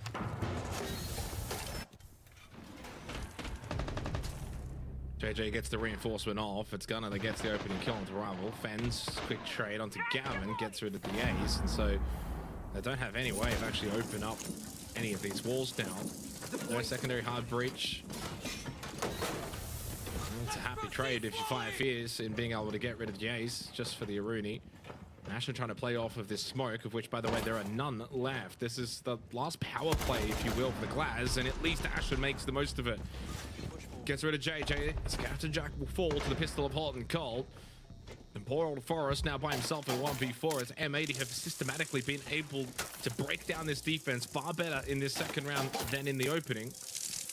Forrest trying to navigate over towards Hot and Cold, taking his time, but and time will expire for him as Ashen gets the final kill. M80 on the board. A big bounce back in the second round from M80. Yeah, a very calculated attack. It was quite a lengthy standoff over towards Old Tower initially, where we saw some of the util drawn out from the smoke of JJ. And then eventually, once that was able to be fully expended or drawn out by the attack, we eventually saw the push to follow. The smoke layering was pretty clean. Good work outside on Breach as well to net a kill.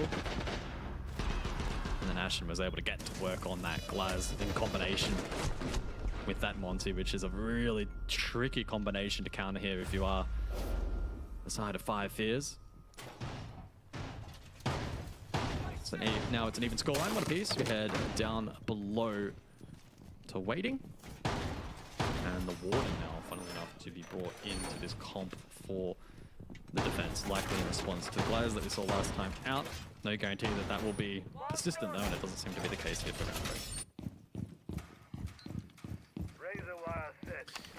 Well, I do want to add in more of the narratives for this game than what we spoke about before. One extra narrative to attach to this is if M80 were to lose this, guys, if is the key word, we're a long way to go in this, they would play 100 Thieves, which if they were to lose that, would then find themselves last in the group going into their match against Shopify Rebellion.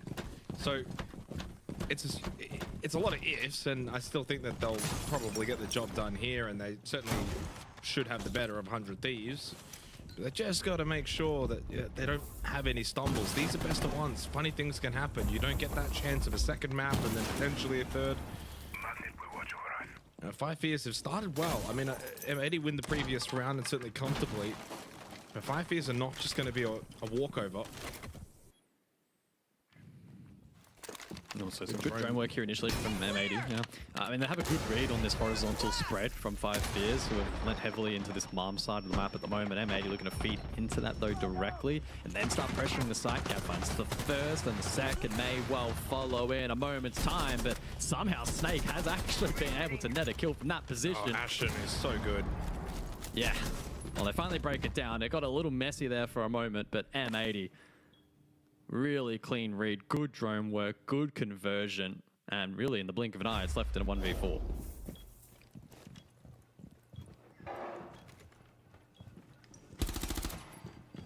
Yeah, Ashton's ability to know when to go shield up or gun up is really, really good. That's just a good power play from Fens with the impact to disrupt Ashton. Oh, he hits the headshot off the whole. He's full white. I think he was running into the wall at the end there. He was completely blinded, but he found that kill, made it a 1v2. And hot and cold as per usual, little to no expression. Well, they had that round, I think, wrapped up well and truly in the 1v4 until it did get a little dicey. But M80 make it 2 rounds straight to take the lead here on Fortress. So far, so good. 3 attacking rounds from M80, 3 opening kills. They got plant down in the second round. So the only blemish really was that first round. Other than that, it's been 2 consecutive dominant performances from M80 as we head back over to Bathroom and Command, which was won successfully by 5 Fears in the opening round.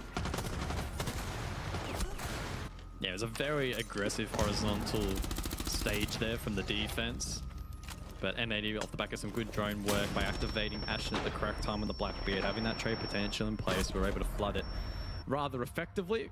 Got a bit dicey there at the end, but no harm, no foul for M80. In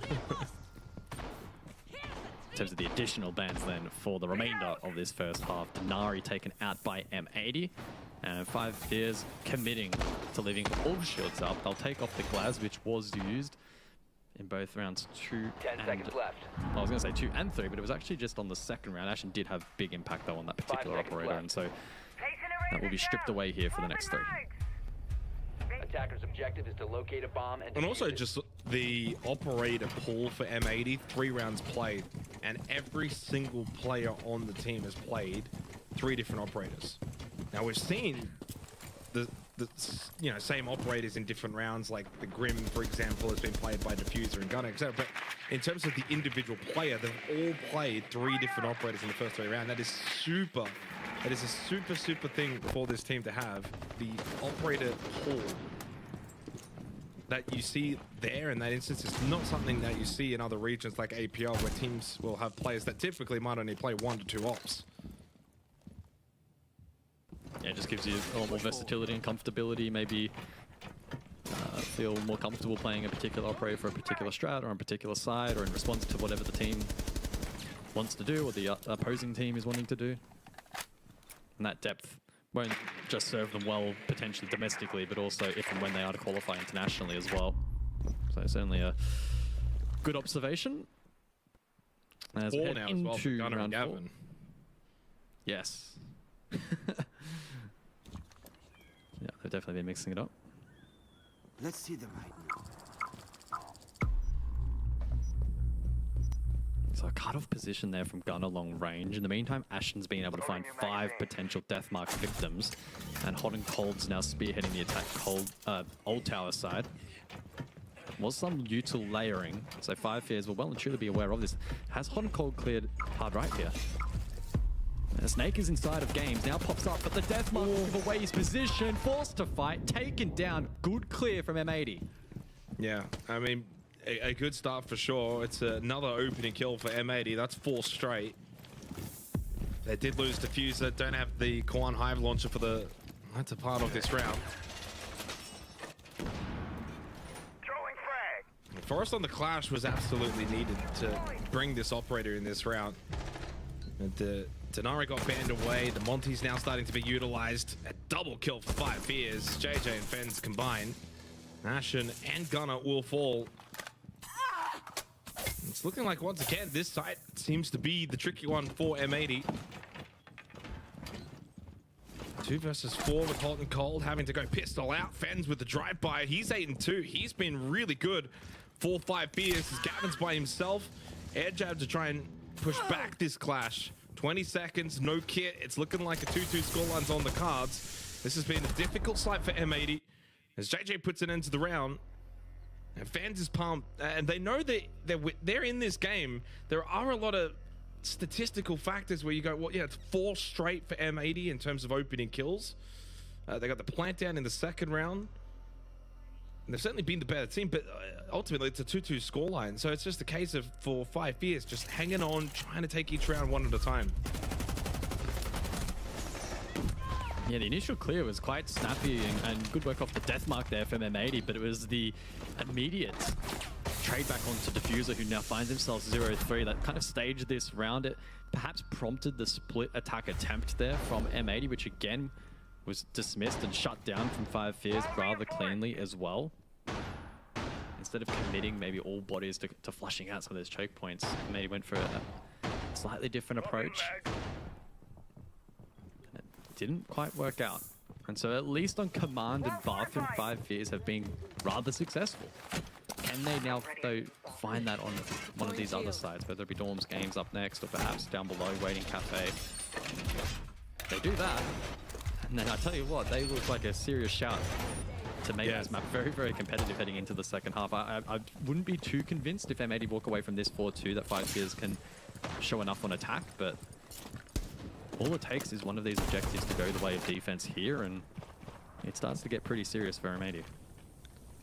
I definitely feel like for 5 Fears that they need at least 3 minimum, and 4 would put them in the position where they could very much cause an upset.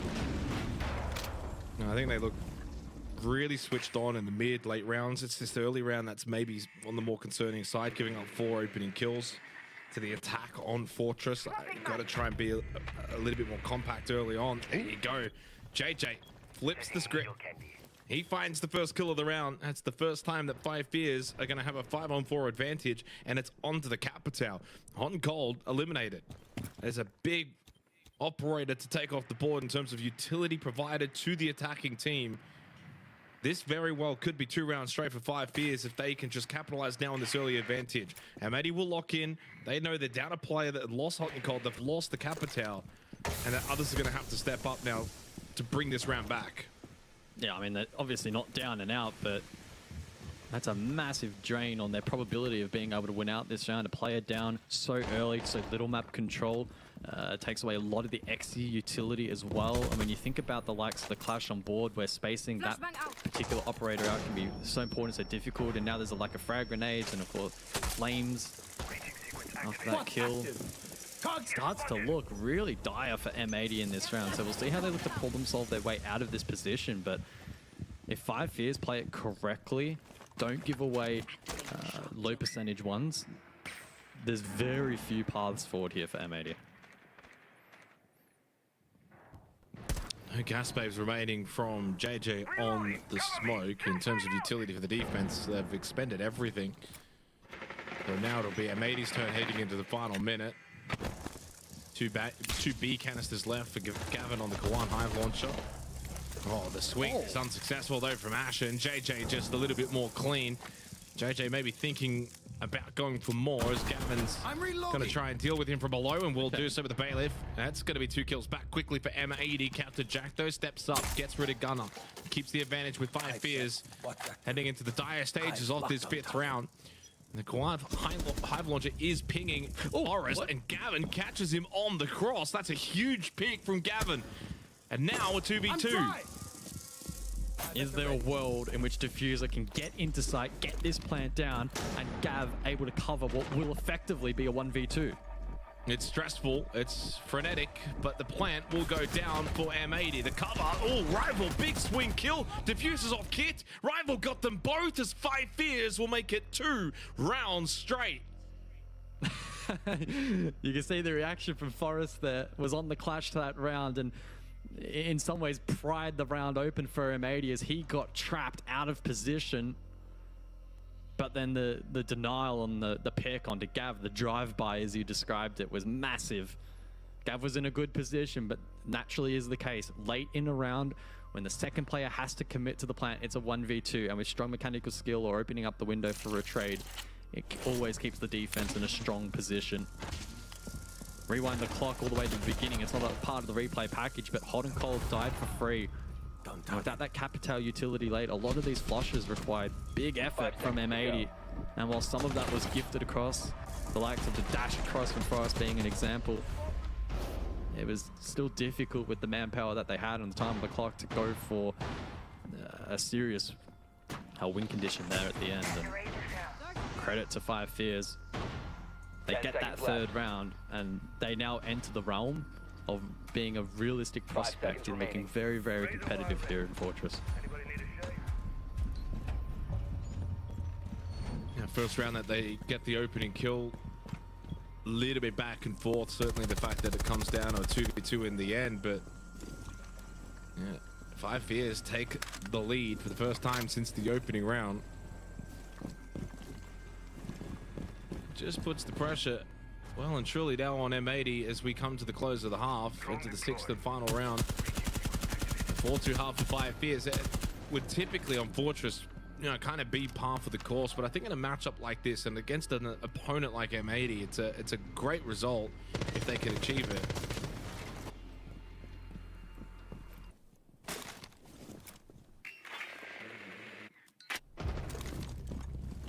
Captain Jack gets another opening pick for Five Fears. This time onto Diffuser. So no Flores for the remainder of this round. It feels akin to the last round where it's an early pick, uncontested, untraded, no kind of counter value on offer for M80. They haven't really taken much as a result of that. They lose key utility clearance against the traps and barbed wire, three operators in which have that available for Five Fears. That's a big loss. And also maybe a bit of a dent in the confidence of Diffuser, who hasn't really been given much of an opportunity to get going in this matchup. And so much like the last round, it's up to M80 to try and isolate these picks, try and find conditions back into the round and into the site for a potential plant attempt. But if it's anything like the last, I'm expecting some really good anchor work from Five Fears to make this a challenge.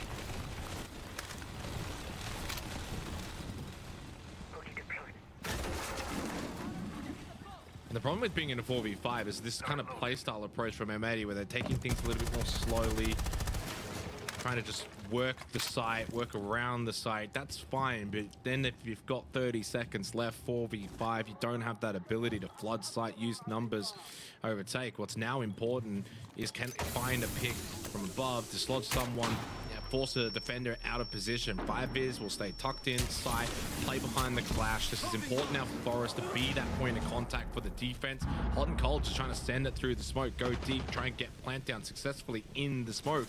Even if he does get this down, which it looks like he will, no, denied at the last second.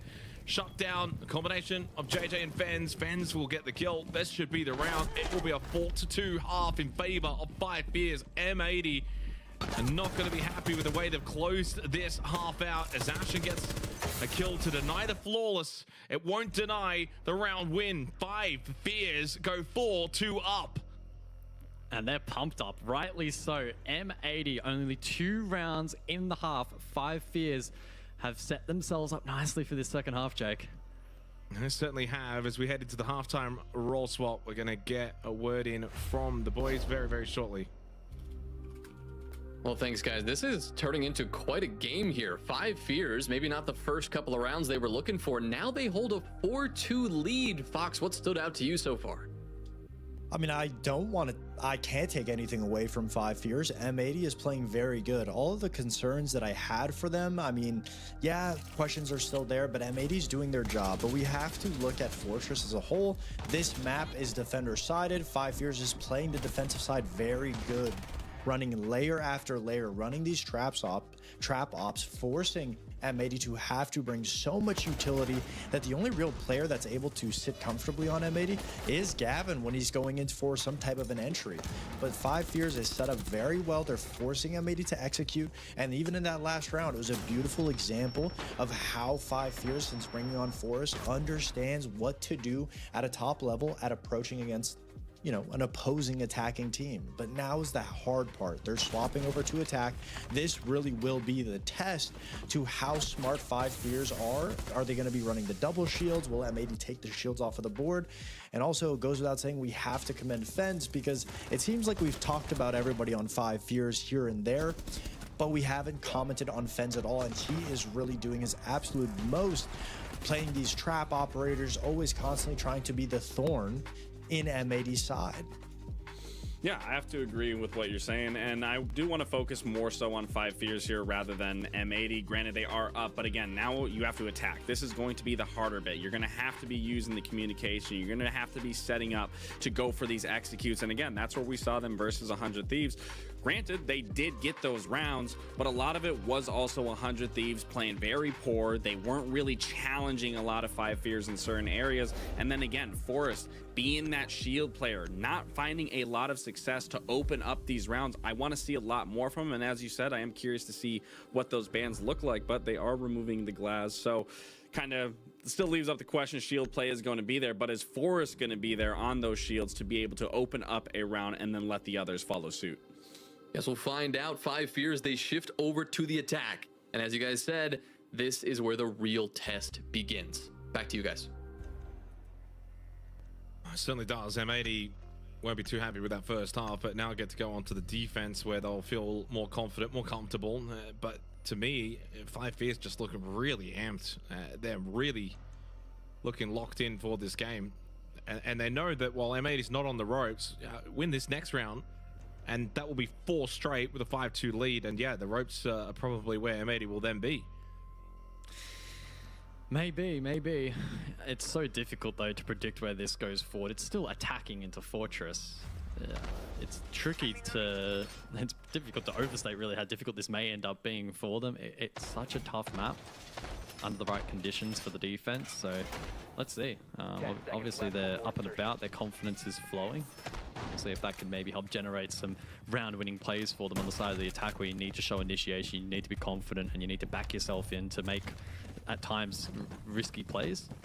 The bans, of course, have come through. It's Glaz and Solid Snake off the board. So again, at least for the attacking side, all shields available. And so we see immediately the Blackbeard off the rip. Defensively, Kaid banned out, so to alleviate some of the hard breach denial.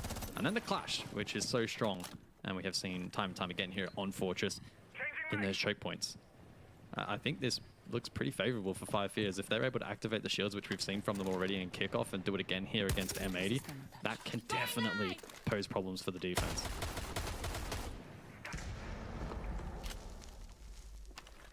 Activating drone. 5 Fears getting the last 2 opening kills to close the half as well, along with 3 rounds straight. They have all the momentum coming into this second half now. Outside of Gavin and Ashton, hasn't been a lot of firepower from M80 either. And Forrest under a bit of pressure on the Blackbeard. Gun up and hits the headshot onto Diffuser. Forrest winds back the clock, hits the shot. Diffuser 1 and 6. Has not been able to have any involvement in this match. And that is the Azami taken down relatively early. Timescale-wise for a map like Fortress, minute 40 is a load of time. Forest very low, so too Fens. Both will be susceptible to hot and cold here. Those gas baits need to land, and right on cue. There's the first. Well-placed utility, but awkwardly, Fens actually survives and will be in a position to be revived. And it's not every day of the week you get downed in a smoke and can be picked up. But as I say that, the shotgun will net the final blow. And so a 4 versus 4. Again, with Forest still low on HP and hot and cold with one more gas babe. In the meantime, Rival finds one. Gunner in response, and the trades come through, leaving it all up to Snake / Captain Jack in the 1 versus 3. Yeah, the Captain Jack. Yeah, I mean, it was difficult, as you kind of mentioned. Forest low on health, Fens low on health. Even though they had numbers, M80 were probably still in the better position. They closed it out in the end. That stops the run of 3 straight for 5 Fears as M80 find themselves back in the winner's corner. 3-4 scoreline. Fens was pumped up going into the halftime break. Looks a little bit more mellowed out now after that one. I don't think you could be too disappointed, though, with 5 Fears. I mean, they still made the most of that round. A good back and forth. They had a decent start. Forest finding this relatively early kill. The downside was just they were very wounded from the initial exchanges. Yeah, technically it was a 5v3, but 2 players basically 1 HP, and then M80 at that moment, as soon as it even went 5v3, started to fire back, and then it never really was a proper 5v3. So M80 switched on defensively, rather than opting to fall back, they kind of ran towards the fire. Yeah, I think M80 probably still looking at trying to tidy up the early round. On the last several occasions, the open kill has gone the way of 5 Fears. In rounds 5, 6, and 7, and converted on 2 of those occasions. That will be a big emphasis here on defense, maintaining man advantage, and then being able to stack power positions or choke holds and really force out a lot of util and high-risk plays from the attack. Over to Dorms and Games for round number 8.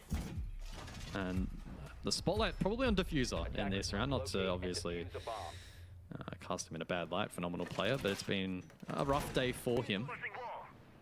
We'll see if he can try to get to work here on defense, find some comfort on the 2 Barrel, encountering the ace, and also can be useful, those Zoto canisters, in terms of denying these choke points and stalling out the attack. So he has a key role to play in this round, not to mention a Nitro in pocket as well.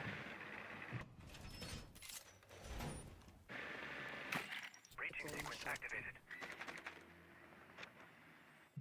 Changing mags. We've seen so many times where teams can cause a little bit of an upset to begin a match, and then the opposing team, the more favored team, ends up just kind of wrestling back momentum towards these sort of rounds, round 8, 9, and 10. And that's going to be aware now for 5 Fears. That's what they're going to be mindful. Diffuser goes down again. Another opening death for Diffuser. That's 3 rounds straight where he's been the opening death for M80. 1 and 7. 2 Barrel eliminated. Another opportunity for 5 Fears. This will be their 4th opening kill in a row. And these are the moments where you get to... Well, you don't get this opportunity against a team like M80 that often. You've got to make the most of it. Exactly. It's not a case of Diffuser being able to deploy utility and get value and then maybe dies an unfortunate death. He's just died straight off the rip. No response. 5 Fears, map control. Don't have to worry about the Zoto canisters. That's a massive boost for this attack. They've now got 90 seconds to work with and start breaking down this defense. In the meantime, keep an eye on Gunner. He goes first floor, so it's high risk for M80 in this round. It's a 3-1 split, and Gunner in a position to flank.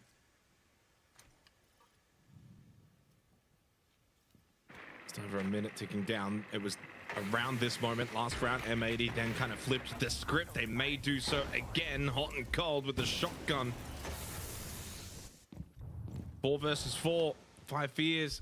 Again, not looking like they will be able to capitalize on that early advantage. M80 not giving them a chance to kind of rattle off a few kills in a row. Yes, they lose 1, but then they stay compact, they stay composed, and then they strike at the right time to find a kill back the other way. 5 Fears are just holding and waiting, but you're on the attack. You've got 30 seconds. You're going to have to push in, and as soon as you do, M80 are lined up and ready and waiting. Rival the push up, old tower. Hits the headshot onto Ashen. They go for a pinch attempt now between Fens and Rivals, and Fens will get his kill onto Gavin. The round is alive. Keep a barrier to try and be the nuisance at the doorway, especially to block off picking up this kit, of which Rival cannot pick it up because of the Kiva barriers. Breaks them both, grabs the kit. It's a snatch and run. Fens has to cover. He's got to watch both doorways. Hits the shot onto Hot and Cold. Big Gunner slips in, shoots him in the back, and they steal the round. Oh my god. What a chaotic end to the round. And Gunner comes up clutch. The multi before that, and then the reposition to deny the plant in the midst of what I can only imagine were very chaotic comms for both teams. We saw the snatch and grab and the planned attempt. It was all over the place. It's high intensity inside of the server, and I think as a result, Fabian for M80 has called attack timeout. Whoa. Poach is what they need. Deep breaths. Because they know they got away with one towards the end of that round. They know that Gunners essentially just snatched that one. That plank goes down. I just don't see how that's... Well, I mean, to be fair, even if the plank goes down, Gunner's always in a position to get that kill anyway. Then it's a straight beeline 1v1. Plays a bit differently because Fens then has the timer on his side.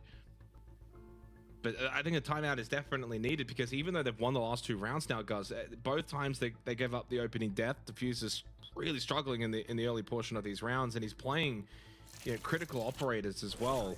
The Tuber and the Azami, the case point example, you want to keep those alive for as long as possible. And it's just the fact that none of these rounds, even one really for M80, have been all that clean. But yeah, Gunner does get that kill in time. So close. So close for 5 Fears. You hit the 180 there a little quicker. Or more so, Gunner hasn't repositioned in time, and that would have been one of the plays, of the, if not the play of the day, to cover the potential plant. Not to be, though. So round number 9, the final before the additional bans are introduced. It's looking a little shaky for both teams at the moment. And I think the scoreboard reflective of that 4-4, difficult to split the two. It's been an entertaining matchup. It's been quite competitive. As we head into this round, it's double shield from 5 Fears, looking to lean even more heavy into the Monty and the Blackbeard duo.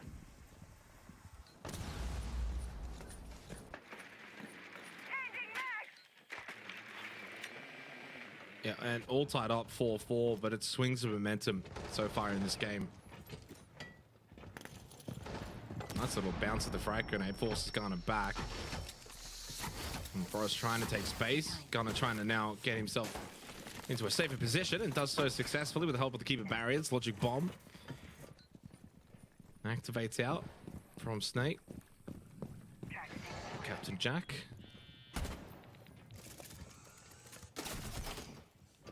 Razor Bloom goes off, and it's really kind of the point of the round right now for 5 Fears is to just navigate through this utility without really losing anyone, losing a lot of life on the double shield setup. So far, I'd say job done.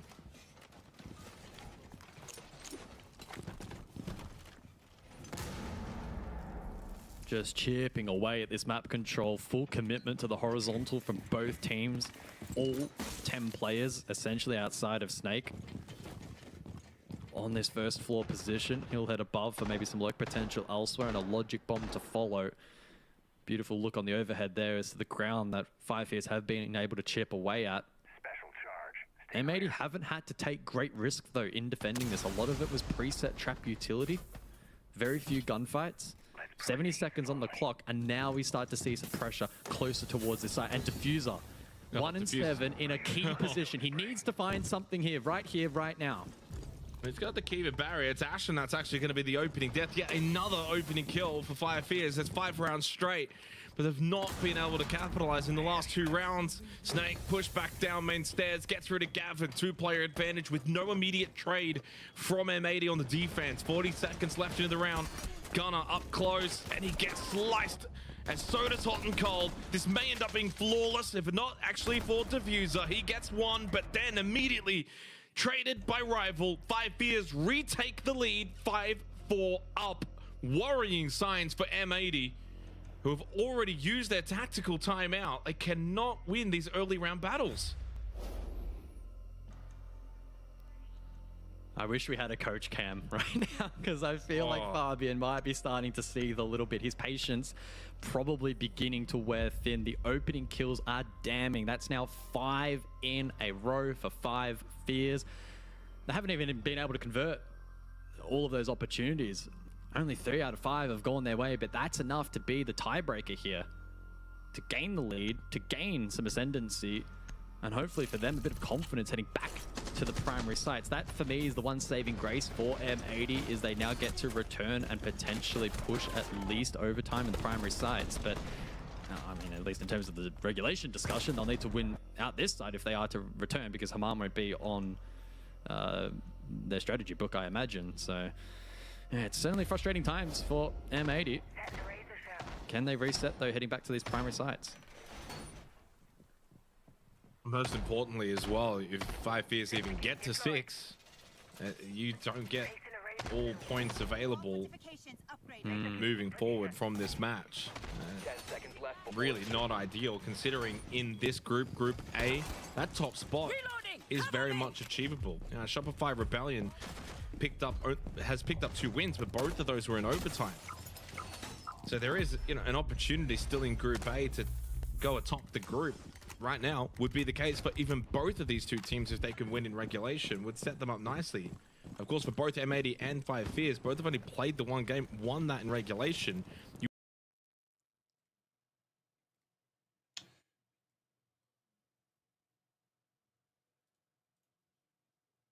To go atop the group right now would be the case for even both of these 2 teams if they can win in regulation, would set them up nicely. Of course, for both M80 and 5 Fears, both have only played the 1 game, won that in regulation. Oh, watch my own stream. Oh God. Rainbow Six. It goes down 3v2. 5 Fears want to bring the heat, and so far so good. Gavin will fall. Diffuser gets the trade. That is an absolute onslaught of a round from 5 I mean, the game is close, but M80's been kind of like close on every game they've played. OT at minimum, and M80 have got to win 2 straight. Oh, they might beat M80. A huge match here in kickoff. Uh-oh. Yeah, straight away when I saw that composition, I was like, this is going to be a definitive change in tempo. M80. We saw the Ying for the first time. We saw the Blitz for the first time. We saw the Finker for the first time. And they stacked, snowballed. And I thought initially they were pushing into the water. And that's why I was like, oh, this is probably great for M80.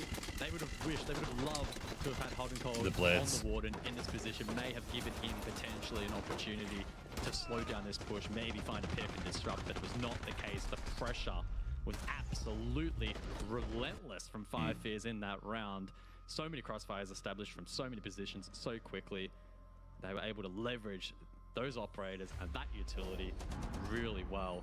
It's pretty infrequent we see fast, speedy attacks like that on Fortress. Perhaps that was partially why I caught off M80, but even if M80 were ready for that, I think purely based on execution, it was really, really good and very difficult for them to tame.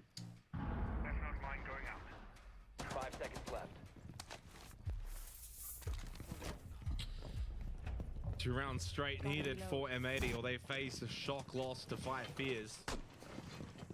Again, it would put M80 4th in the group, only ahead of 100 Thieves. And who do they play next on Playday 4? Well, it's 100 Thieves. So I was talking about pre-match in terms of the narrative for M80 is if you somehow lose this, then the next game is actually so incredibly important for both 100 Thieves and M80 that the loser of that game would be in a grouped position. M80 play Shopify Rebellion on the final Playday. And I thought maybe that would be a match for first place, or that could end up being a match for M80 survival.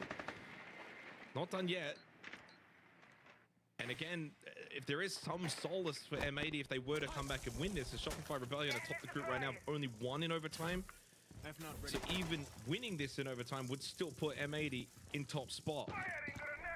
As things stand right now, it is 5 Fears looking to go top the group. Pressure mounting. Now it's about conversion and closing out a map. 2 opportunities here in regulation, the first of which to take place over towards Storms and Games, the Blitz, Blackbeard combination, so that shield is back, heavily being leaned into, but Diffuser is back. Nice. Oh, he's so back. It's like 1 and 7. He's now 6 and 9. Gunner shuts down Fens, who's been the best for 5 Fears. Well, there was an onslaught from 5 Fears in the previous round as M80 pick up the pace in this one, facing match point, facing the potential loss here on Fortress. They've stepped it up. 1 of 2 match points, seemingly looking like it will be dealt with. Rival in the 1v3 on the Blackbeard with over a minute left. Always have to give. Oh, 5 Fears lose just like JJ Blatz the passion. Hey, I agree with that. JJ is kind of a piece of shit. 1v1s first up. Gunner's the one that is solo. But it's cool, the underdog taking it to M80 like this. So I can kind of respect that. Information from below, though, as to where this kit is going down. No.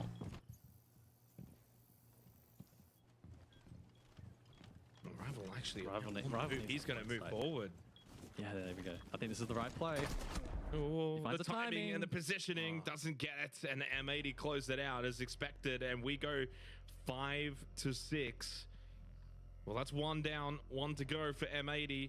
Tactical timeout for 5 Fears. Okay. 1 more opportunity to try and secure all 3 points. Okay. certainly one of those circumstances where having the tack timeout in the pocket ready to go for a match point scenario like this is great. It gives you a really thorough opportunity over 60 seconds to discuss what is the strategy for this next round, put all the chips out on the table, go all in for this round in an attempt to get it across the line. Couple of refinements, I'm sure. Probably going to be a discussion as to whether or not they are committing to the shields as heavily in this round, or if they go for a pivot. And once they come to that determination, it will... I mean, I thought I was going to blow them out. Yeah, but M80 is like one of those teams that doesn't really blow anybody out. They make every team look competitive and then barely squeak it out, no matter who they play. You got the prospect of winning it. That's pressure in itself, where you think, damn, there's a lot on the line in this one round for both teams. For two, all it is one round. The benefit for 5 Fears, of course, is that they've got at least overtime locked up. But win this in regulation, it can go such a long way when it comes to the group stage. They play Shopify Rebellion, 5 Fears, and then 1 of 30. And, I mean, I wouldn't discount them in either of those 2 games for sure. Shopify Rebellion have only won in overtimes. 1 of 30, of course, won today. Group A is proving to be a very competitive group. Group B is the one where your Dark Zero kind of just running rampant. Outlast is struggling, Cloud9 is struggling. 10 seconds remaining. Device activated. This has been the hot group. M80, here we go. 5 Match seconds point. insertion. Second and last for 5 Fears to see if they can close this in regulation. Otherwise, points will be split. I don't understand why there's separate groups. I feel like every team should play every team at least one time. Like, some teams don't even play each other, which is just ridiculous. Compositions for this final round of regulation. Couple of traps on offer here from M80. They'll be looking to get more value from the Tubarão here in response to the hard breach here from 5 Fears, who have elected to just go the solo. Like poor Chudmac and Millie only having to go against fucking juggernauts of Siege. Playing it in their first season ever in Pro League. Definitely sucks. And that license to initiate the push, Old Tower side to initiate the map sweep. Drones dealt with on the opposing side, and so M80 should initially have a pretty strong read as to what the push now is, with no contact on the side of the map. It should be map across, and if they've come to that assessment, it will, as we can see, be correct. Damn. Ashen gets caught, the Zoto canister not deployed to counter the Deimos. Wow. And pays with it with his life. And Ashen started 5-1, now 7-10, so hasn't really been able to kick on from what was a really good start. Another opening kill for 5-7. 5 Fears, sorry. Well, it might be 5-7, maybe that's an omen. Maybe that's a spoiler. As they've got the extra player, another opening pick. That's 7 of the last 8 rounds. So dominant in that category for 5 Fears. Would have been funny for JD to blow himself up there. Time starts to dwindle down. Yeah, for me, I'm now looking at Forest. How do they leverage the Blackbeard? May not even be required. Fens drops Gunner. Oh my. Diffuser falls. It's falling apart. It seems for M80. A Rotero! Oh, that is just going to boil the blood of Fabian Rival. What a headshot on that angle. It's done. M80 It's are over. going to lose this in regulation. They will be 4th in the group. Playing 100 Thieves on the next play day to try and avoid being last in the group as 5 Fears. Guess what? They're heading up, baby. They're going to the top of Group A. They are undefeated, 6 points from 2 games. There's no fears for this roster. They're looking hot. Who do they play first? Yeah, honestly, it feels like the sky. Who do they play first? For this roster, they're a fun team. They're easy to root for, and they played some really high quality Siege today. So I'm very excited for their prospects here in kickoff. But that's not starting. They played 100 Thieves, which was pleasure to join Spirius, Pampa, Yaga, Adam Gomez, which break it all down. I mean, That's not a bad roster. Thanks, guys. What a finish. Oh my goodness. 5 fears. They are locked in for the playoffs. The first team to do it out of their group. What a performance. A 2-0 start and 100 Thieves, because they are trailing just that far behind. 5 fears. They are good to go. They're heading to the bracket lax. I mean, this is maybe what these guys expected, but from the outside in, starting this kickoff, you did not expect this team to be the first team out of this group to solidify that position. I would have never guessed it, and I'm sure for the side of JJ and the boys, I'm sure that they are thrilled. I mean, given how close they got last stage to be able to make playoffs and only lost out at the very end of it, and then now to secure themselves early on with 2 really convincing victories. I mean, they got one slammed. thing I really liked from this matchup in and itself was the change of tempo between both teams. I don't want to discredit M80 by any means, but both teams were quick at understanding of what the other was trying to do. M80 was doing a good job at understanding the splits, and then understanding the aggression that they were going for. 5 fears, or a couple rounds rather, wanted to get really aggressive, but didn't really seem like there was a purpose. Then they would fall back and play into their layers. I mean, it was just a really good, fundamentally sound game from both these teams. Quick to adapt, quick to understand what their course of action needed to be, and it really just came down to 5 fears in the end. Just all right, guys, what they needed to do to close. When I say guys, I mean Fuido, because I'm sure you're probably one of the only people that are like actively here right now. You're really painting the We're probably gonna picture take as it the is. rest of the It night wasn't off. M80 I'm gonna playing take a bad by break. no means. Yes, they are And I'll obviously trying take to Saturday get off, getting so I'll be back action in and Sunday. being settled in, and